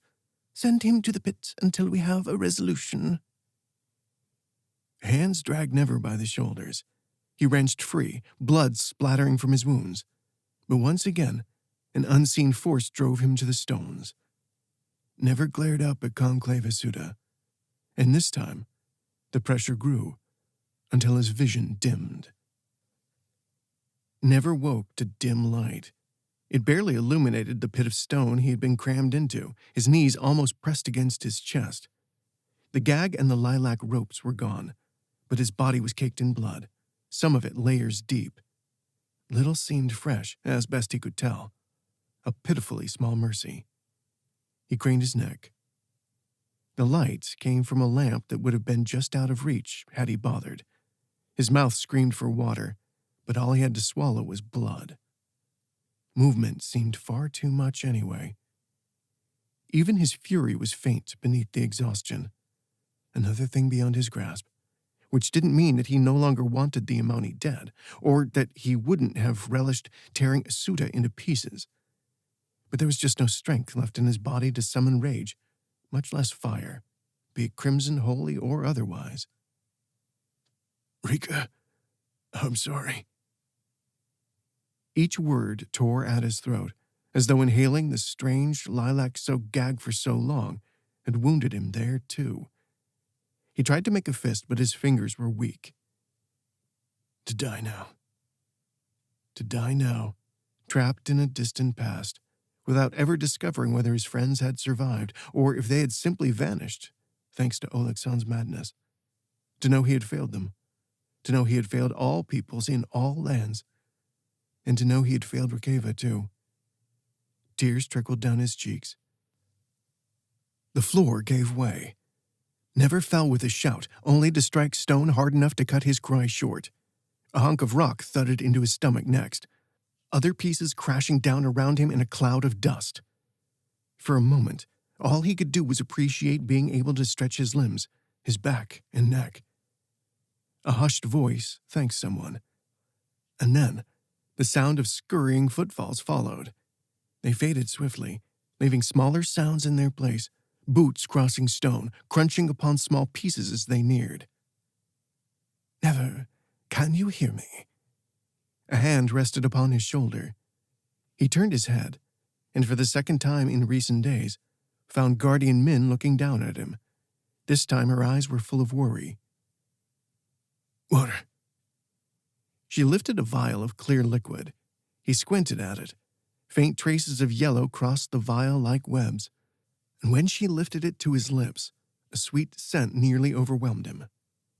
"Drink this, quickly. It will be enough for you to fly, if needed." With no other option, Never drank. Most sweet was not the scent, but a soothing coolness that slid down his throat. He finished the vial and gasped in relief. "You should be able to stand. We need to find Rikeva." Upon hearing her name, he rose, and his limbs were no longer aching with cramps or dull from numbness. More, his strength was already returning. Whatever the liquid contained, it was powerful, far more potent even than the strongest dose of Batena. A dim tunnel built from old stone of uneven construction offered few clues as to exactly where he stood, and certainly not to the question of why Guardian Min was helping him. But he was ready to move, the draft having worked its magic. "Where is she?" "Follow me. We have a tiny chance of this working." The woman set off at a jog, a soft new light moving with her. Never dragged his legs into action, finally catching up and finding himself able to keep pace easily enough. "Where is she?" "Merely a locked room. It's not far, but we might need a way to move about unseen once we return to the upper floors." "Well, I'm out of ideas." She stopped, taking his arm, the first time one of the Amauni had shown no hesitation to come into contact with his blood. "Please, I called in nearly every favor and that I could in order to get this far." He frowned back at the Guardian, but the gesture of her touch was more convincing than her words. Maybe she could be trusted after all. Perhaps she was a victim too.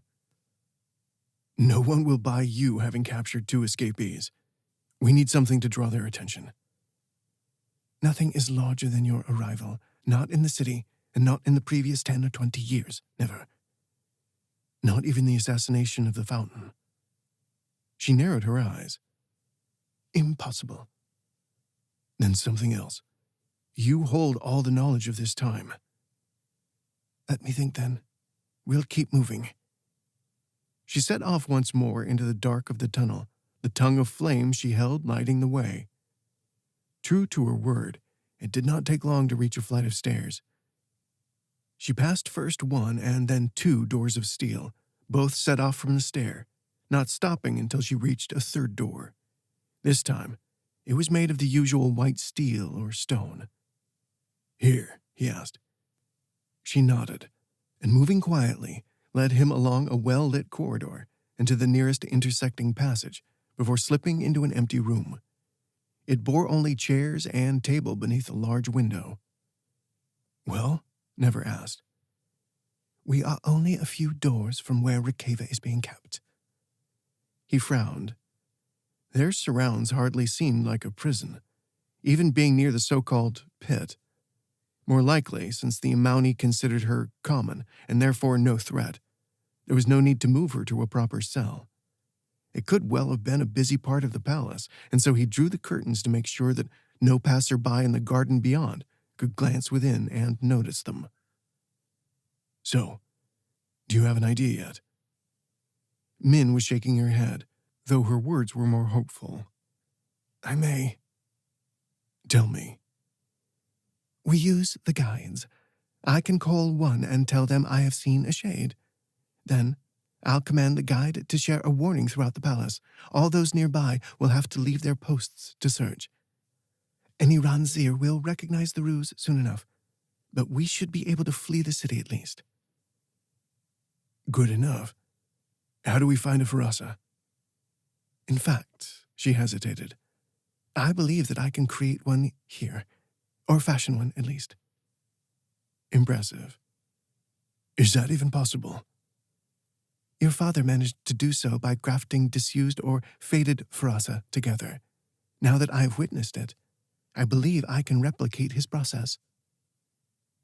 You saw that in my blood. Among other things. I am sorry that you lived through so much suffering, Never. He smiled, though it did not last. If your plan works, I won't have to suffer much longer. She nodded as she took her belt knife and sliced into her palm.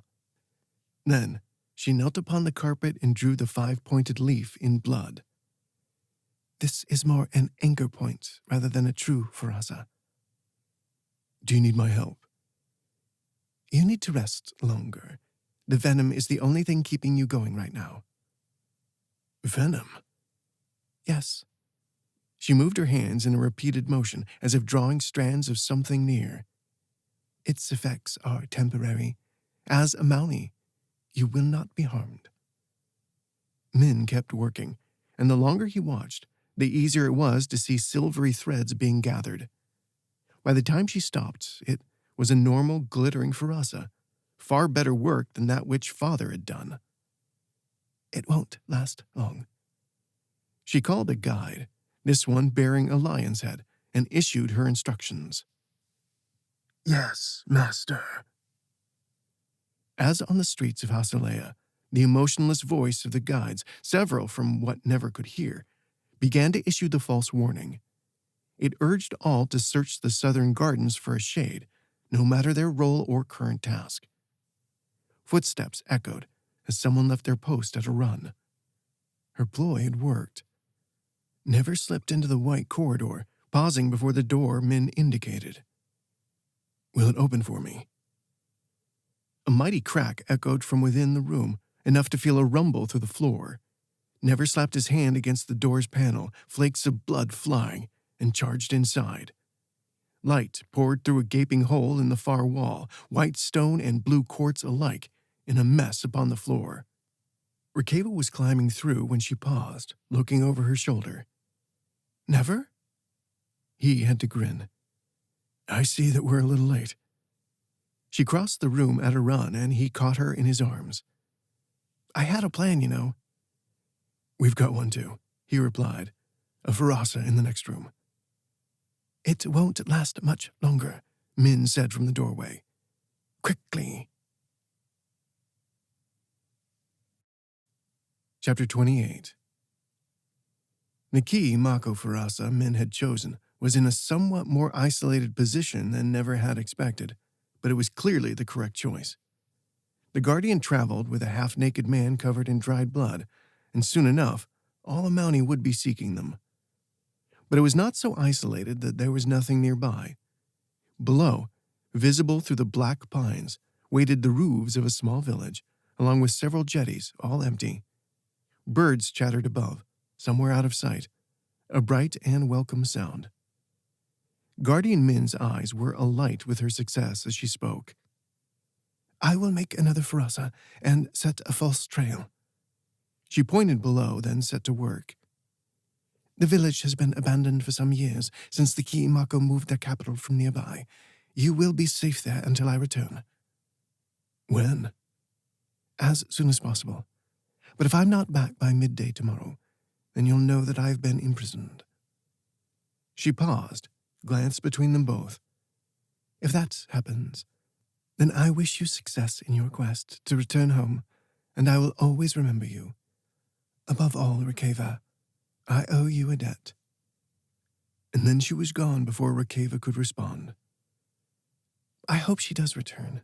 Rikeva said, staring down at the frasa which was already fading. Seems like she really was the only one we could trust, Never replied.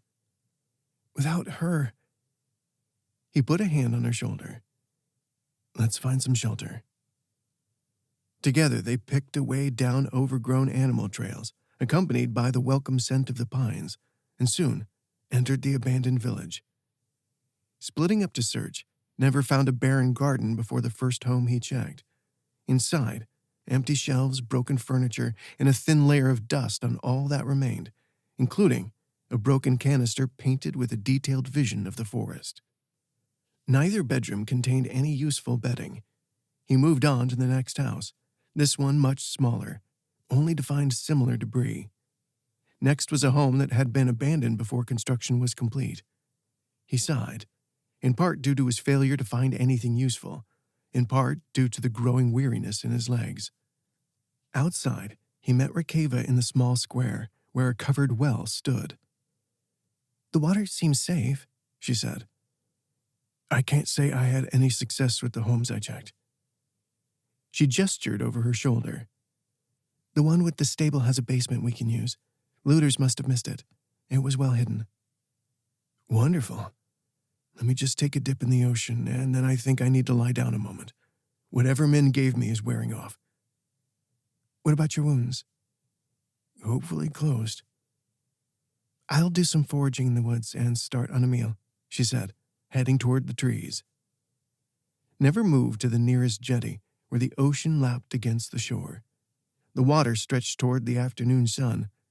It could have been named the Sea of Stars, as one day it would be, but there was no one to ask. He removed his shoes and stepped into the shallows, submerging himself with a preemptive grimace, only to find that most of his wounds had closed. Most. The salt water still stung enough in places, but he washed his hair as best he could, rubbing the dried blood from his torso and his pants, too, before hauling himself out of the water. Then he made his way across uneven boards to the end of the jetty, letting a soft breeze dry him, swaying slightly on his feet. And it wasn't until his skin was dry and he had taken a few steps toward the home Rikeva had pointed out that he realized he had been standing very much out in the open. Had anyone been watching the village, they would be discovered. A Mountie or no, anyone, if they wanted, could surprise him while he slept. And sleep was what he was craving. Even Rikeva's promise of food wasn't enough to stop him shambling through the large house and climbing down a hatch to the basement. She had described it as being hidden, but he couldn't tell exactly what she had done to uncover it. His vision wasn't too clear. But he managed to find a bed with blankets that seemed to have survived quite well, and they were certainly cool and soft when he collapsed against them with a sigh. Never woke to warm firelight and mostly darkness.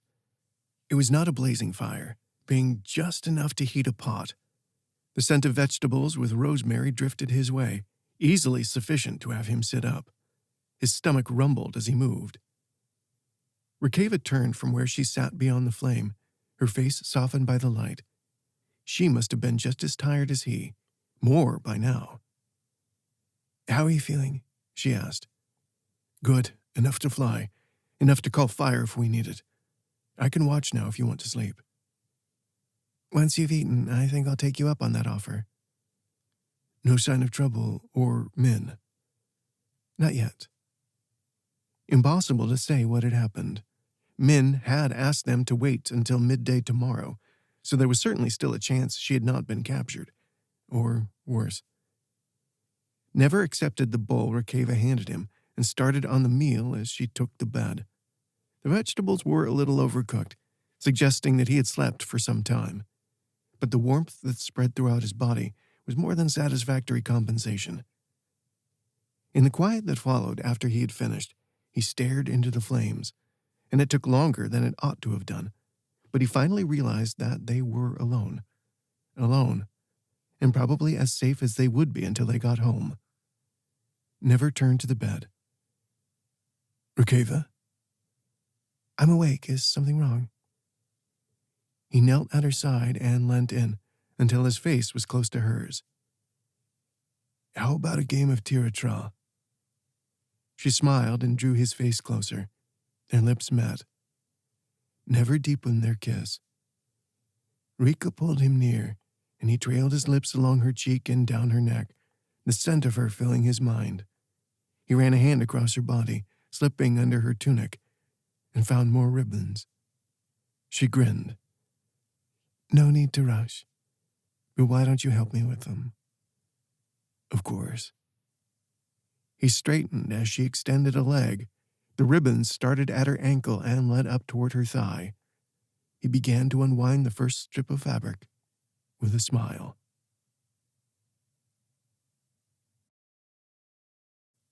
Chapter 29. Morning came and passed without Min's return. While waiting, they ate a sparse breakfast and filled the time by completing small tasks in the basement, using what light filtered down from above. If we have to leave without Min, do you know where we are in relation to the Phoenix? Rikeva asked. She was adjusting the steel tip of her staff, sitting cross-legged upon the floor by the bed. For a moment, Never let himself imagine a life where it was possible to simply lift her back to the bed, a life where if he left a room, he could do so for no other purpose than to find something beautiful for her, instead of the relentless uncertainty that actually had to be faced. They were yet to discuss last night, but was there any need to rush? It was enough to wake happy, enough to wake feeling closer to her, to use the respite, no matter how short it might be, on hope and idle thoughts of a bright future. Returning home suddenly meant so much more. It could be the beginning of a new life, a different life if he wanted it, if Rikeva wanted it too, and it seemed she did. He'd find a way to make it happen, even if it meant burning his way through every Amani that dared stand before them. I do. The Sasana Mountains were on the eastern coast. That's where the egg lies. Or the Great Phoenix herself, I hope. I'm not sure what we'll find. You mean she could be dormant? Possibly. I hadn't thought to ask anyone. I suppose Guardian Min will know. Then let's wait a little longer. Right, I'll check outside in case she's looking for us. Never tied off the final stitch in the makeshift tunic he had made from half the blanket, a fairly rudimentary thing of pale blue. He slipped it over his head as he stood. How does it look? She laughed. Adequate. I'm no tailor, as you know. Well, you don't have to be, so don't feel too bad, she said. I'll gather anything useful while you search. He nodded and climbed up to the ground floor, leaving the hatch open before slipping into the deserted streets. And there, at the far end of the village, a figure was actually leaving, striding toward an outlying home. Guardian Min. Never called her name, and she turned, approaching at a jog. You were safe here. We were. Seems like your diversion was successful. She nodded. So far. I was able to leave more than one trail. It ought to work. But the Conclave will spare no expense seeking you. They may be waiting at the Great Phoenix. I'll be ready for that. Thanks to that venom. As I'd hoped, she replied with a smile. Guardians sometimes use it before chasing down strays, to increase physical abilities, and you know the effect it has on those facing exhaustion. Very much, he said with a nod. One of the Ronzir described me as a stray, actually. Not a surprise. Half the Conclave probably suspect you are a stray that was able to conceal your lineage. And a stray is what, exactly? A Mountie that have strayed from the path of purity and consort with the common peoples. Some actually become feral, attacking any and all whom approach. Occasionally, they are used by the Malakafera. A door closed behind them, and Rikeva approached, carrying a small pouch across her shoulder she had fashioned from the other half of the blanket. Are we in new danger? She asked after noting their expressions. The Guardian mentioned the possible threat at the Phoenix. We should probably leave as soon as possible. One question before we do, Never said. Two, in fact. I will do my best to answer. Is the Great Phoenix in a dormant state? No, she replied.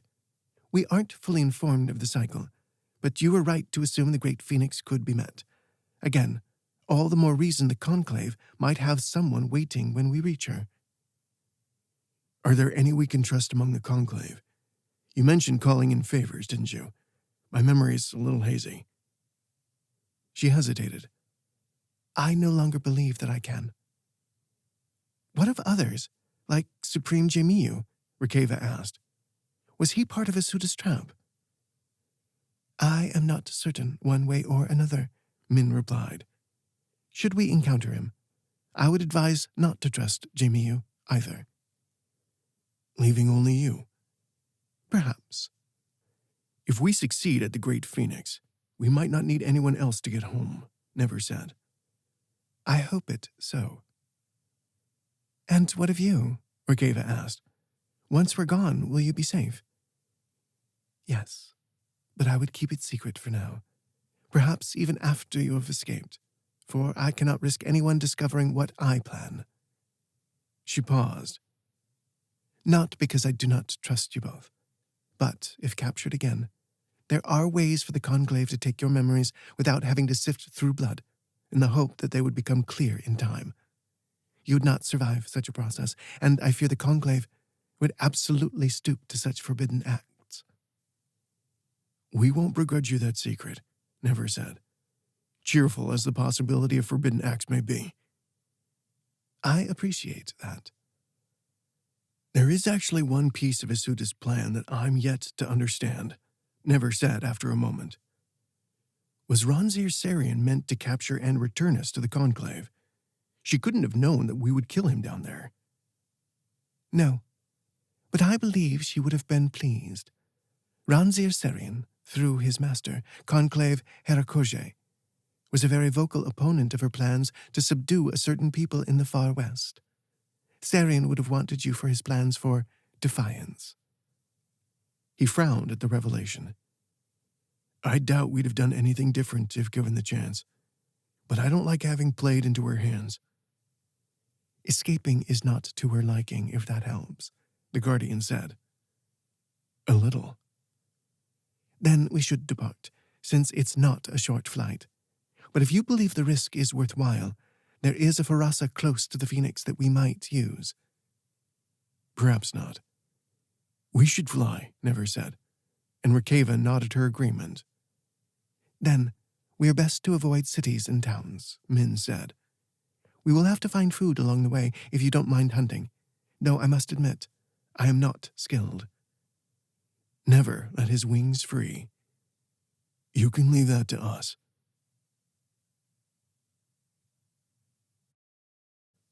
Chapter 30. No Amauni darted forth on bright wings from the mountainous surrounds to ambush them as they neared their destination. Sunlight struck stone in the great Phoenix's cavern below, the hushed place appearing empty of threats. There were no attendants in the cavern either, and Never spied no gardens or benches, as he'd half expected. Instead, just a winding path of stone that led to the enormous, building-sized egg, and a sense that something powerful waited, which was absolutely the case. He descended, setting Rikeva down and landing as Min joined them. After a search for hidden Amauni, unlikely as it now seemed, he stopped before the egg. I hope I can open this, or at least be heard. There's no one to ask. Rikeva was still looking around. Don't the Kiimako worship the Great Phoenix? Few are permitted to visit this place, Min said. Wish me luck, then. He placed a hand against the stone. No warm glow spread. It was not like when Ayuni woke the bird. Never called the holy fire. Not a blazing inferno, just enough to hopefully be noticed. Divine One, can you hear me? Now, warmth spread swiftly across the surface, and the egg split open to reveal a chamber empty of seating. But the familiar nest of black marble waited therein, gleaming detail everywhere, be it bark or twigs, or the mud and dried grass at the base, where several strands hung half free, as if only recently set in place. The great phoenix roared into light as he approached. Wingtips reached the smooth walls, the mighty beak looming forth, blazing eyes revealing both power and curiosity. You are not of my people, yet you carry a part of my body yet to be born. Her voice rang out. Give me your name and purpose, stranger, and let both be pleasing to me, should you wish to live. My name is Never, Divine One. Forgive me for disrupting your rest, but we seek your help to return to a time yet to come. My companions are Rikeva and Min. Min is a guardian who has agreed to assist Rikeva and I. I recognize the Amauni before me, but you and Rikeva are less familiar.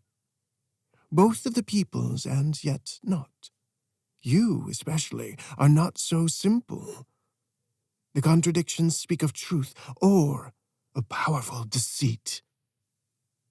I'm happy to share my memories, if that is possible. We are not here to deceive, only to find a way home. You wish to leave these lands? Yes.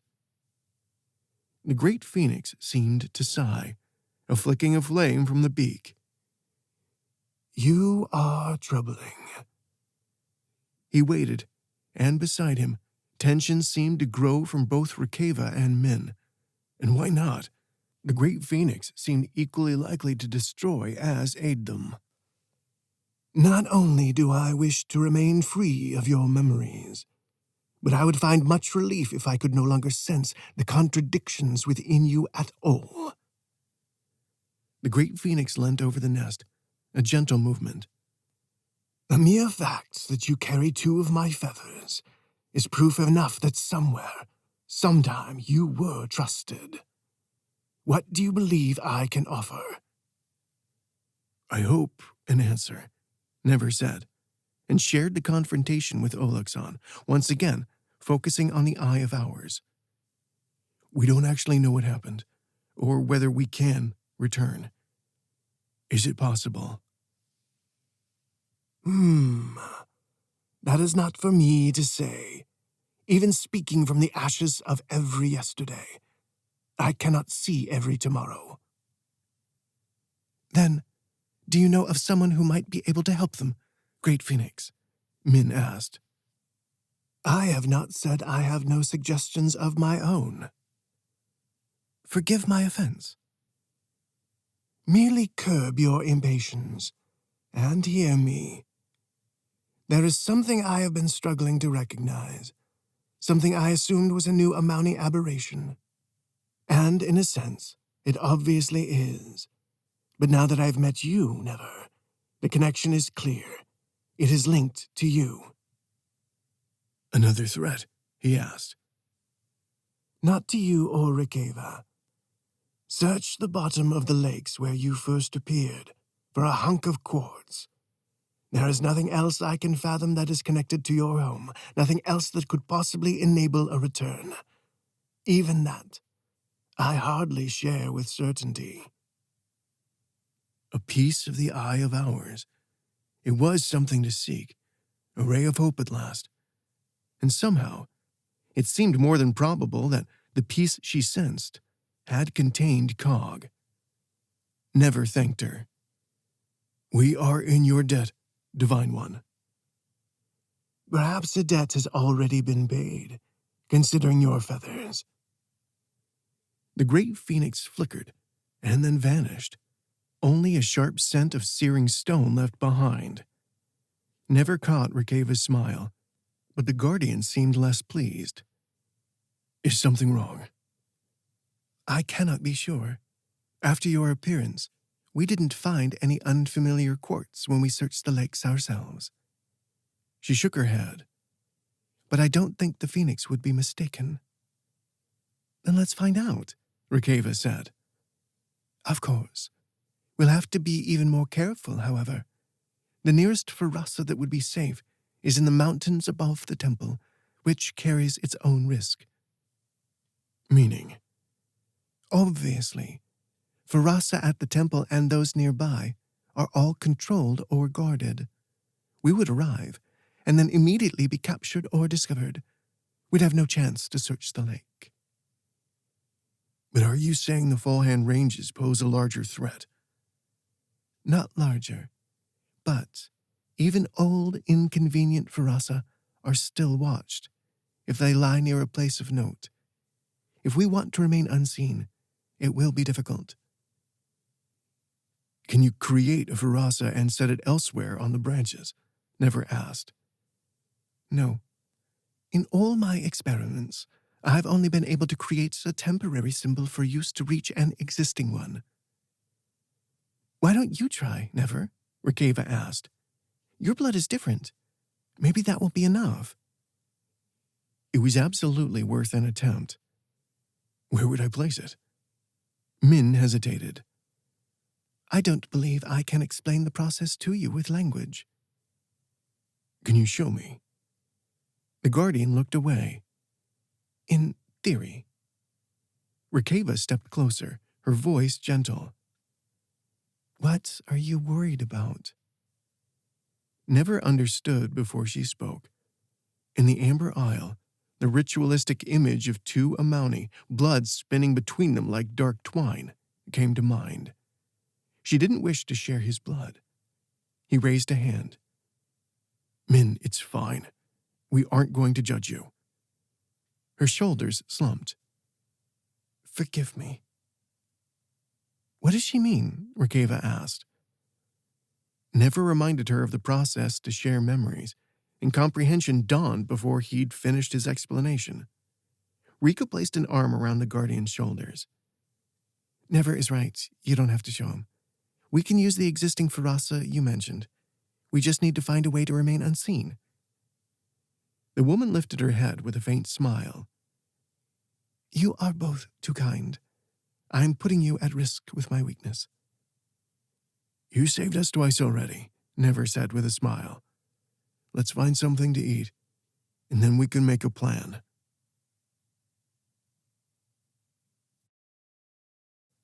Chapter 31. After another small meal, taken within the cavern but not inside the egg itself, Min described the level of Amauni scrutiny that could be expected when dealing with the little-used Farasa. We are better to wait for nightfall. Guides in attendance will become aware of us when we land, but they don't immediately share our passage with the Sentinels. The Sentinels will need to either ask or catch sight of us themselves, which they may well do from their vantage points, she said. I'm not familiar with this particular Farasa. That would be one of my superiors in the temple. How many Sentinels are we likely to face? Never asked, just as Rikeva questioned the location of the Watchers. Knowing the less than diligent conclave member with jurisdiction over our land, he will have instructed the temple to post only one Watcher. Sentinels tend to be newly appointed Ascended, and are positioned in a tower that offers a view of cleared land around the symbol. Never exhaled. The level of exposure seemed to be quite high. Could the Sentinel be killed or at least incapacitated before alerting the temple? There had to be a better way to reach the lake. The lake? Perhaps there was, after all. What if we find a river? I assume all guides operate by the same principles, meaning we'd only be discovered if our pursuers asked them directly. Min straightened with a smile. You know, I didn't even think of the river guides. Being so accustomed to the Farasa, we rarely considered the old ways. Then we need a map, he said. She nodded. But remember, your assumption is only true if you keep your blood to yourself. Let me operate any panels that might need to be touched, since that's the only reason we noticed you to begin with. He nodded. Southern Marlosi. There are rivers there that span from Disan and beyond the Holak Forest, Rikeva said. Is that the case now? Min closed her eyes. I think I know to what you refer. North of the upper lake. Yes, there are several Farasa far enough from the temples. We should be able to use them if you're ready. We are, Never said. The guardian set to work drawing a new temporary farasa. Once completed, she led them through the light and onto a knoll overlooking another abandoned place, this time a small keep that sat upon a golden plain. Min pointed to the crumbling stone. Trade routes shifted, leaving behind such a ruin. There will be inhabited villages to the south, but that is still where we should fly in order to meet the river. Any who see us will be none the wiser. Rikeva sighed. Isn't this good news? Never asked. Yes, but it's one of those times that I wish I had wings. It's not all that comfortable, being carried by my forearms, you know. It is not far, Min said. I could always carry you as we did near the bottom of the chasm, Never added. Then he raised an eyebrow as something came to mind, something he probably should have realized sooner. Or, if you like, we could find a preparation chamber and awaken your wings. She opened her mouth to respond, but did not, obviously at a loss for words. Her gaze had not left him either, and when she slowly lifted an arm, it was to reach for her shoulder. You cannot promise that, Never, Min said with a frown, even if, as I assume, she has taken ascended blood. I have, Rikeva said softly. It was a solution we came up with to help her keep down the food here, Never added. Do you mean that it's less likely for Kizoan-born? Kizoan? Nomadic tribes traveling Marlosi. Ah, the Oregilar, or the Wanderers. If I were to translate from the old tongue, Min explained. In short, it would not be less likely for her to awaken a pair of wings, only less likely to survive the awakening. It is not a risk I would advise you to take. Some of the more perverse amongst my people conducted trials. The rate of survival was extremely low. That settles it then, he said as he looked to Rikeva. Want me to carry you to the river? That will have to do, she said. And no more surprises, Never. I promise. Let me lead. The guardian released her own wings, which still had a pink tint. She leapt into the air, stirring grass seeds with her wing beats. Never took his usual running leap to catch Rikeva, and once they'd gained enough height, able to glide after Min, he helped Rikeva up so that she could cling to him. A rather awkward series of movements that made it hard to keep his balance, especially while moving forward. A different challenge, too, when he'd simply been able to lock his wings and drift down in the chasm. He laughed.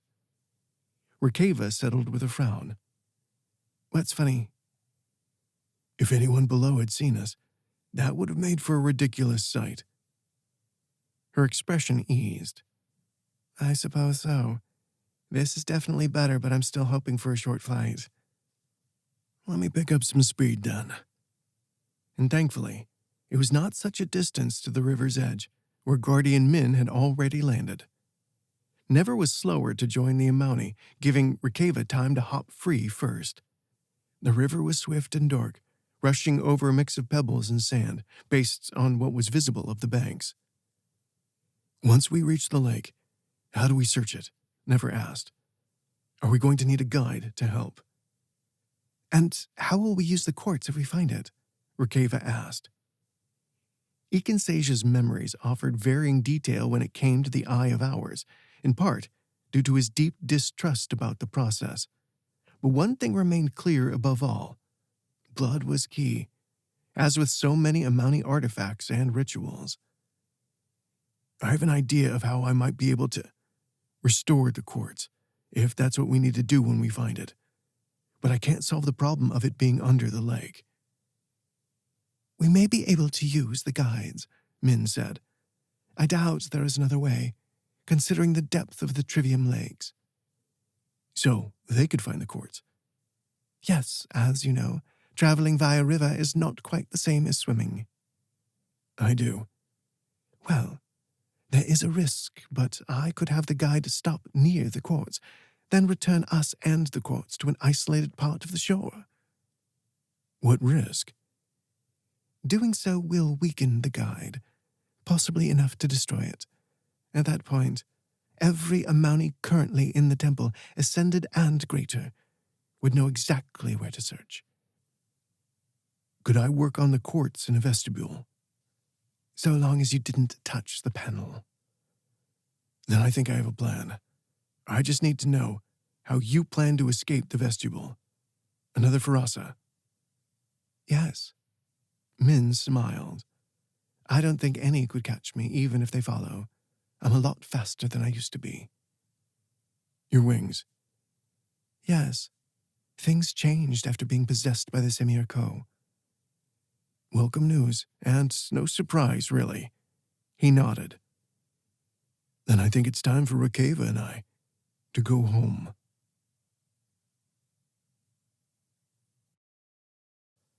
Chapter 32. The dark river with its streaks of colored light soon began to change, as Min instructed their snake-headed guide to stop.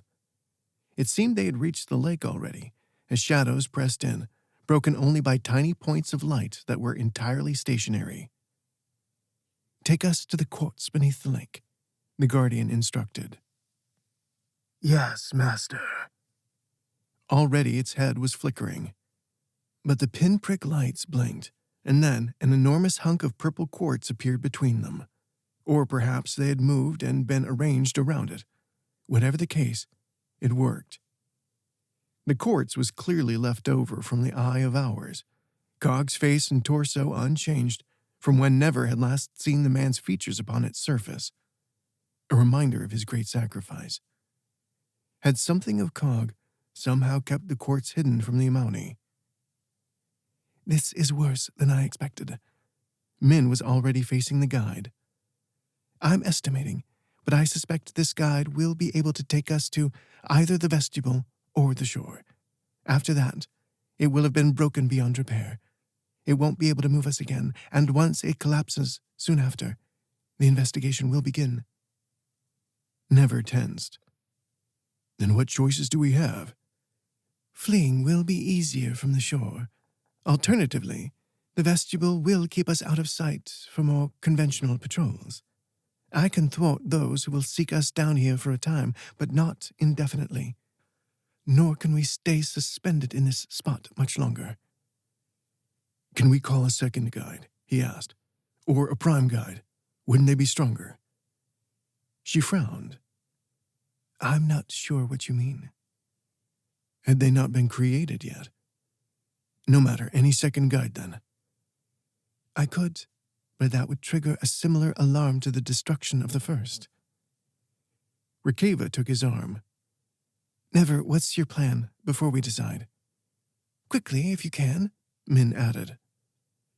While Min works on a Farasa, I'm going to feed as much of my blood into the quartz as possible. Once this piece of the eye is reawakened, we're going to touch it again. Exactly the way we found ourselves here is the way we'll return. She frowned. Is that... How do you know it will work? A mixture of what we saw when Cog interfered with Olexon's plan, Ikansasia's memories of the way blood was used in the construction of the original, and my own instinct, he said with a grin. It was as much an expression of bravado as any true confidence. But despite his doubts, the half-dozen ways it could all go wrong, something about his plan seemed right. Anything you want to add? You know better than me, I trust you. Good, the guardian interjected, her gaze still upon the guide, which was, for the moment, still in one piece. You must choose. The vestibule, Never said. We need privacy. She gave the command, and the darkness was replaced by a tiled chamber, its white and red colors tinted somewhat by the purple quartz. He called the crimson fire to his fists as Min knelt to work on a Farasa. Tell me if the guide fails, she said. We will, Rikeva replied. Never sent twin flames into the quartz, though for the most part he was feeding it blood. The quartz darkened immediately, and a little steam rose. He eased off, decreasing the ratio of flame. Blood was more important. It was his blood that would save them. Memories from thousands of lives flowed through him.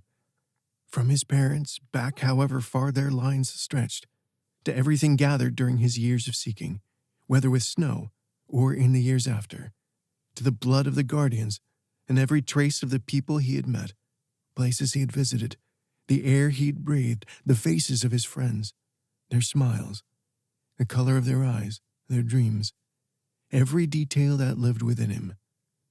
And all of it, supported by the feathers given to him by Ione, the great phoenix. A history so vast therein that if a future had to be rebuilt for he and Rika to live within, surely the Eye of Hours had all it could ever need. And if, as a smaller hunk of quartz, it instead only needed clear pictures of a place to cast only the two of them back toward, then he'd given all it would need. All that remained was for Rika to carry him to the quartz once he collapsed. If the shard could hold itself together long enough. Faint cracking sounds rose, but he couldn't stop. The quartz needed more blood. It needed nearly every drop if there was a chance of success. "Isn't that enough?" Rikeva asked. "I have to be sure," he said, and it was already difficult to speak between breaths. "Once I fall, you have to carry me there. We'll touch it together." "I will." Blood was still pouring forth, more than ever before.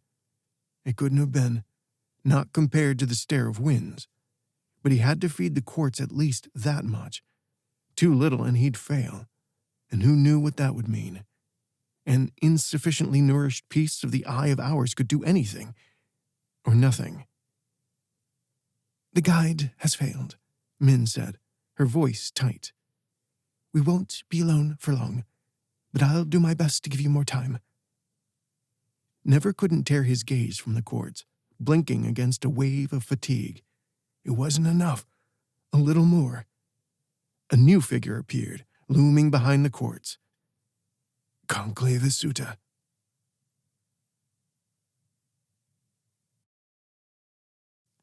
Chapter 33.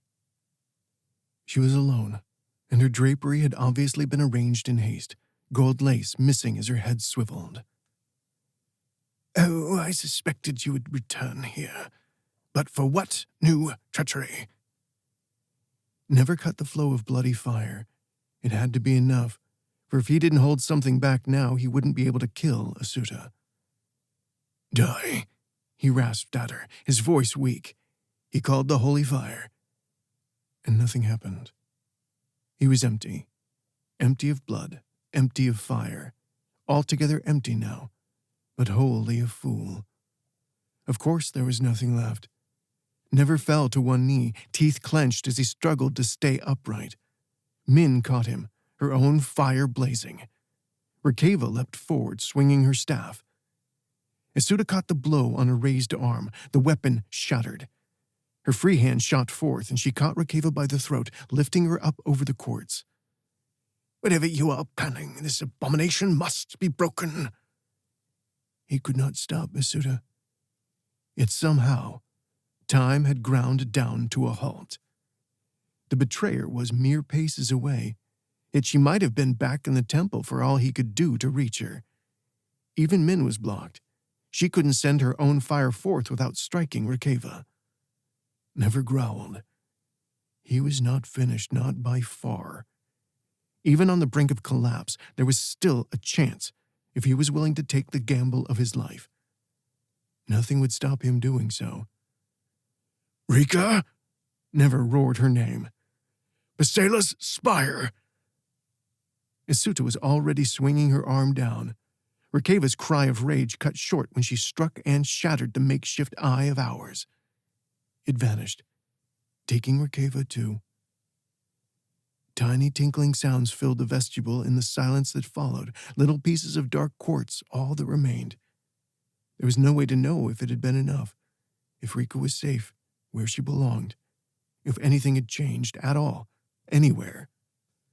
No way to follow her with what was left in the vestibule either. But there was time to take his revenge. Never let his Stakolin side free, even as Isuta glided forward. The woman brushed off Min's blue fire, her drapery suffering not even a singe. He leapt to meet her with a snarl.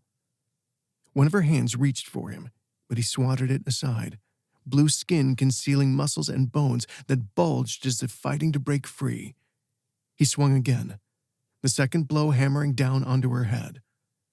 Something snapped, just as the bite of steel cut into his side. Only, it was no deep wound. The pain was nothing, never swung again. His fist smashed deep into Asuda's body, stopping any further attacks, stopping any further movement as he kicked her down. He continued to rain blows upon her prone form, again and again. Sweat soon dripped from his face. When he could no longer lift his arms above his head in order to swing down with more force, he began to stomp on her. Blood was already soaking through the fabric. New vitality surged through his limbs merely at the sight. He bent to tear through the drapery with clawed hands, and froze.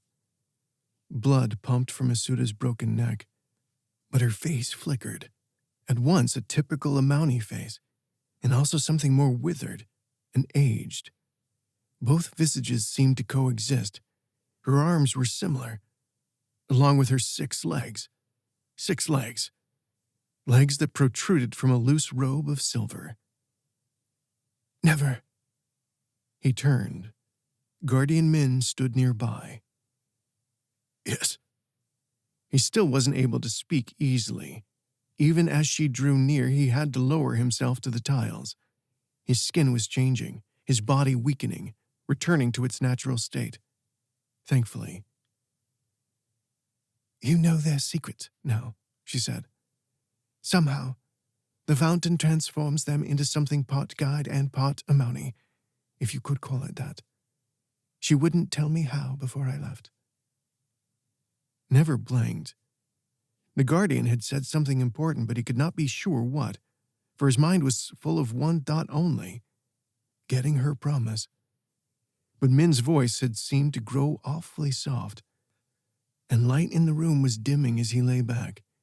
Even his breathing was shallow. He had to tell her, had to explain his plan, had to find a way back to Rika.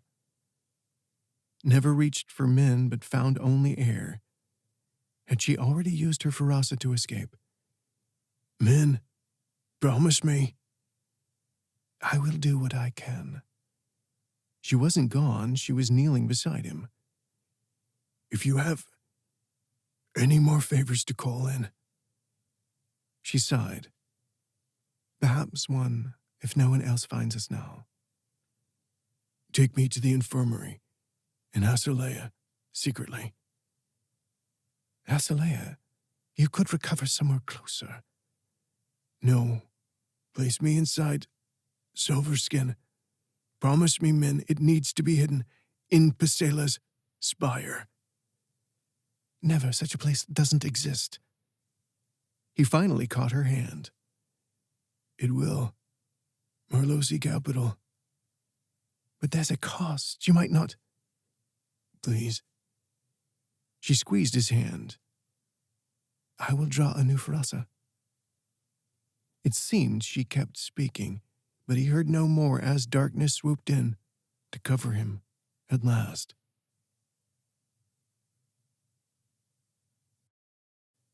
Epilogue.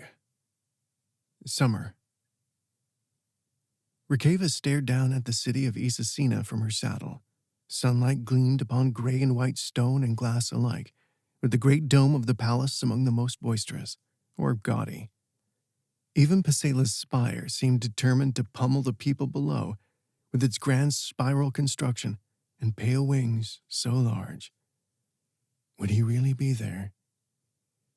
His voice echoed in her head, long weeks later, a shout of desperation. Luckily, his 3 words reached her before Asuda destroyed the quartz. Damn fool that he was, never seemed to have a plan. She nudged her horse down toward the city. And now I'm finally here. After splashing into the cold lake, after climbing free to find the temple trivium empty, and finding no sign of evader there or anywhere else, Rikeva started north. She spent her time trying to decide what never had meant. It consumed her in a way that cut into relief at a safe return. At the fact that nothing had changed for the worse. Home was still home. No one lingered near the temple, and evidence of Olixon's decay had not just up and vanished from the lands, but at least those she passed on the road, those she purchased a horse from with her Amouni coins, they were all regular Marlosi people whose memories matched her own. Finally, no hateful, small-minded Amouni flew overhead, their tedious gaze gone forever now. If she was being honest, bearing their disdain each day had been beyond tiresome. The urge to lash out was a constant companion. How many times had her knuckles whitened on her staff? Killing Sarian had been a welcome release in some ways. It was hard to admit how much their sneers had bothered her. Father would have been disappointed, and he would have been right. Who cared what long-dead monsters thought? My worth has nothing to do with them, she had told herself as she rode. And when the capital finally came into view, her supplies running low but her impatience riding high, Rikeva could have leapt down and sprinted the final distance. A strangely satisfying mix of belligerence and hope had her leaning over the saddle, murmuring encouragement to her mount. Inside the city, she forced herself to keep the people before her in mind, despite their sometimes meandering pace, forced herself to give way to wagons and imperial soldiers whenever needed, until finally she reached the spire. The courtyard was full of stalls, where the faithful worked in their pale yellow robes, voices full of cheer. Rikeva dismounted, giving her mount a pat, before handing the horse off to a stable hand and approaching the doors, where silver figures of Pesela waited. More silver. After so long surrounded by so much of it, mostly wrapped around insufferable Amouni, not having to see the color again wouldn't have been such a bad fate. A young woman greeted her with a smile. "Welcome. Can I speak with the High Priestess? I'm Rikeva. She will know me." Her smile widened. "You're responsible for the cure." "Not wholly." "Please wait inside," the woman replied, her smile only widening. "I will send a message, of course. I'm sure the High Priestess will see you at once." Rikeva thanked her, following through an arch to the waiting room. There she took one of the bench seats that faced Pesela's statue in the wheat field, the same one she had sat before with Never, not so long ago. It felt much longer. While Rikeva waited, she went over the conclusion she'd arrived at not long after buying her horse. Based on what she and Never had learned at the infirmary, there was no other possibility. He was here, providing his gamble worked. In time, footsteps echoed along the floor, approaching swiftly. Rikeva stood, only to find the High Priestess herself jogging toward her, braids swinging. The tattoos on Jardila's bare arms brought Min to mind. Had the Guardian survived whatever chaos followed after the second Eye of Hours was destroyed? Had Never. He liked to play the fool, but underneath he always had a solution. "Rikeva, I cannot believe my eyes." Jardila offered a quick embrace. "We thought you and Never were lost. Is he coming? Let me arrange for refreshments." Rikeva smiled but caught the High Priestess by the hand. "That is why I'm here. I need your help." "You saved us, not only at the temples, but with your archblossoms. Anything I can offer, of course. Has something gone amiss?" "It's Never. You have to take me to the Silverman. But I'll tell you on the way." She did her best to explain everything to the High Priestess as they ascended the spire. It was a long tale, but when they finally reached the chamber where the Silverman waited, Rikeva dashed to it, pressing her hands against the smooth surface. Something familiar lay within. Never. No doubt in her mind at all. Just by touching it, she could almost hear the hint of boyish glee in his voice whenever he said something clever. Jardila joined her. "How do we wake him? In all the years I have guarded this, before that, when I was an acolyte, It has not reacted to anything in any way, nor for those who led the priesthood before me." She frowned at her reflection, a little unclear in the silver. "I don't know. There are few we can even seek out for help. Never held the most knowledge of the Amani, after all." Rikeva leant her forehead against the cool surface. "I didn't think this far ahead. It's stupid. I just rode, hoping he was here. And I feel him. But there's nothing I can do." Or was there? She drew her belt knife, pricked her finger, and placed a hand against the silver. Warmth spread into her palm. Had it worked? Rikeva held her skin against the surface a little longer, then stepped back with a new tension, the tension of hope. "What is it?" Jardila asked. "I think." Rikeva held her breath. Silver began to change as she did. It was slipping away, like rain running down glass to reveal gold beneath.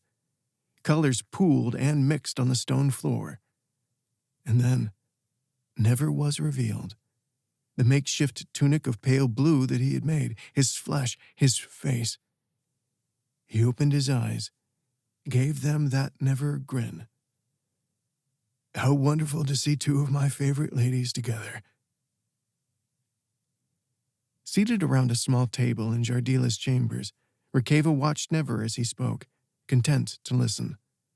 Most of the weariness he had been carrying looked to have faded while he slept, and though he explained feeling like no time had passed, in a way, it seemed he had woken from a long and restful sleep, rather than the nap he was describing.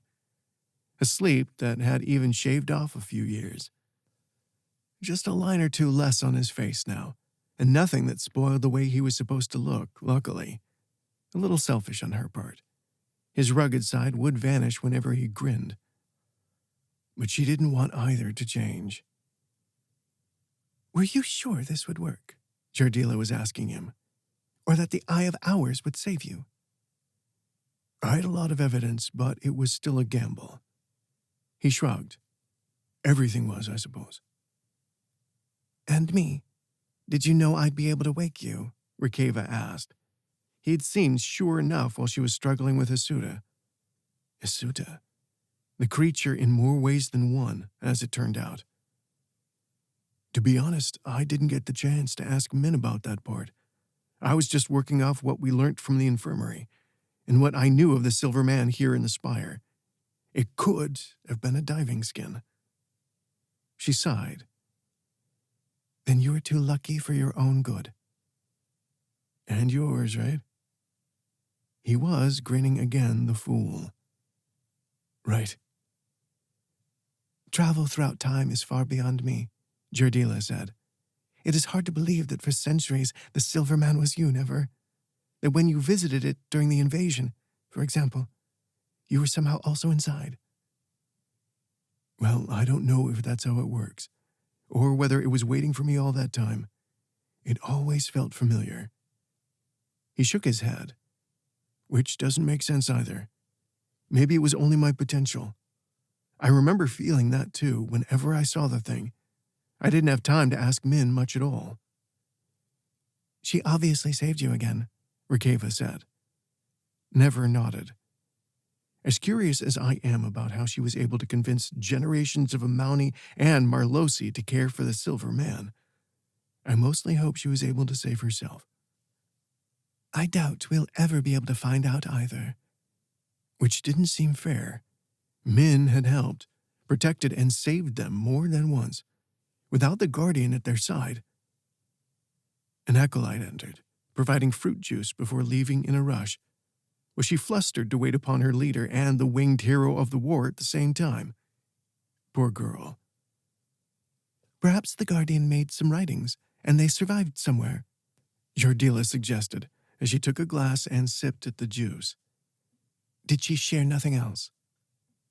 "Actually, one thing," Never replied. Min mentioned a cost, something that the healers didn't. Rikeva leant forward. "Do you feel any different?" No, I feel great, actually. It seems that nothing's changed at all. Never snapped his fingers. I can still... His eyes widened. What? This isn't... He pulled a knife and sliced into his palm, a frown following. I cannot summon the crimson fire. Any fire. Rikeva stood. Blood continued to pool. And it's not healing right away like it usually does. His tone had darkened. What about your wings? She asked. Never slowly lifted his head to meet her gaze. No. What? It's as if they're still here, deep inside, but I can't use them either. Jardila's voice was hushed. Are you telling us that all the abilities of your Amauni heritage are gone? He lifted his hand, the one he hadn't cut, the one that bore markings of a birch tree. Or had. Now it was just his normal tanned skin. I suppose that's the cost she wanted to warn me about. The High Priestess rose with an apology. Forgive my lack of manners. I should be organizing for your care. I will summon a healer. No need to rush, he said, his gaze a little distant. Blood dripped to pool at his feet. I will not be gone long. Jardila strode for the door, closing it behind her gently. Rikeva moved to stand before Never. We'll get them back. We'll find a way, I promise. He looked up, and now he was smiling. That might not be possible. What are you saying? Never took both her hands in his own. The calluses were rough, and one hand was warm from the blood. Try not to laugh, but I'm saying that I have everything I need right here. We're together. We survived. She stopped in admonishment, shaking her head. You... She laughed. You're really not disappointed? I am, but I also meant what I said. Sincere as he sounded, was he hiding his pain deep down, as he so often had? She squeezed his good hand. What if I don't want you to give up? I know you never. You won't be happy if you can't help people. If you really want, we can try. We can wander the lands together and maybe something will change. He smiled and leant close to kiss her softly. But I think I can be happy as we are now, you know?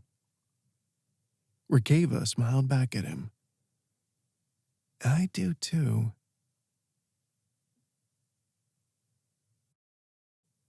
You have been listening to Blood of the Guardian, Book 9 in the Never series.